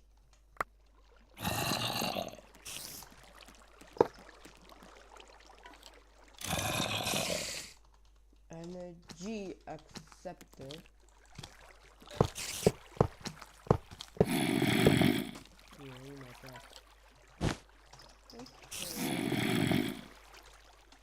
Let's have a balance.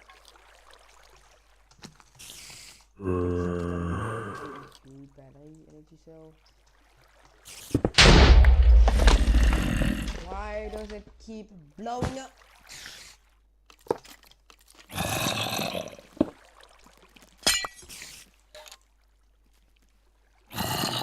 With these stupid rules, yeah, your shit blows up. Oh, I have to use a fucking EMP.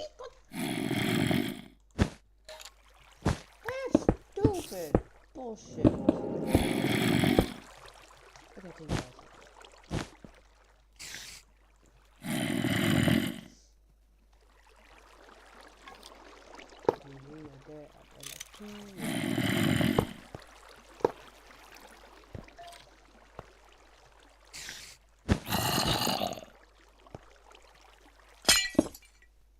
Making enough energy. You can have a balance. Or 2 balance. You can do like this. And it's power. Never mind, power's just on.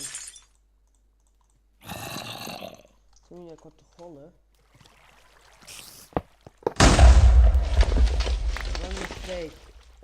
One little mistake by actually placing it. So here's all this thing again. An energy cell. And this. God, it needs an energy cell.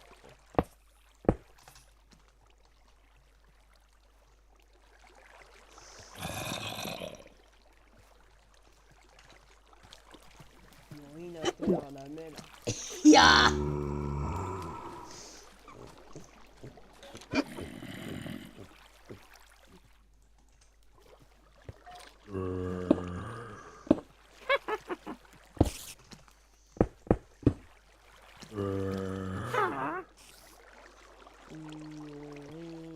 Therapy.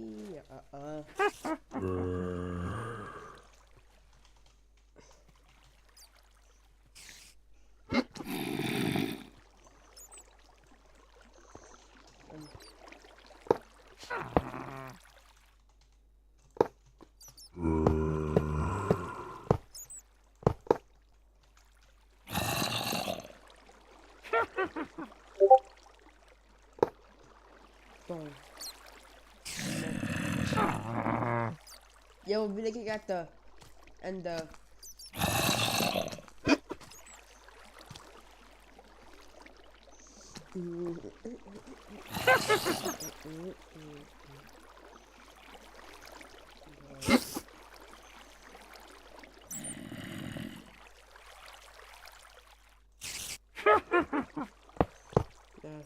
oh, that's got it. 2 gigabyte disk drive. Did you? I don't care. We'll just have a lot. Just have first off Oh fuck you. Just have half. You know, 2 GB storage. Yeah, half.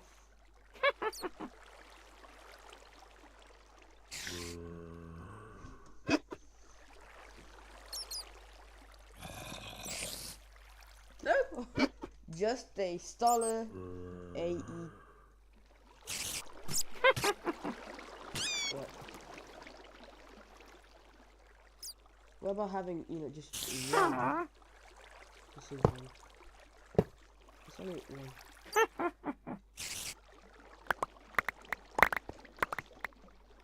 Yeah, too many cells like just kill itself.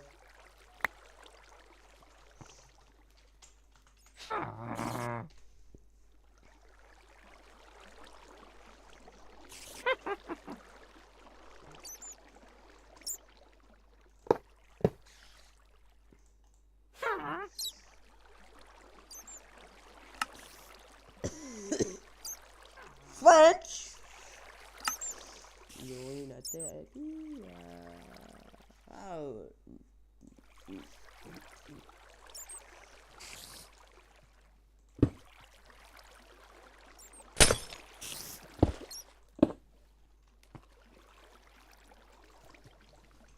Yeah, there's just one live that he doesn't hold a lot.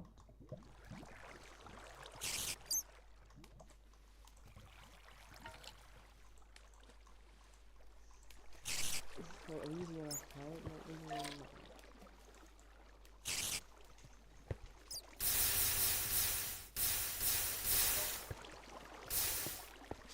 welcome to the epic basic tutorial how.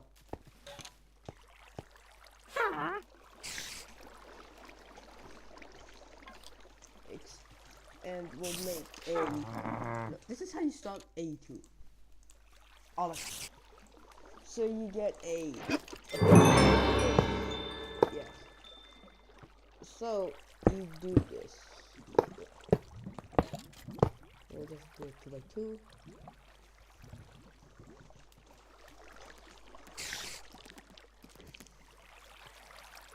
And walking behind furniture, shopping, I let the bird out. I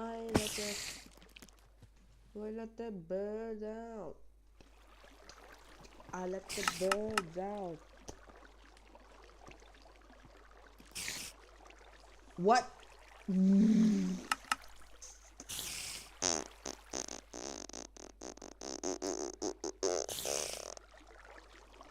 The fuck? Huh?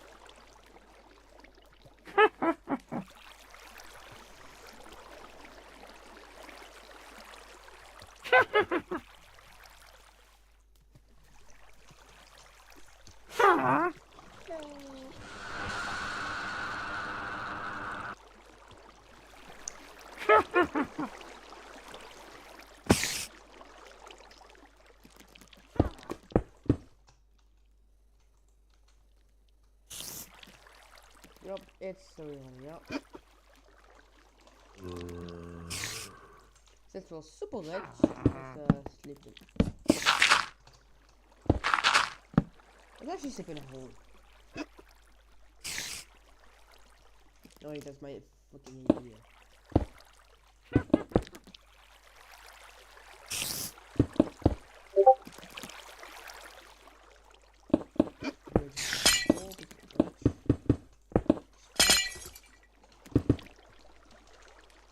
Yoina terapia.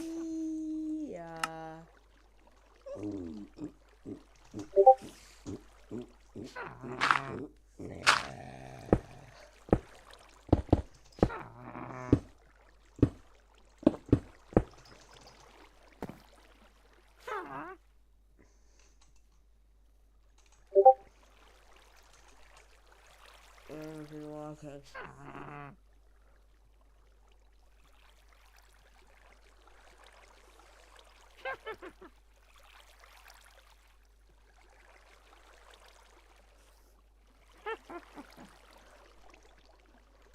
What the fuck is that?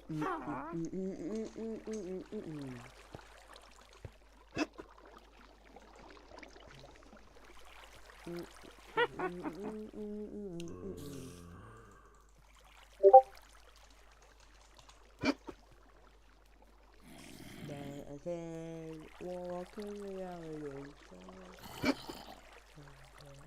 It's alright. Let it go.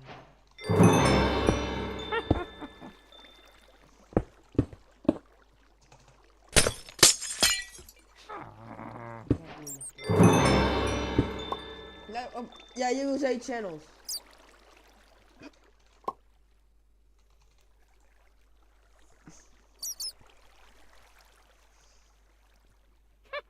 So let's say I want to craft a, crafting table. Like this. And then a crafting table. Let's make this. Let's make a crafting table. 13 bytes. There we go, crafting table done. Now I have infinite crafting tables. So this entire shit.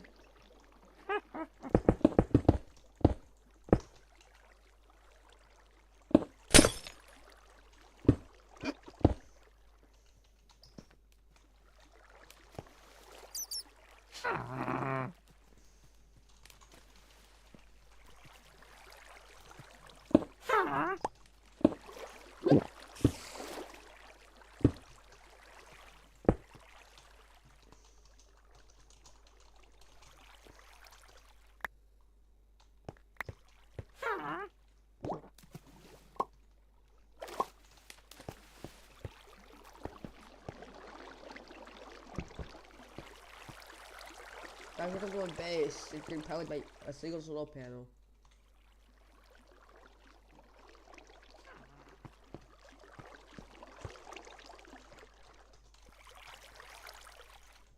Yoina terapia.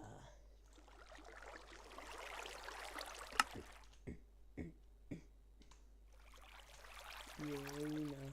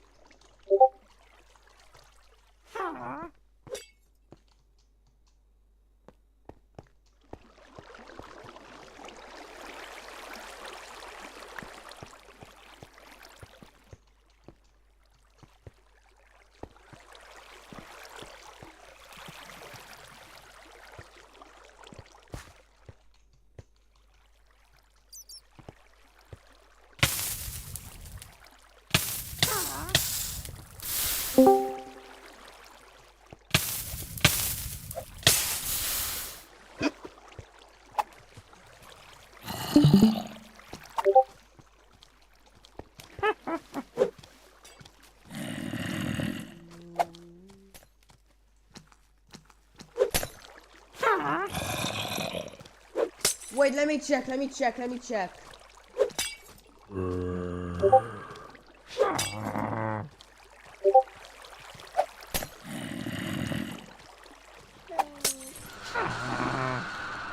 Why is that containing this?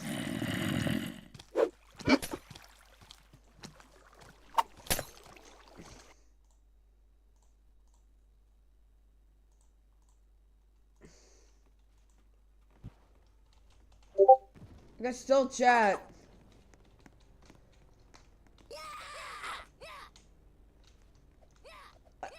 I can chat still.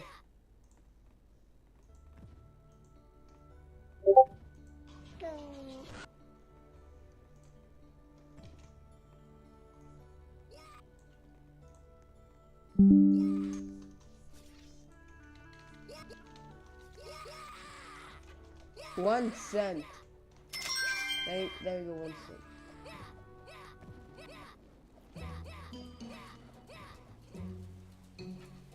Epic landing.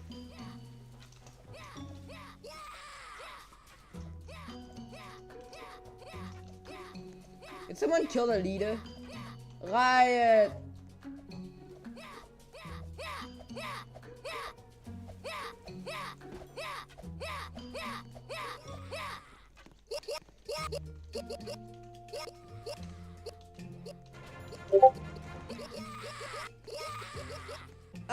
I think I know why. It's probably because he's in a country that did it first. Probably because it is Germany, right? Probably, Ben. Say I'm a verified phone.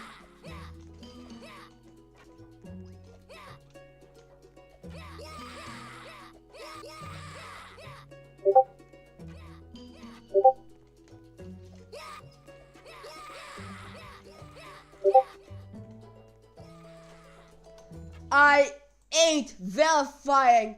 I'm not giving my personal information to Roblox. It's probably gonna not delete it and then get a data leak. I'm not. Which means I'm not going to.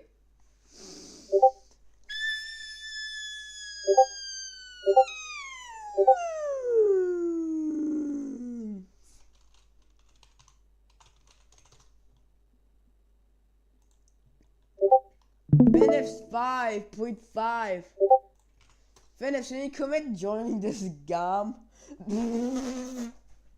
That's probably a game.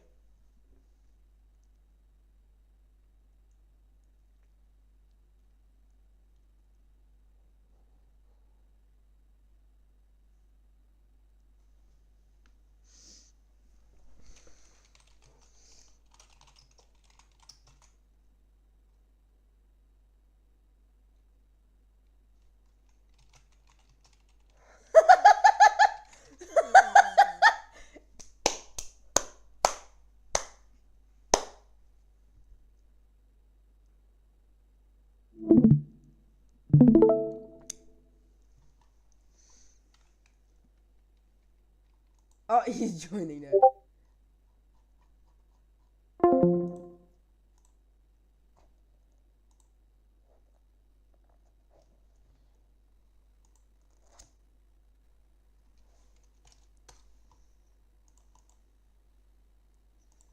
The fuck did I do? Whoa, he just put game and he joined by going fast.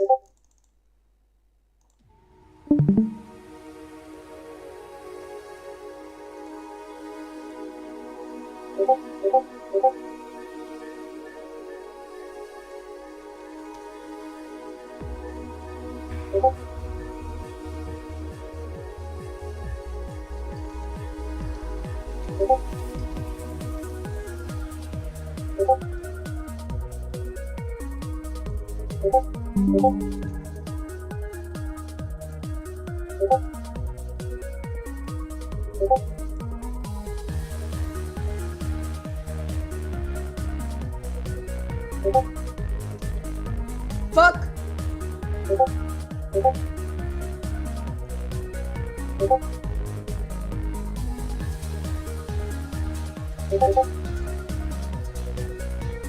Tic-tac on Bob.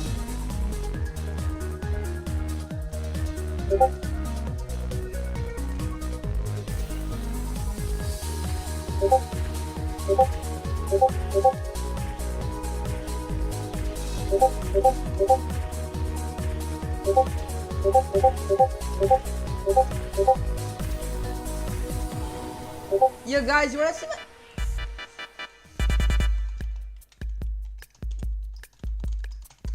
Guys, you wanna see my shit for real?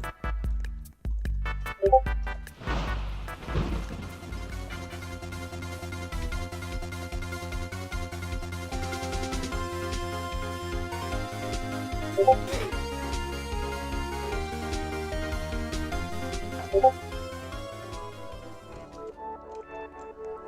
look so done.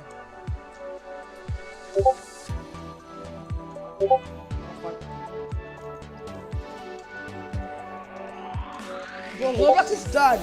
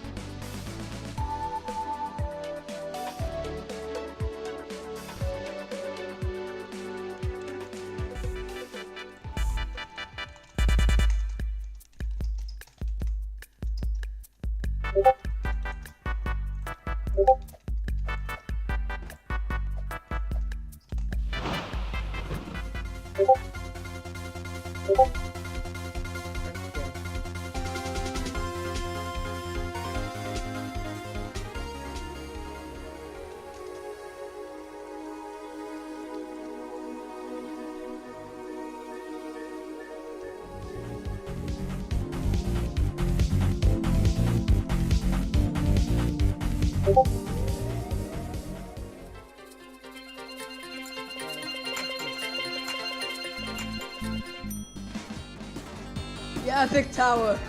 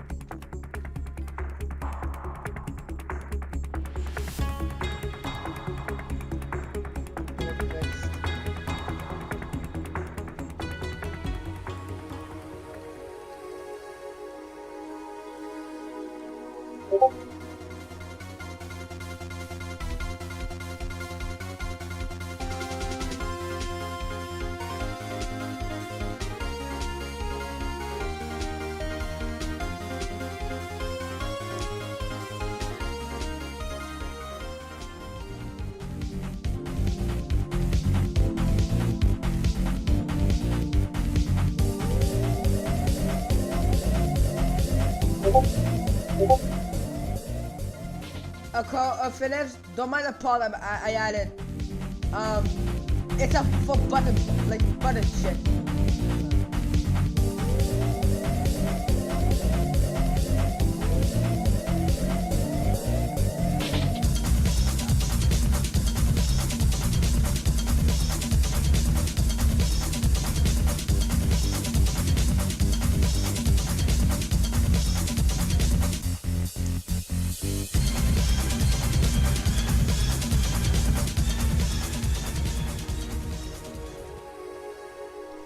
I have to fix this shit. I don't need to Paul again. Oh shit,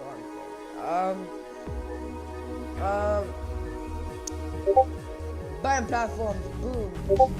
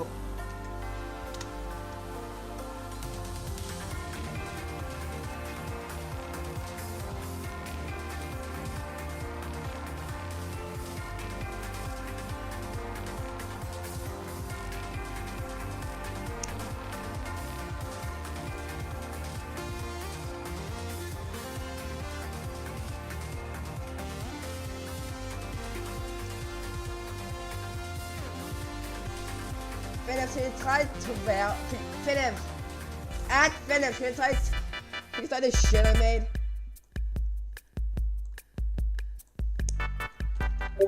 I'm finished too.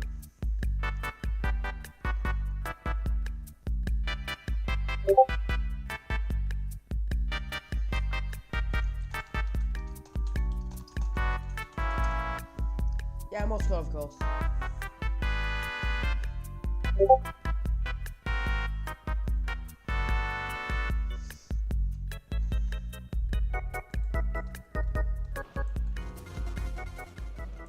Wait, this game I think has a talking thing. It's just shit. I think.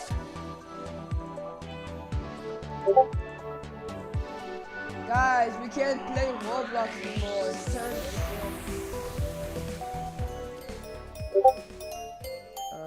text.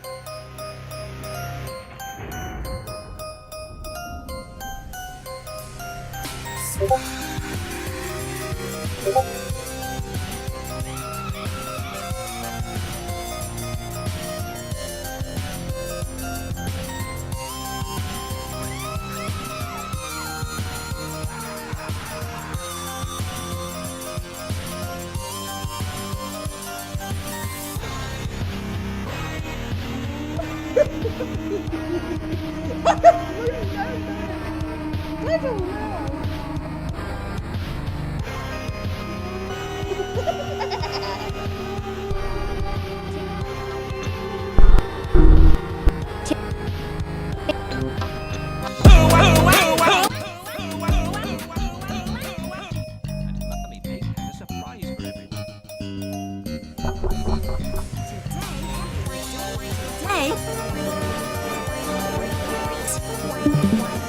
Delicious.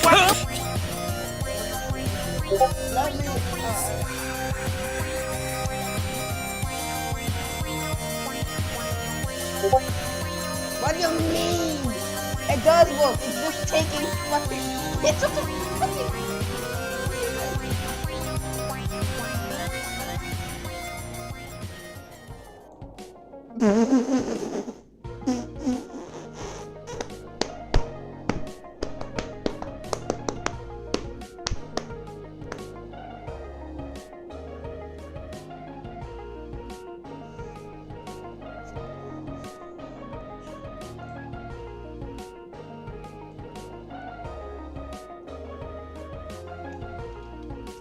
I said, finish. Sorry, I swear. It's very good. Also, switch from editing mode, you fucking idiot.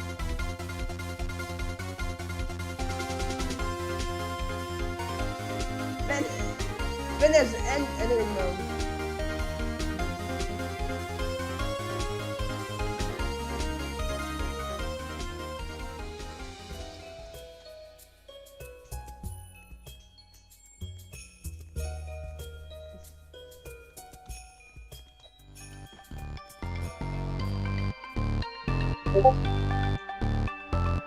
No! Dude!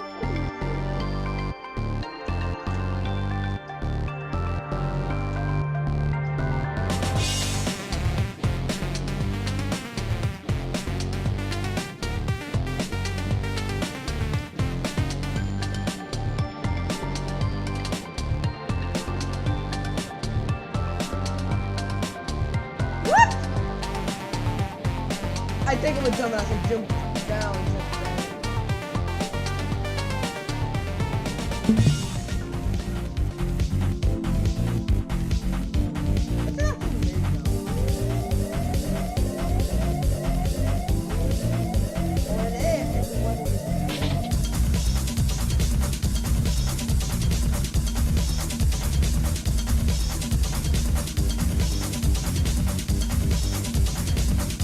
I messed up.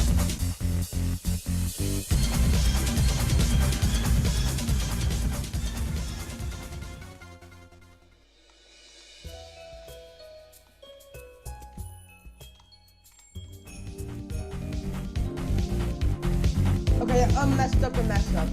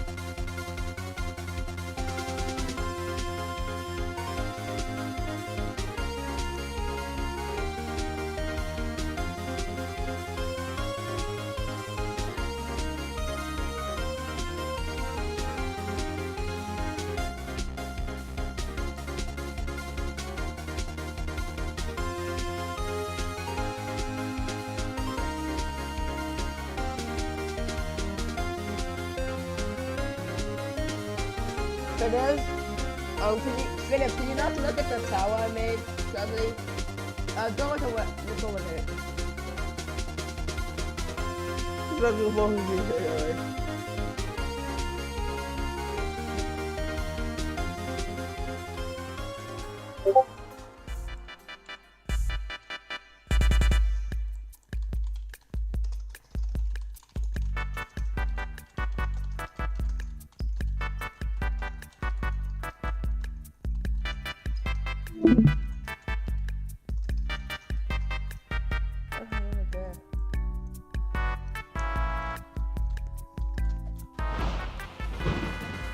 Let me finish editing these towers and go back in. You fell. Fuck the spot. Okay, here's how to do it. So you first do this.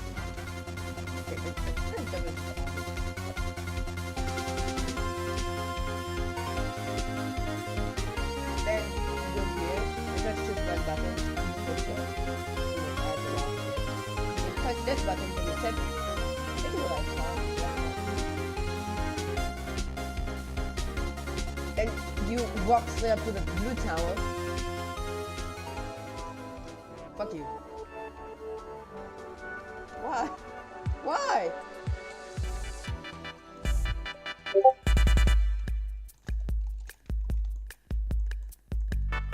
Let's do a fucking showcase, stop falling.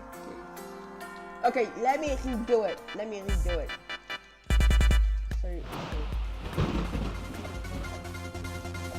Oh, by that thing does 20 damage. Okay, so then you go to the back end, you touch the button, then you go there, touch the black button, then you have 4 seconds.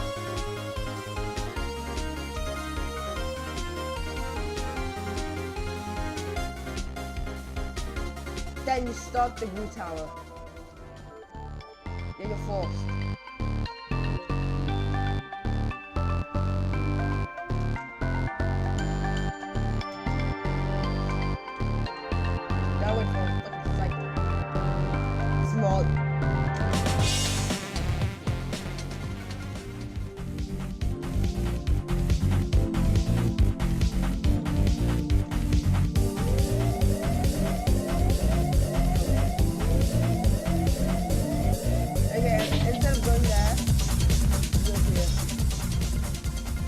Hey, welcome to Spin of Hell. I'm just... That's not what's supposed to happen! We're not supposed to get eaten! Okay. Yeah, this is literally just RNG. Then you turn up the ladder for real. And that's how it's so on.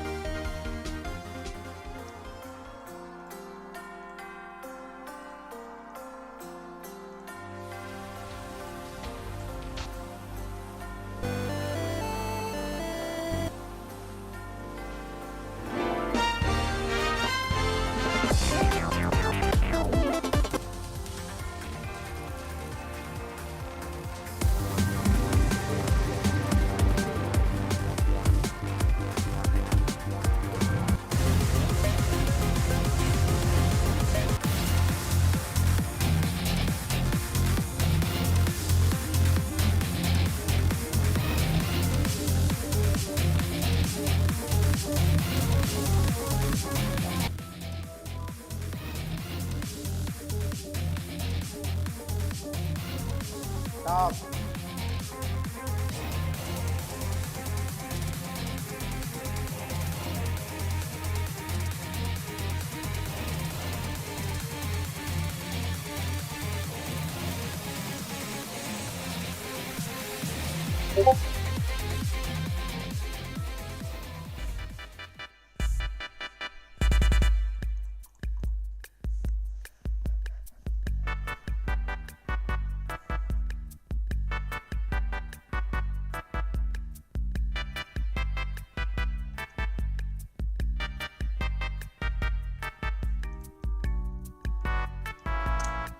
But what the fuck? The fuck is this tower idea? Why is that? Why did you do this? Stop selecting the, what? It's selected forever. The 2 eggs.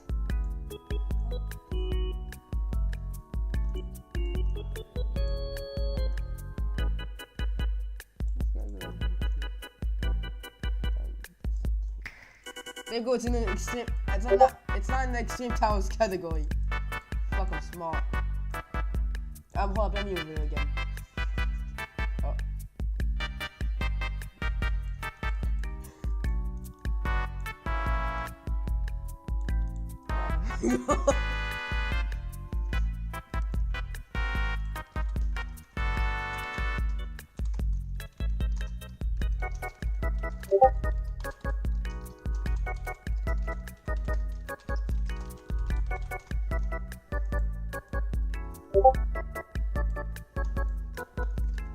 Yeah, but it's more project than one.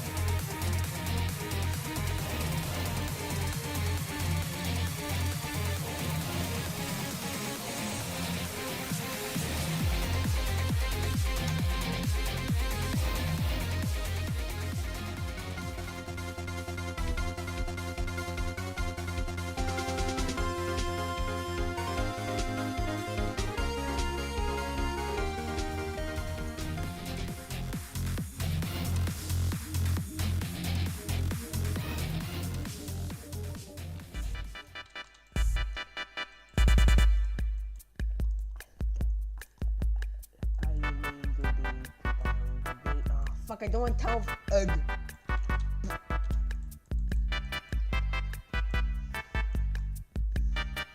Alright, that's now it's in the same tower because I don't want it hard.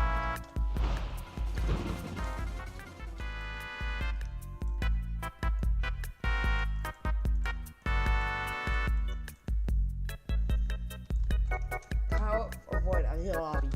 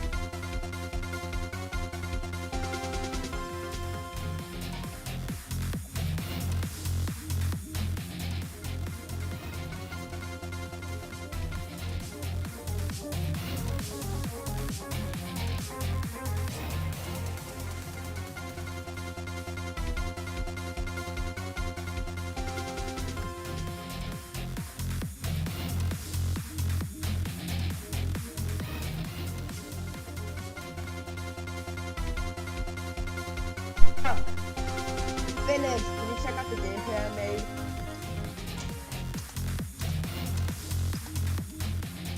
Of Epic Tower. Of Floor 2 pillars.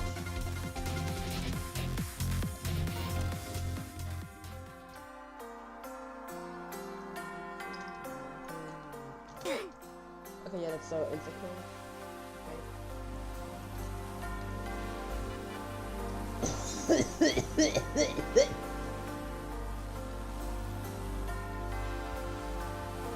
That doesn't work.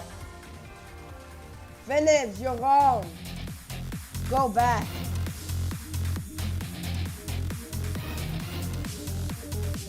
You fell. You fell. Look. Okay, look. Finish. Finish. You're not supposed to start that. You know what you're gonna do? You're gonna start the floor. Like very start. Otherwise, totally standing. You know what? Fuck you. I'm gonna wall hop in the flame. Like, finish, look. You're supposed to wall hop in the fucking flame, not find a way. Like, finish, you see me? Like that's how what you do, just wall hop. Yeah, and then you do more wall hops, because fuck you.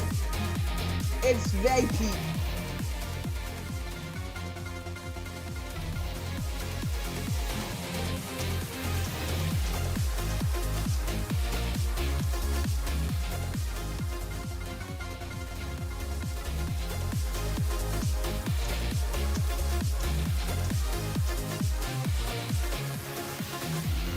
You're not fucking platform. Why? You're not supposed to do that. Okay, now good luck again. This time you have to use your actual mouse. There's a singular. Fuck you. There's a singular resting spot, but.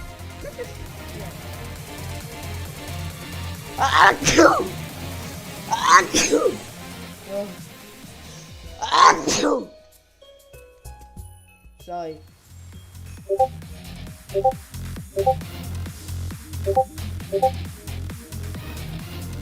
Finish.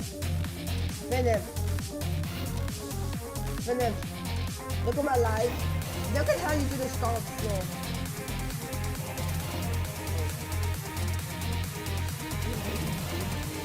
So.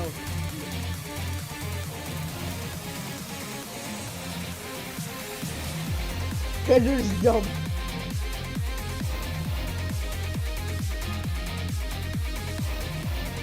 Now do more wall hop. Finish. Finish.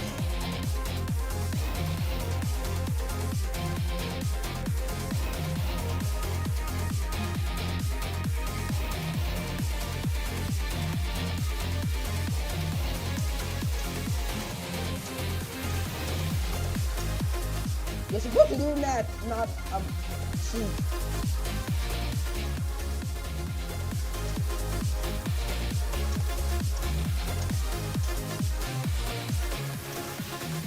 Fuck, almost legit.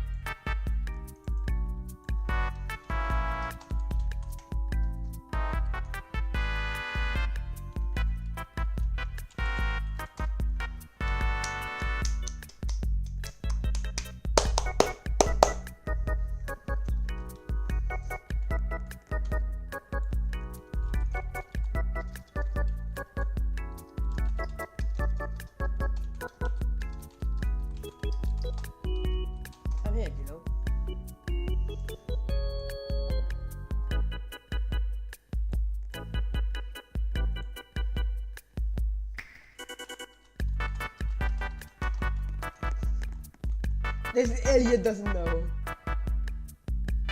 Yeah, we're on tower.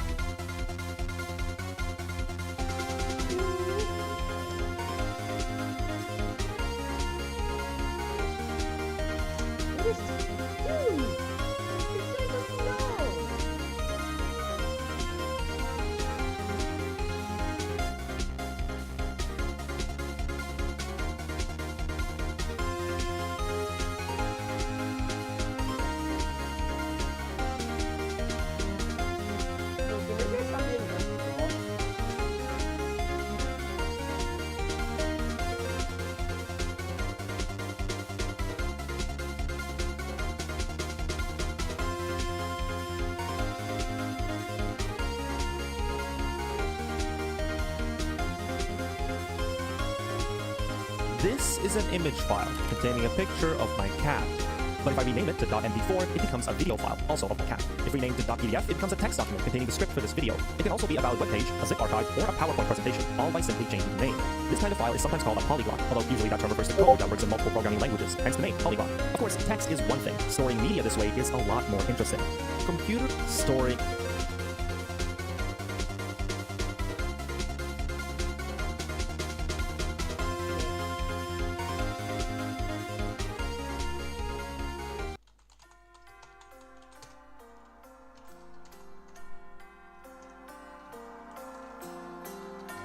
Hi, Gabby. Gabby.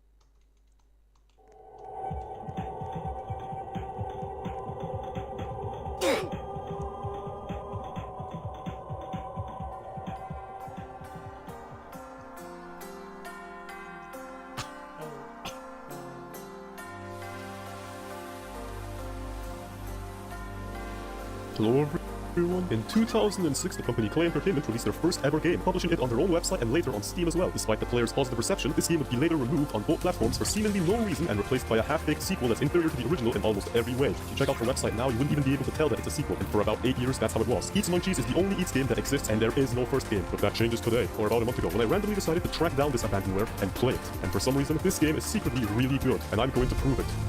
For the game that pretty much started Klei Entertainment, you would think it would get more attention, but pretty much no one talks about this puzzle game anymore. Well, other than me. And this guy, but all he can type is egg, so his opinion doesn't matter. Even finding information on this game is near impossible, since Google would sooner recommend you the European Electronic Tolling Service instead of the actual game. Luckily, I found a conveniently written essay by the founder of Klei himself, which explains the entire Eats storyline for me. Originally, an early version of the game got over 7,500 downloads in a single weekend. This high interest prompted the developers to look for a publisher, though this turned out to be a mistake for 2 reasons. 1. 2. Signing up for a deal with Valve would include losing the rights to the IP, and to preserve control over Eats, the team decided to become their own publisher and sell the game on EatsGames.com. What I like about Eats is how the developers made the most they could with the limited resources they had. It's a quality over quantity game in every sense of the word. The basic premise of the game is that you must get Eats to the end of a level by building really stupid contraptions that shouldn't be allowed to work. One of the first things you see is the prankster whale. With a name like that, you'd expect it to be some annoying enemy that pranks you or something, but in reality, this whale is your biggest ally. He can shoot Eats across the entire map, allowing you to win by basically doing nothing. He is the #1 way of breaking this game. Even in just the second level, if you position your whale correctly, you can completely skip using the third one.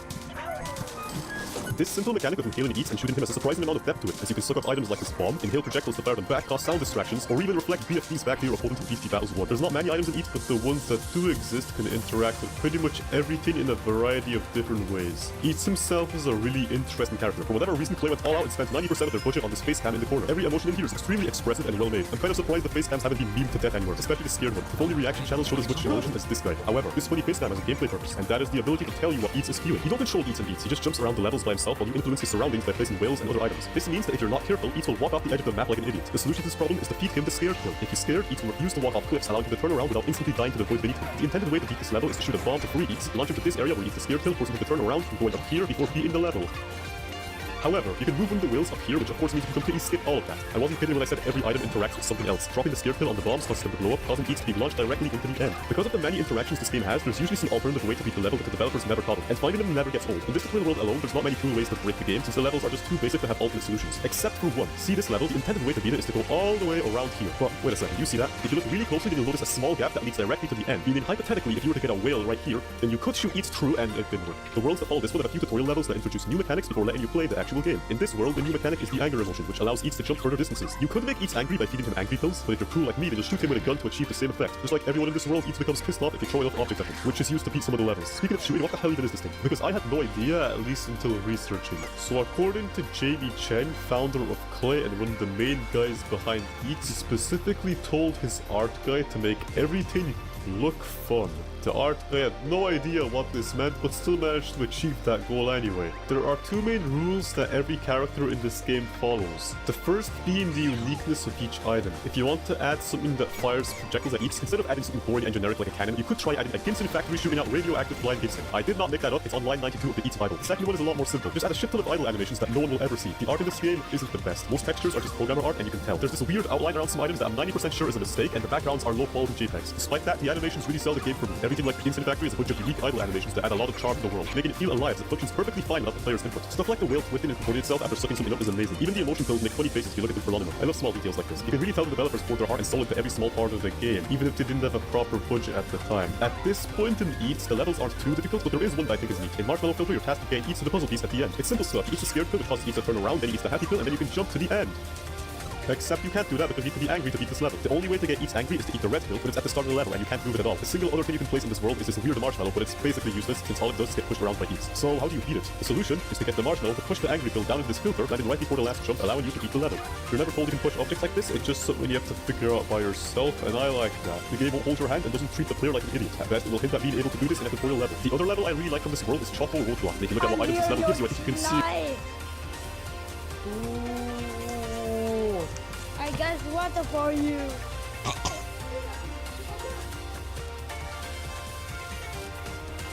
Yeah.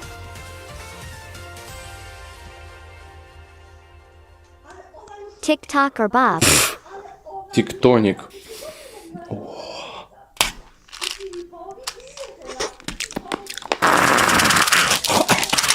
Tuck or Orbit? TikTok. Ooh, yeah. What the frick?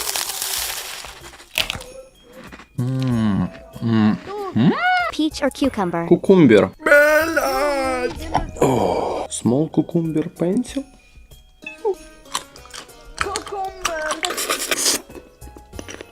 Tasty. Bubble tea. Bubble tea.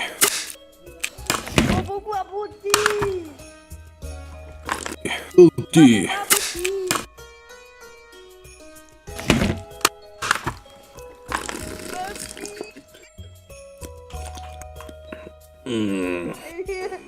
Bombo clack. Burger.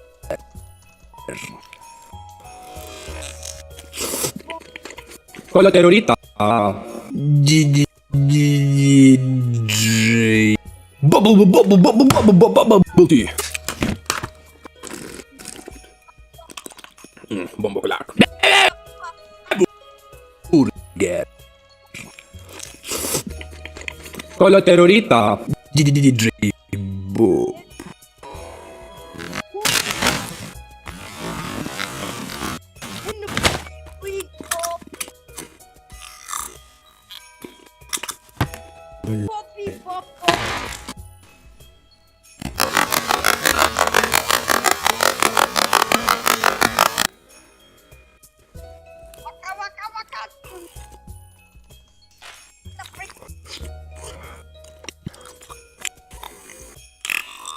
Super raw.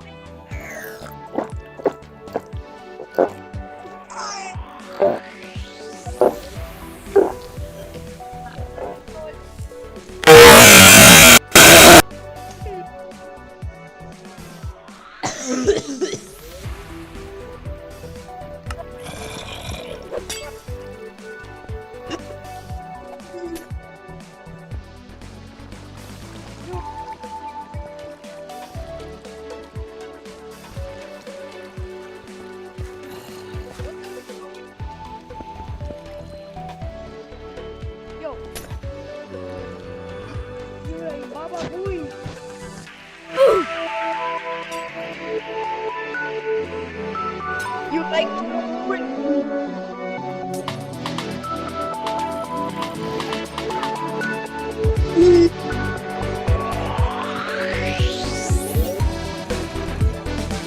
what the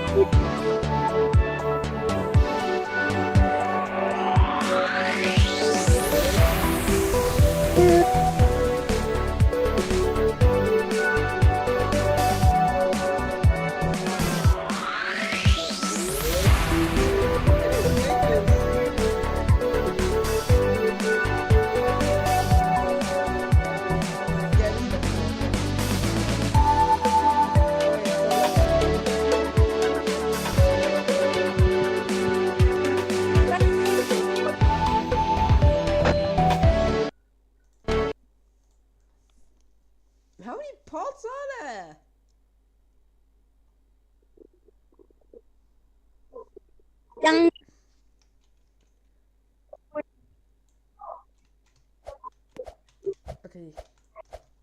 Okay, this is still loading. Is that that's not tough. This is what it's Boy.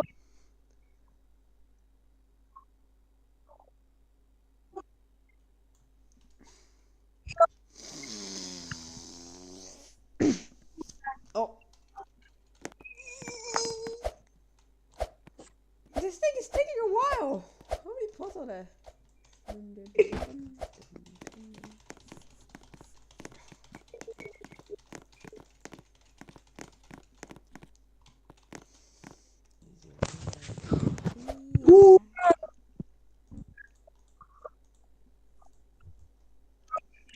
Please wait for I'll watch something.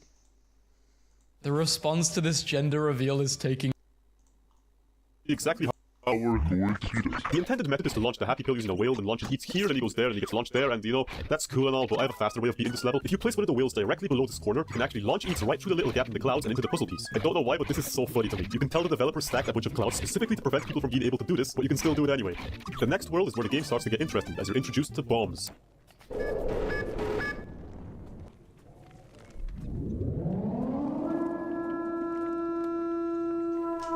That fire flying explosive pigs when touched to the bomb carts that activate when you click on them. I haven't mentioned this before, but the physics in eats are just perfect. Any game that allows you to rocket jump instantly becomes 10 times better, and this is no exception. One of the levels is even built around this premise, and it's a lot of fun. The game levels are usually fun to play, but the best ones are the levels where you invent a solution and skip the whole thing. It's never not satisfying to beat some rookie developers at their own game. Explosive Mix is a stage which gives you a prankster whale and a bomb cart. The intended method is to move this happy apple to the bottom after blowing up some rocks before the level plays itself for you. I really didn't think there was a way to skip this, but I had to try. Eats starts in mid-air here, so the opportunity to place a bomb cart under him and bounce him was too big to pass up. With a little precision, you can shoot Eats down to this whale here, who then launches you to the... Okay.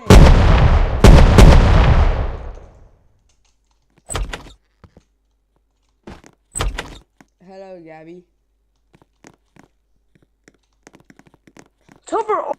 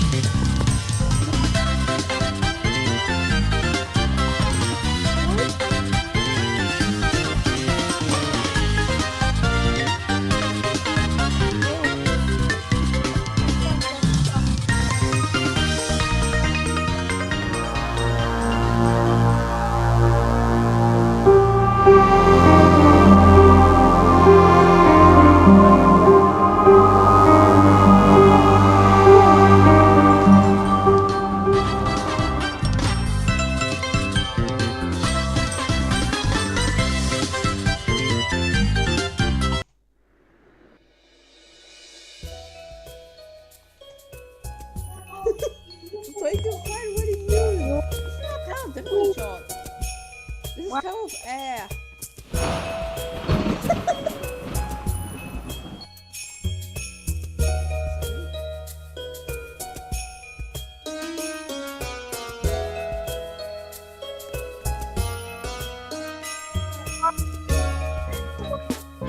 Okay, that's closer. Except there's no towers. Like there's nothing.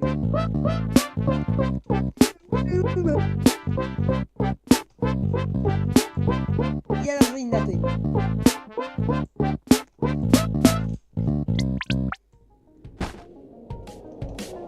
Ooh, what is this?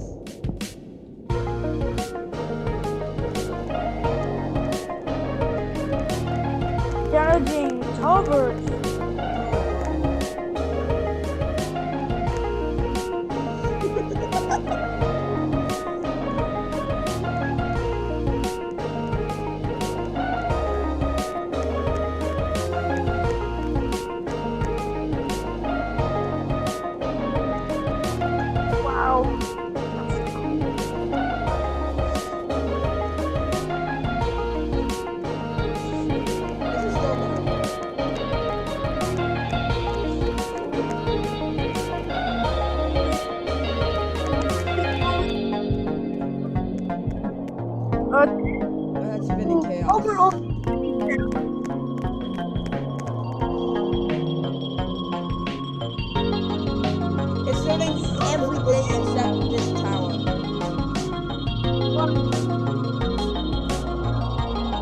That's it?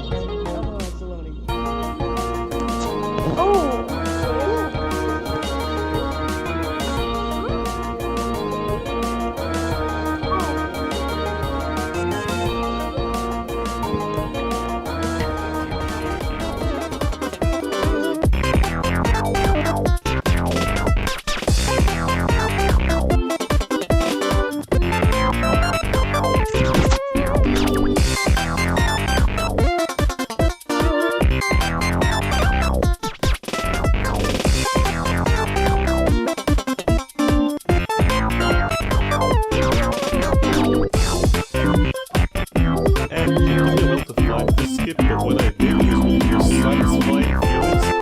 Wasn't joking when I said the whale is broken OP. Another level I love is explosive reaction. This level doesn't have much to do with eats, as you need to make a chain reaction with the pigs, causing massive explosions everywhere. And as cool as that is, you can also just win by doing this.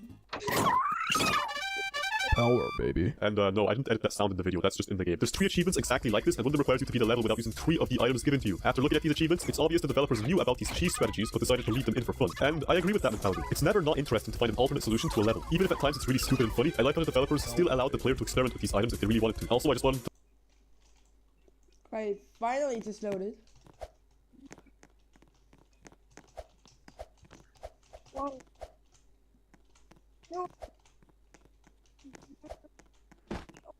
Oh great, it's moving platform spam.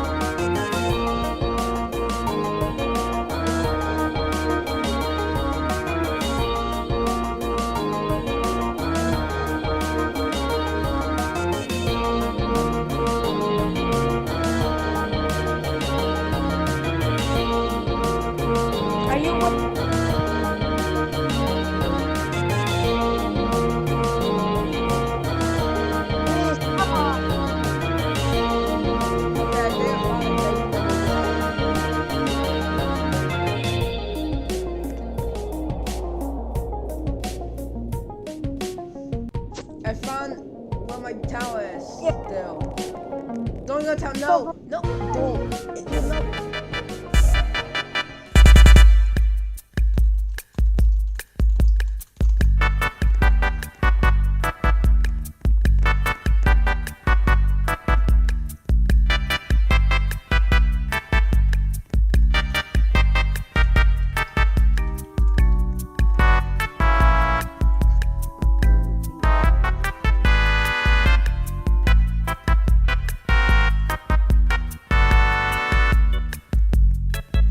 Okay.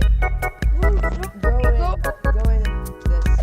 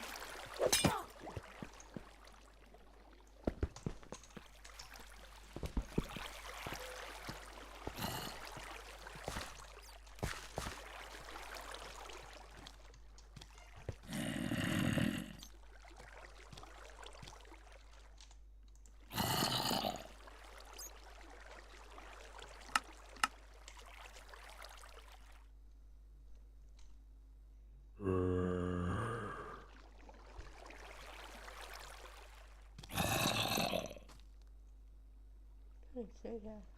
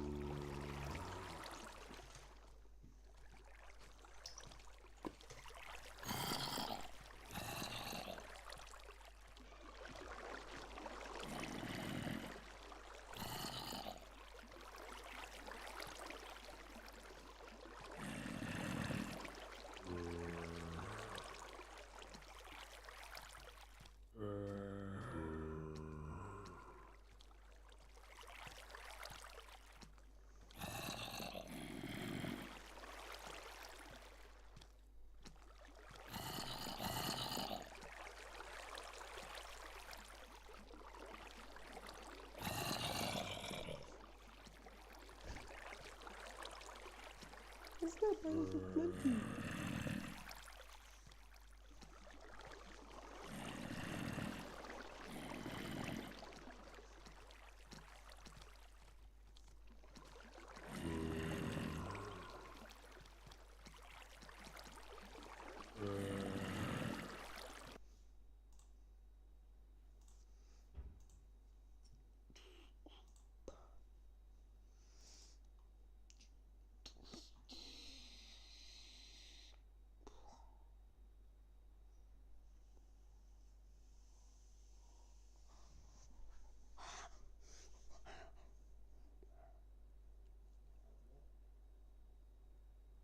I'm fucking for this whole off days though.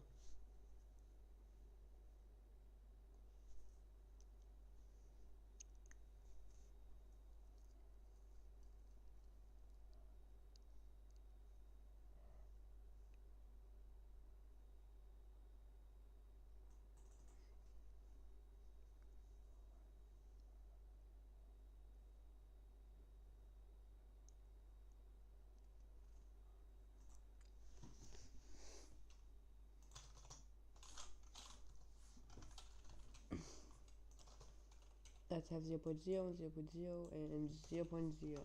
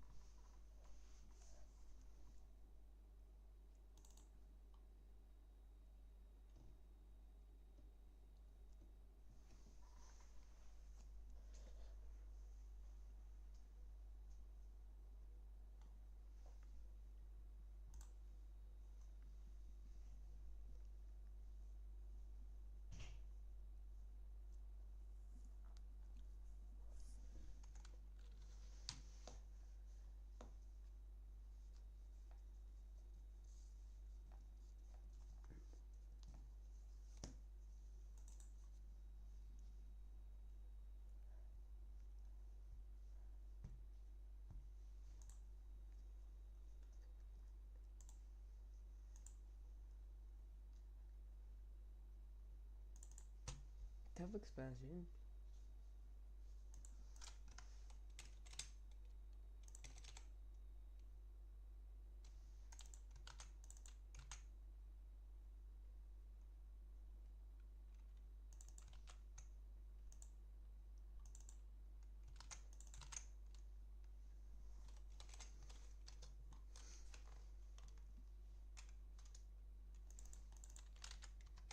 No.